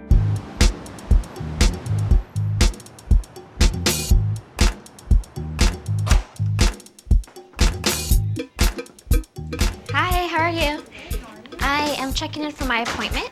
Not only am I so excited to possibly get my implants changed and fixed, but I'm so excited to meet Dr. Nassif because I think he's so sweet. Good morning, Dr. Nassif and Dr. Dubrow. Here's Elle and Shannon. So Elle walks in, and I'm a plastic surgeon, but I'm also a man. Two really attractive girls, and Paul's single, so I know he's thinking the same thing. Could you tell us about what's been going on with you? I got breast augmentation 16 years ago, and it was a terrible surgery from day one. Did you say 16 years ago? Yes. How old are you? How old were you, like 12? I was 20. Okay, so you're 36. Yes. Huh. Okay, you look a lot younger. Yeah. Good. I, back then, was really into Pamela Anderson and that bombshell look that she had, and I wanted that look. So I went in for my consult. I didn't even ask any questions. He didn't ask me any questions. He didn't give me any information. I paid him, and that was it. So there was no discussion of size, no discussion of what happens after surgery, what happens during surgery. It was just... Wham, bam, thank you, man. Yeah. Through your breasts. Strange. They went under my armpits, which I thought initially, oh, that's gonna be great. I won't have scars on my breast. You had it done. Yeah. You came back for your post-op appointment. They took off the dressing. I didn't have a post-op appointment. You didn't? No. Well, how did the stitches come out? I had a boyfriend who was a fireman at the time, and I guess he just figured it out. The fireman pulled out your stitches. Well, I had tubes draining You're kidding under me. my armpits. How did you know? The fireman pulled out the tubes? Yeah, because the doctor said after 2 days or 3 days, take the tubes out or something. The doctor I told don't- you to take your own drain tubes out. I believe so. That's weird. It was basically a surgical one-night stand. What, you don't like that analogy? No. What's wrong with that analogy? It's reasonable. That is I like hilarious. analogies. Don't you think he's a little stiff? Just Well, a little... Sometimes. Well, I like him. Button up. You like I him? actually like him. Yeah, I have a crush on him. She does. Is that true? Uh-huh. I've always liked him. Elle has the hots for Paul. Ah. I want boobs and a husband, and you're single. She wants boobs and she's single. You've got boobs and you're single. It kind of works. Anyway, let's continue our possible. discussion. When someone flirts with you, the goal always is either one, ignore it, or two, deflect it. How has this affected your life? Like I've missed out on all these years of my life, not being comfortable in bikini tops, or if everyone's going to the beach or the pool, like trying to figure out a way to not look like my implants are wrong.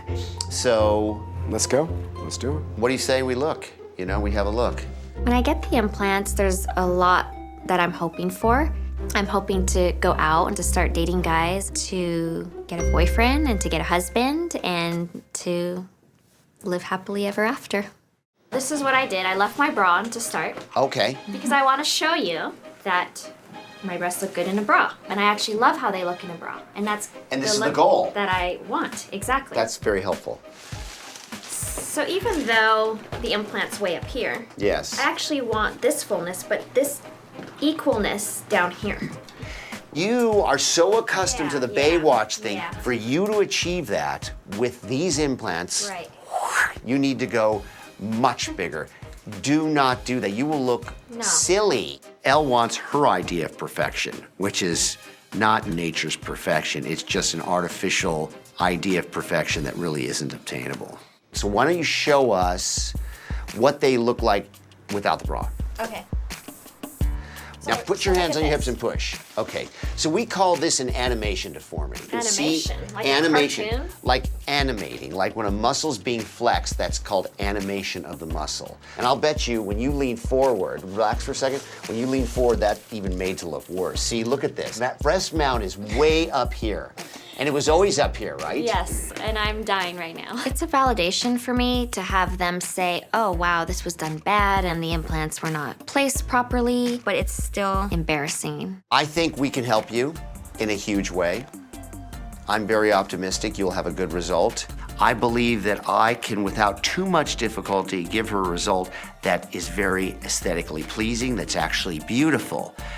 But I'm concerned that she may want a result that is sort of an old historic idea of breast perfection that really whose days are long gone. Wherever nature gave you breasts is where I'm gonna give you breast implants. Well, what if I want a little sexier than nature? I will tell you, no, well, that's what the size thing is about. I'm confident that he can definitely make my breasts look better than they are now, but I'm just hoping somehow that I can get the fullness that I want. So let's strive towards getting you looking amazing, okay? Okay. All right. Sounds good. Thank you. Great Thank you. meeting you. Thank you. Hi. Hi. I'm checking in for surgery. For 16 years, I've had these implants, and they were wrong from day one. I never thought that I'd have the opportunity to have these implants removed and have new ones put in. I almost can't believe that it's actually happening. Did you get the happy stuff? She got enough, but I want to see if it's enough because she here we may go. need more. A horse walked into a bar, and the bartender said, "Hey, why the long face?" Oh, she needs more. She needs more. Maybe Dr. Bro's just not funny. That's also. I am funny. He's funny when he's not trying to be funny. That wasn't funny. I think that was funny. That was so not I think that was very funny. Completely not funny. I think that was very funny. I am funny. Paul looks funny. This girl has a little bit of a crush on Paul Nassif. Really? Elle represents a category of patients that are potentially very tricky. Her judgment may be in question. Let's face it, she's attracted to Paul. I think the biggest challenge with Elle's surgery today is not really necessarily a technical challenge, it's meeting her expectations. I'll first make an incision under her areola and remove her old saline implants, then release the muscle that kept her breasts in an unnaturally high position. I'll finish by closing off the pockets to keep her breasts from falling into her armpits and giving her a new pair of slightly larger silicone implants. These were done 16 years ago. Are they silicone? They've got to be saline because they were put into the armpit. So first thing is to release some of this muscle inside so that it doesn't hold the implant up into a high position. Here's her saline implant. Okay, so we took the implant out. Now I want to close off the outer pocket and prevent the implants from falling off into her armpits. Elle's surgery illustrates exactly why we stopped doing through the armpit breast augmentation surgeries. There was too much dissection done in the armpit and not enough release of the lowermost fibers of the chest muscle, which allows the implant to sit in its normal pocket position. So here's a 425cc brand new silicone implant. Very nice. It's not tiny like her. Yeah. She has a lot of breast tissue and a very wide breast. She actually has real pancakey breasts naturally. Not exactly what she really wants to have, but she'll have to take that up with nature. Okay, that's a good position. Let's sit her up and see what this looks like. Maybe those are really pretty. Looks great. I hope pretty is good enough. Yeah, seriously. Elle's breast turned out really great. She's gonna have a really good cosmetic result. I have no idea whether she's gonna be happy with them or not. She sure has a pretty result. Yeah, I think she'll be happy-ish.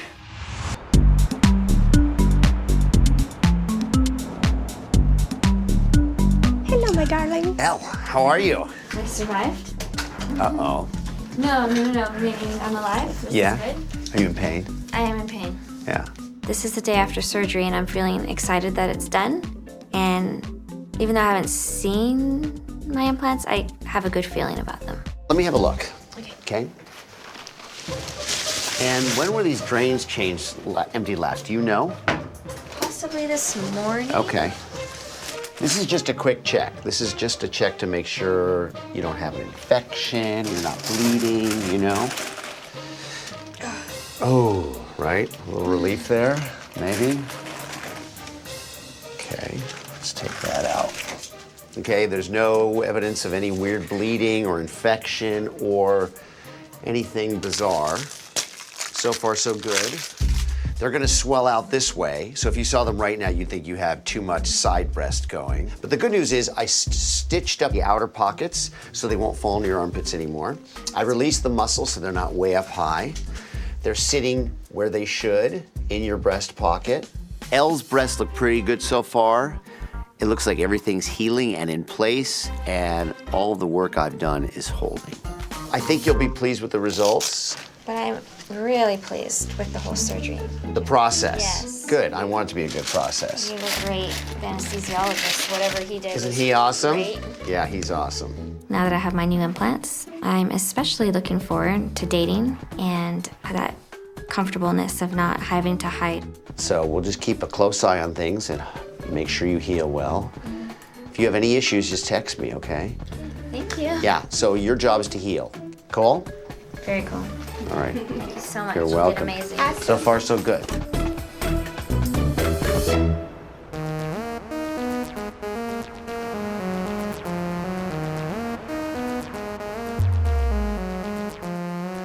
So I'm getting ready to show my friends this new look, and I feel confident, I feel happy, and I feel like it's the start of my new life, and things are gonna be exciting for me from here on out.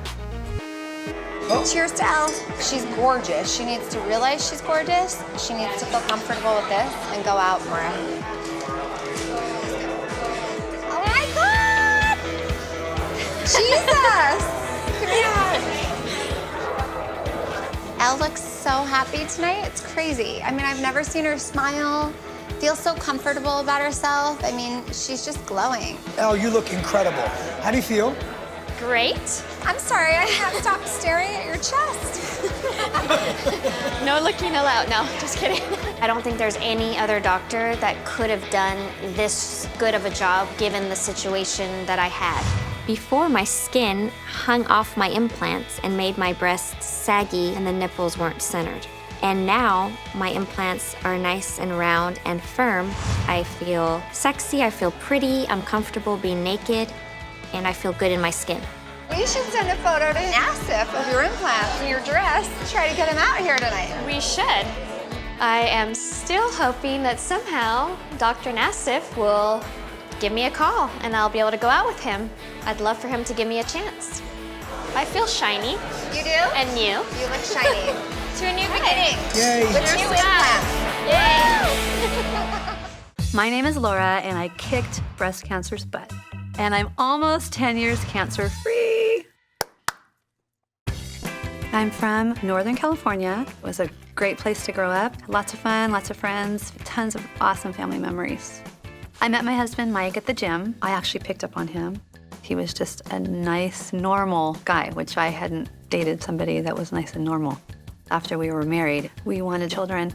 And after 5 years of infertility, I went through in vitro with my first child. I had my son Trenton and my son Carson, and I was happy, but then I found a lump on my left breast. My husband and I were just sitting on the couch. I just felt it, and immediately the next day called my primary care physician. He set up the surgery to have the lump removed. When I woke up, my husband was in the room, not the doctor, and that's when he broke the news that it was cancer. Waking up and hearing this and having to hear it from my husband was a shocker, and that's the only time I saw him break down. We were told to do a double mastectomy. You won't have to have radiation. You will never for the rest of your life have to have a mammogram. Having a 1- and 2-year-old, why leave any tissue there that could possibly get cancer in it again? Why not just take it out? And so I decided to have a double mastectomy. At the time, more than me focusing on my scars, it was more about these 2 little boys need me here, and my husband needs me here. It was all about survival. Get it, Carson, hurry. Hurry, right here. Relay. Going through the process of a mastectomy, there's 2 surgeons you need to see. One is the surgeon that specializes in cancer, and a separate surgeon to do the reconstruction. The doctor put silicone implants under my muscle, but now my body has formed so much scar tissue around them, they don't look like breasts. Okay, guys, I'm done. I'm hurting. You hurting? All right, you guys finish playing. Mom's not feeling good right now. When I look at myself in the mirror, I see mounds that have been distorted by breast cancer surgeries that have gone wrong, and I'm constantly reminded of the pain that Mike and I and the boys went through. I went to see Dr. Dubrow and Dr. Nassif because I'm hoping that they can make my breast shape more normal and possibly do something with areolas so I'll look as normal as possible and be done with that chapter of my life and just close the door.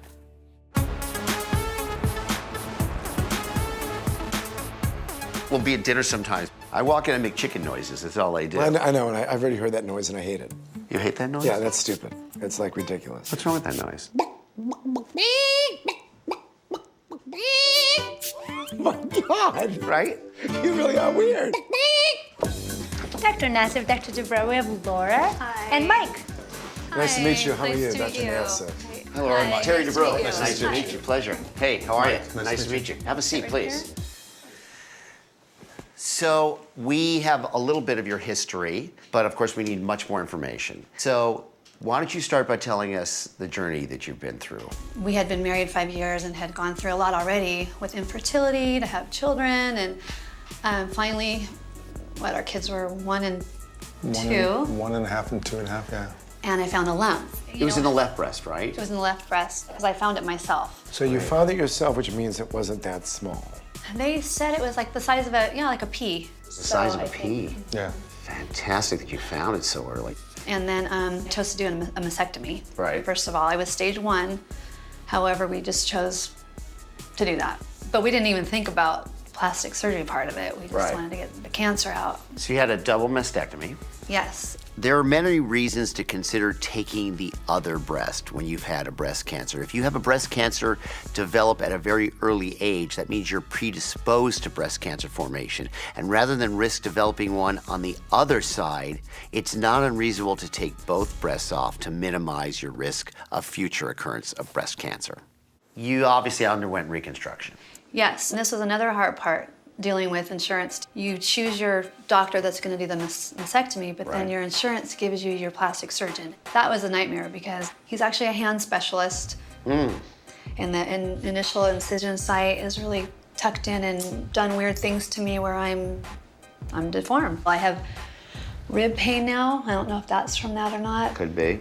And obviously, at that time, I had to have the areolas taken off and removed. And You don't have nipples. Is that one of your goals? I don't want to have them rebuilt, but I want to be able to feel that if I was somewhere in a public place, at a spa with my girlfriends or at the gym, I could change from a distance. I'd look like normal. To not see my areolas for the first time, you don't feel sexy, you don't feel like a woman, you just feel like a Frankenstein. That's the reason why I'm supporting it. I mean, she's beautiful to me, and I don't want her to shy away from me and cover up for me. I mean, I'm her husband, she shouldn't have to do that.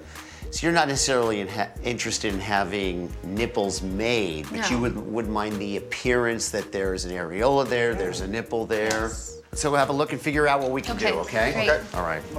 There's many ways to reconstruct the nipple and the areola. It used to be we used to do complicated local flaps and skin grafts, but because medical tattooing has gotten so good, they do a 3D tattoo that looks better than any surgical procedure we do. So that's what we would do for Laura. You must be having pain out here, is that right? Yeah, big time. Do you have some out here too? Or is it mainly on this side? On this side. Both sides are very scarred in and pulled in. See this? There's no mound out here. So why is that? Is there nerves in that area then? Or I'm sure you're having what's called capsular contracture, where the capsule, the scar tissue, is contracting in and pulling in the nearby sensory nerves.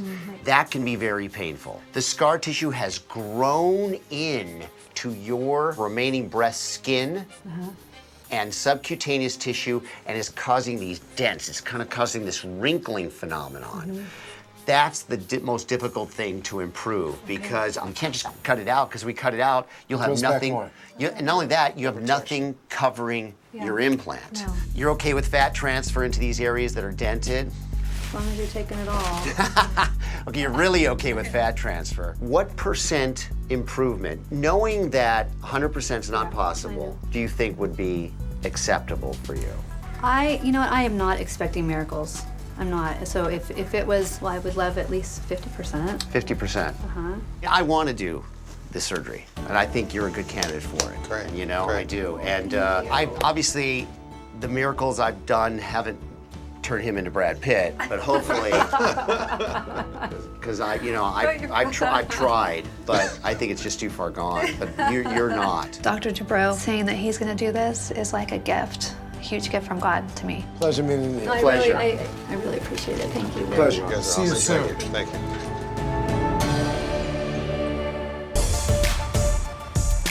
Hi. Hi, good morning. Good morning. I'm here for surgery with Dr. Dubrow. Okay, go ahead and sign in and we'll get you taken right back. Okay, thank you. Pretty much every time I look at my breast, I'm reminded of the breast cancer and after surgery. I'm hoping just to be able to look in the mirror and look like a normal woman again. It's funny, this is, one of those cases where I have a great plan, I understand the anatomy, but I just don't know till I get in there how the tissue is going to respond to what I do. Okay. Well, I'm excited. You are a gift for me and my husband. We're blessed, so thank you. I truly feel like it's a gift from God. I've survived cancer, and now this could be it. This could be the end of it. Thank you. I love you. Good luck. I'll never have to think there could be another surgery in store to try to fix this. I mean, what a way to celebrate 10 years of being cancer-free. For Laura's surgery today, I'll make incisions through the middle of her breast and release the scar tissue that's restricting her implant pockets and causing her pain. I'll then put in a new pair of implants and remove the loose skin from the lower portion of her breast, giving her a normal contour. Finally, I'll liposuction fat from her abdomen and transfer it into her breast to smooth out any tissue irregularities. So the first thing we're gonna do is open the incision in the middle of the breast and then just generally look at the inside of the pocket and determine how much scarring there is and how responsive her tissue may be to manipulation. When you do a breast reconstruction, you basically use the scars that are there. And in Laura's case, right in the middle are her mastectomy scars. So that's the best entry port to get into the pocket and start doing the surgery. Okay, so I'm releasing the scar tissue in the outer portion of the breast that's pushing her implants towards the center. I'm extraordinarily thankful that I can use the scar to my advantage because that's all I have to work with. She essentially has skin and scar. And if you take away the ability to manipulate the scar, then you just don't have anything to work with. We definitely want some fat for that contour, definitely.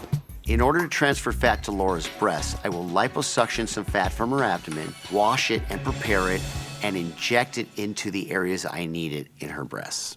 This injection in the front rounds out this flat area. I think we are there. I think we nailed it. Whoa. It's nice, right? I'm really happy right now. Everything I came to do with Laura's breasts, I did, and it seems to have worked. This is a new day for Laura's breasts, and hopefully for Laura. Laura, how are you? Hey guys, how are you? Good to see you. Good to see you. Hi. How are you? Surprisingly, I feel great. Yes. Let me take a look Okay. to make sure everything's okay. All right, so let's just lower this a little. Okay.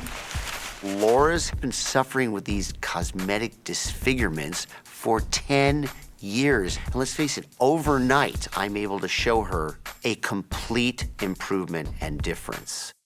I'm honored and grateful to go through this journey with her. Okay, everything looks great. Laura's in a great spot this post-operative day number 1. Her breast mounds are symmetrical. There's no untoward bruising or bleeding. I anticipate a good recovery. However, this isn't the end of the journey. I still have something really important to do for Laura and her breasts that will get her to the final stages of where she needs to be. One of the key things for you is to get you a good areola and a good nipple. I have been in contact with people who are very proficient in what's called 3D nipple areola creation in a really a one-stage, relatively short procedure. And when they do it well, it's better than I can make surgically. Okay, now I'm gonna cry. Just for Dr. Dubrow to go to that length, to not only do my surgery so my implants look real, but now to go that extra mile and have that person do that, it just makes me so, so happy. All right, great. I will see you soon. Yes, thank you you text very me, anything changes, okay? Thank you. Thank you. Thank you, doctor. Great day, what a blessing. Gosh, a huge Nothing but blessing. good. Thank you very much. Ciao. Thank you very much. You nervous? I'm super nervous. Are you nervous? A little bit. This is different. I know. I'm All ready. right, here we go. I'm ready though. So today I'm gonna get my areolas tattooed. It's been 10 years looking at myself without them. I'm so excited and super nervous because I don't know what to expect. Our little hugging for, here we are. because I'm just like... We've been through a lot, right? This is the first time I've ever gone with a patient to have her nipples and areolas tattooed in place, but Laura is so important to me. I want to make sure it's done with all the advantages possible and that he does it in the right spot. This is your thing, but I will tell you, you know, in general, as you probably know, 38 millimeters is traditionally the idealized size of a diameter of an areola. But forget measurements. Let's do it by aesthetics. Let's do it by what looks best, okay? I agree. Jason is an extremely well-regarded medical tattoo artist that I've used many times in the past. He's one of the best in the country. So that is right. Right about there. Right about there. Yeah, that's the right size. Are you ready? I'm ready.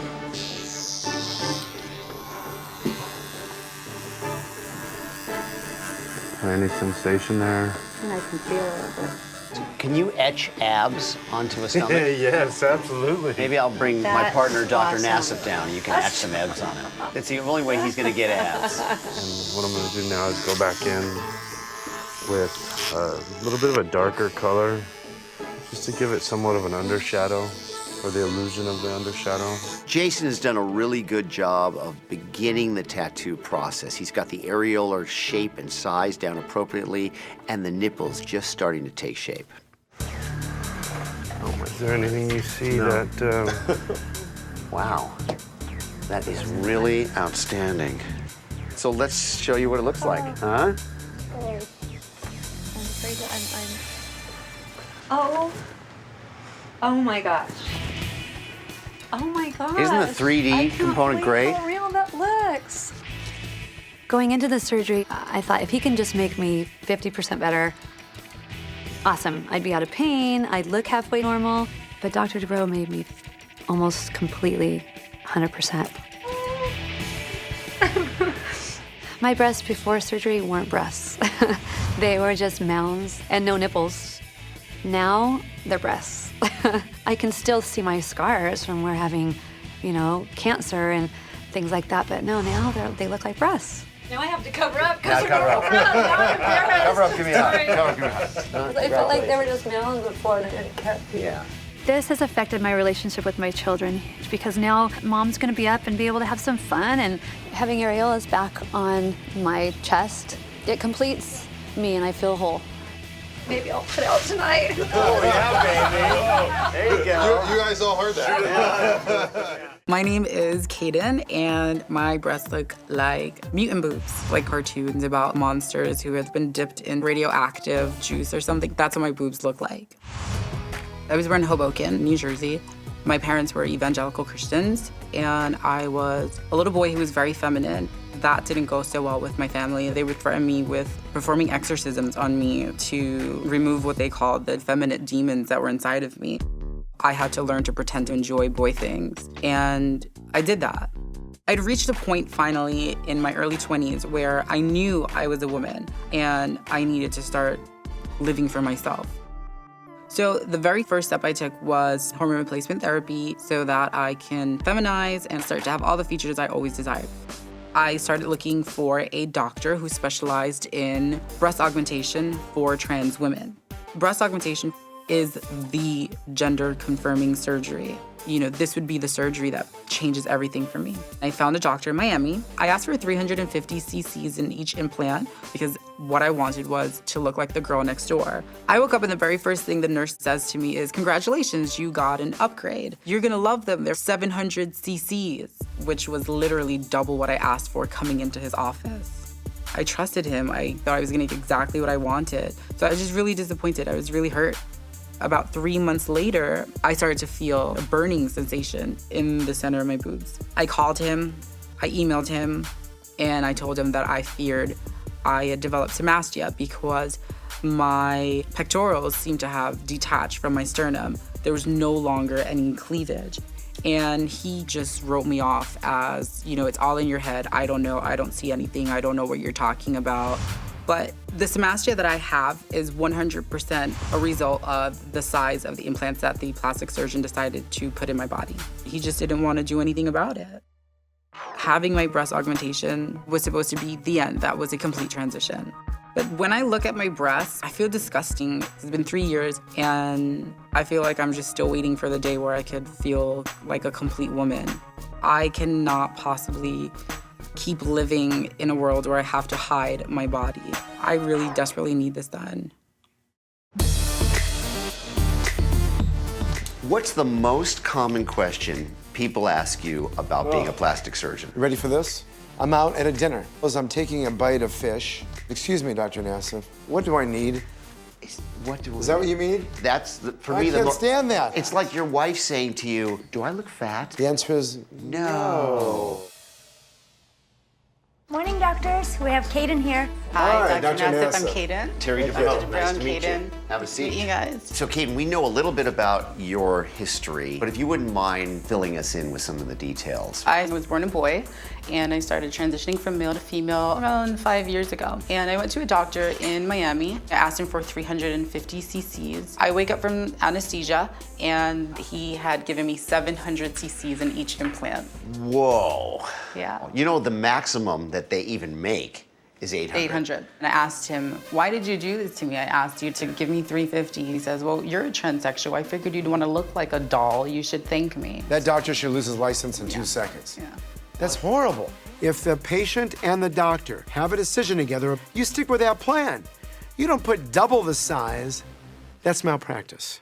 So 3 months after the surgery, I start to feel a tearing sensation. Synmastia. Synmastia is one of the most difficult operations to fix in breast surgery because all of the normal anatomic attachments have been disrupted to the chest wall, and it's really hard to reestablish those. So we need to go in there and figure out what's left, and how do we get back to square one and get you where you need to be, both physically and emotionally. I'm ready for that. Let's do that. Let's go in.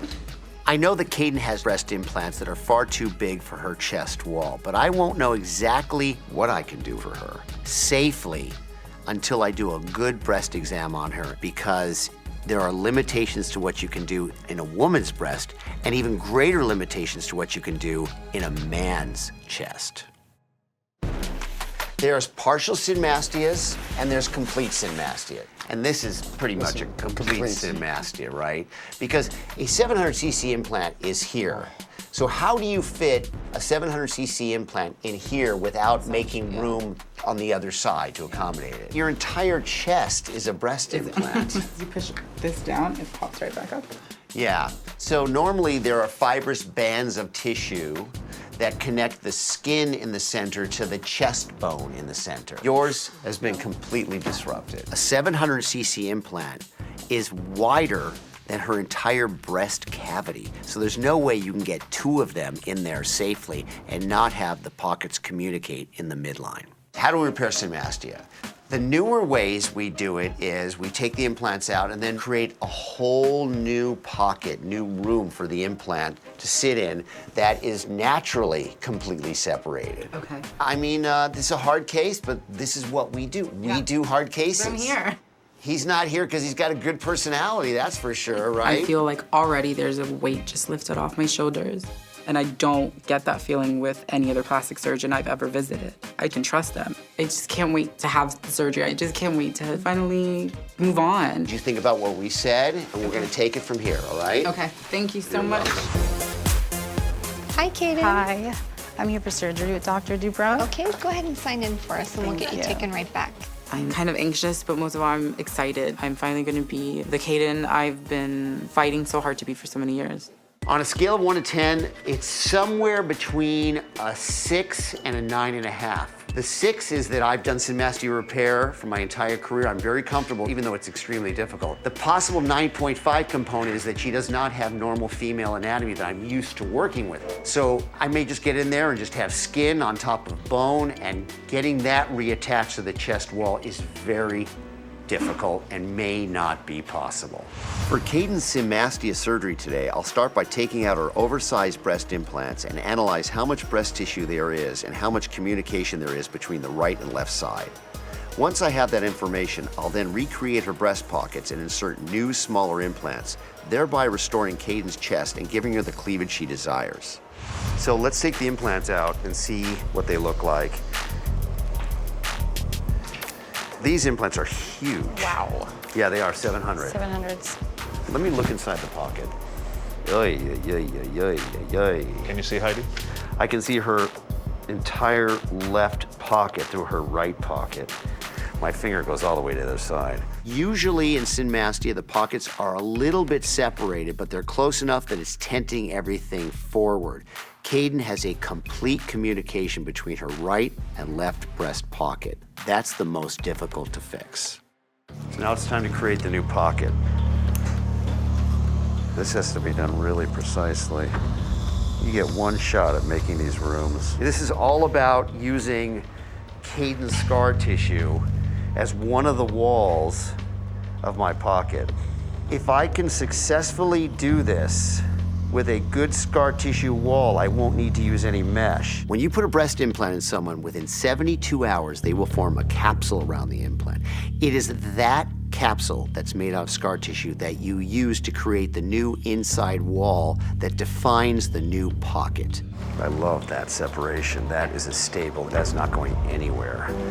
So let's see if it'll accommodate an implant. Okay. Okay. Seems comfy. Yeah. Yes. That was it. Yes. Once I put the implants in and I see the really stable separation and the really nice contour, I feel like I've really achieved what I want to achieve for Kayden, which is to give her normal female breast anatomy that in my view is really beautiful. That's cool, right? Yes. Booyah! Hi, Kayden. Hi, and how are you? Good. Good to see Dr. Dubrow and Dr. Nassif. Perfect. Sign in and have a seat. We'll be right with you. Thank you. The day after surgery, I was really excited, especially once the bandage was taken off and I could see that there had been a big improvement. However, I'm nervous today because I do have some concerns. So I'd like to see his reaction. I'd like to know what his input is. Hi. Hey, hello. How are you guys? Good to see you. Remember me?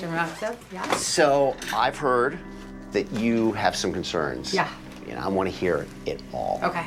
I have some issues with the actual tenting of the breast, where the moment I put on a t-shirt or bra or anything that kind of supports them, you see tenting again. You see tenting. You see tenting. So let's look at the result and see Yeah. where we are right now, okay? So if you look, you came in with a full-blown synmastia, which is basically a communication between the two, and it was tenting up. You would like them more separated in here, right? Not more separated, because they're completely separated.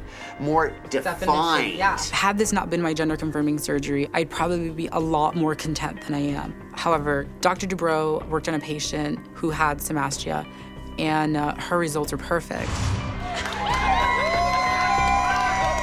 And those were the results that I kept looking at, and I kept saying, I want a more smaller version of that. I'm going to take the blame, and I'm going to tell you why. Okay. I thought that I set your expectations properly, and I obviously didn't. I should have told you that I'm unable to give you the chest wall contour that you may envision as the one you want. Okay.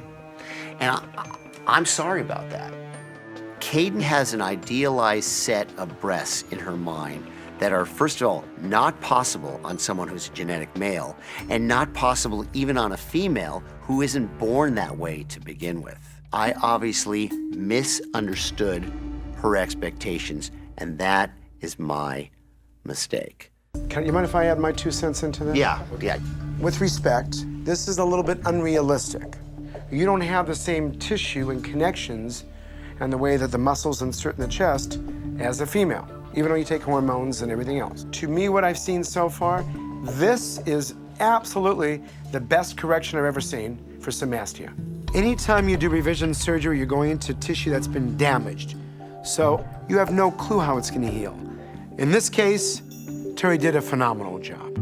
I'm not going anywhere, okay? You have my cell phone number. If you think about going to a doctor who's gonna get in there and do something like stitch things down to the chest wall or liposuction or whatever, things that are not conventional and should not be done because they can lead to major problems, before you do anything like that, let me talk to you about it. Let me continue to work with you. After surgery, there were moments that I was frustrated, but Dr. Dubrow did allow me to talk to him and to listen to me and to give me an explanation as to why I was in the situation I was in. So, and I appreciate that. Can we hug it out? Yeah. Let's hug it out. Very good.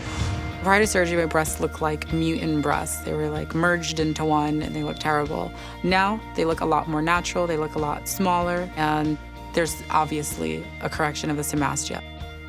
Are you gonna give her a hug or not? Oh, yeah, I was waiting for you to finish. Hug it out. Of course. We really can only give her what she has, but she still has a really good result, and I hope it won't impair her to continue along her journey to happiness and to living as the woman that she wants to be. See you soon. Bye, guys. My life has been in pause, and hopefully the pause is ending. I definitely look like the girl next door now, and I like that.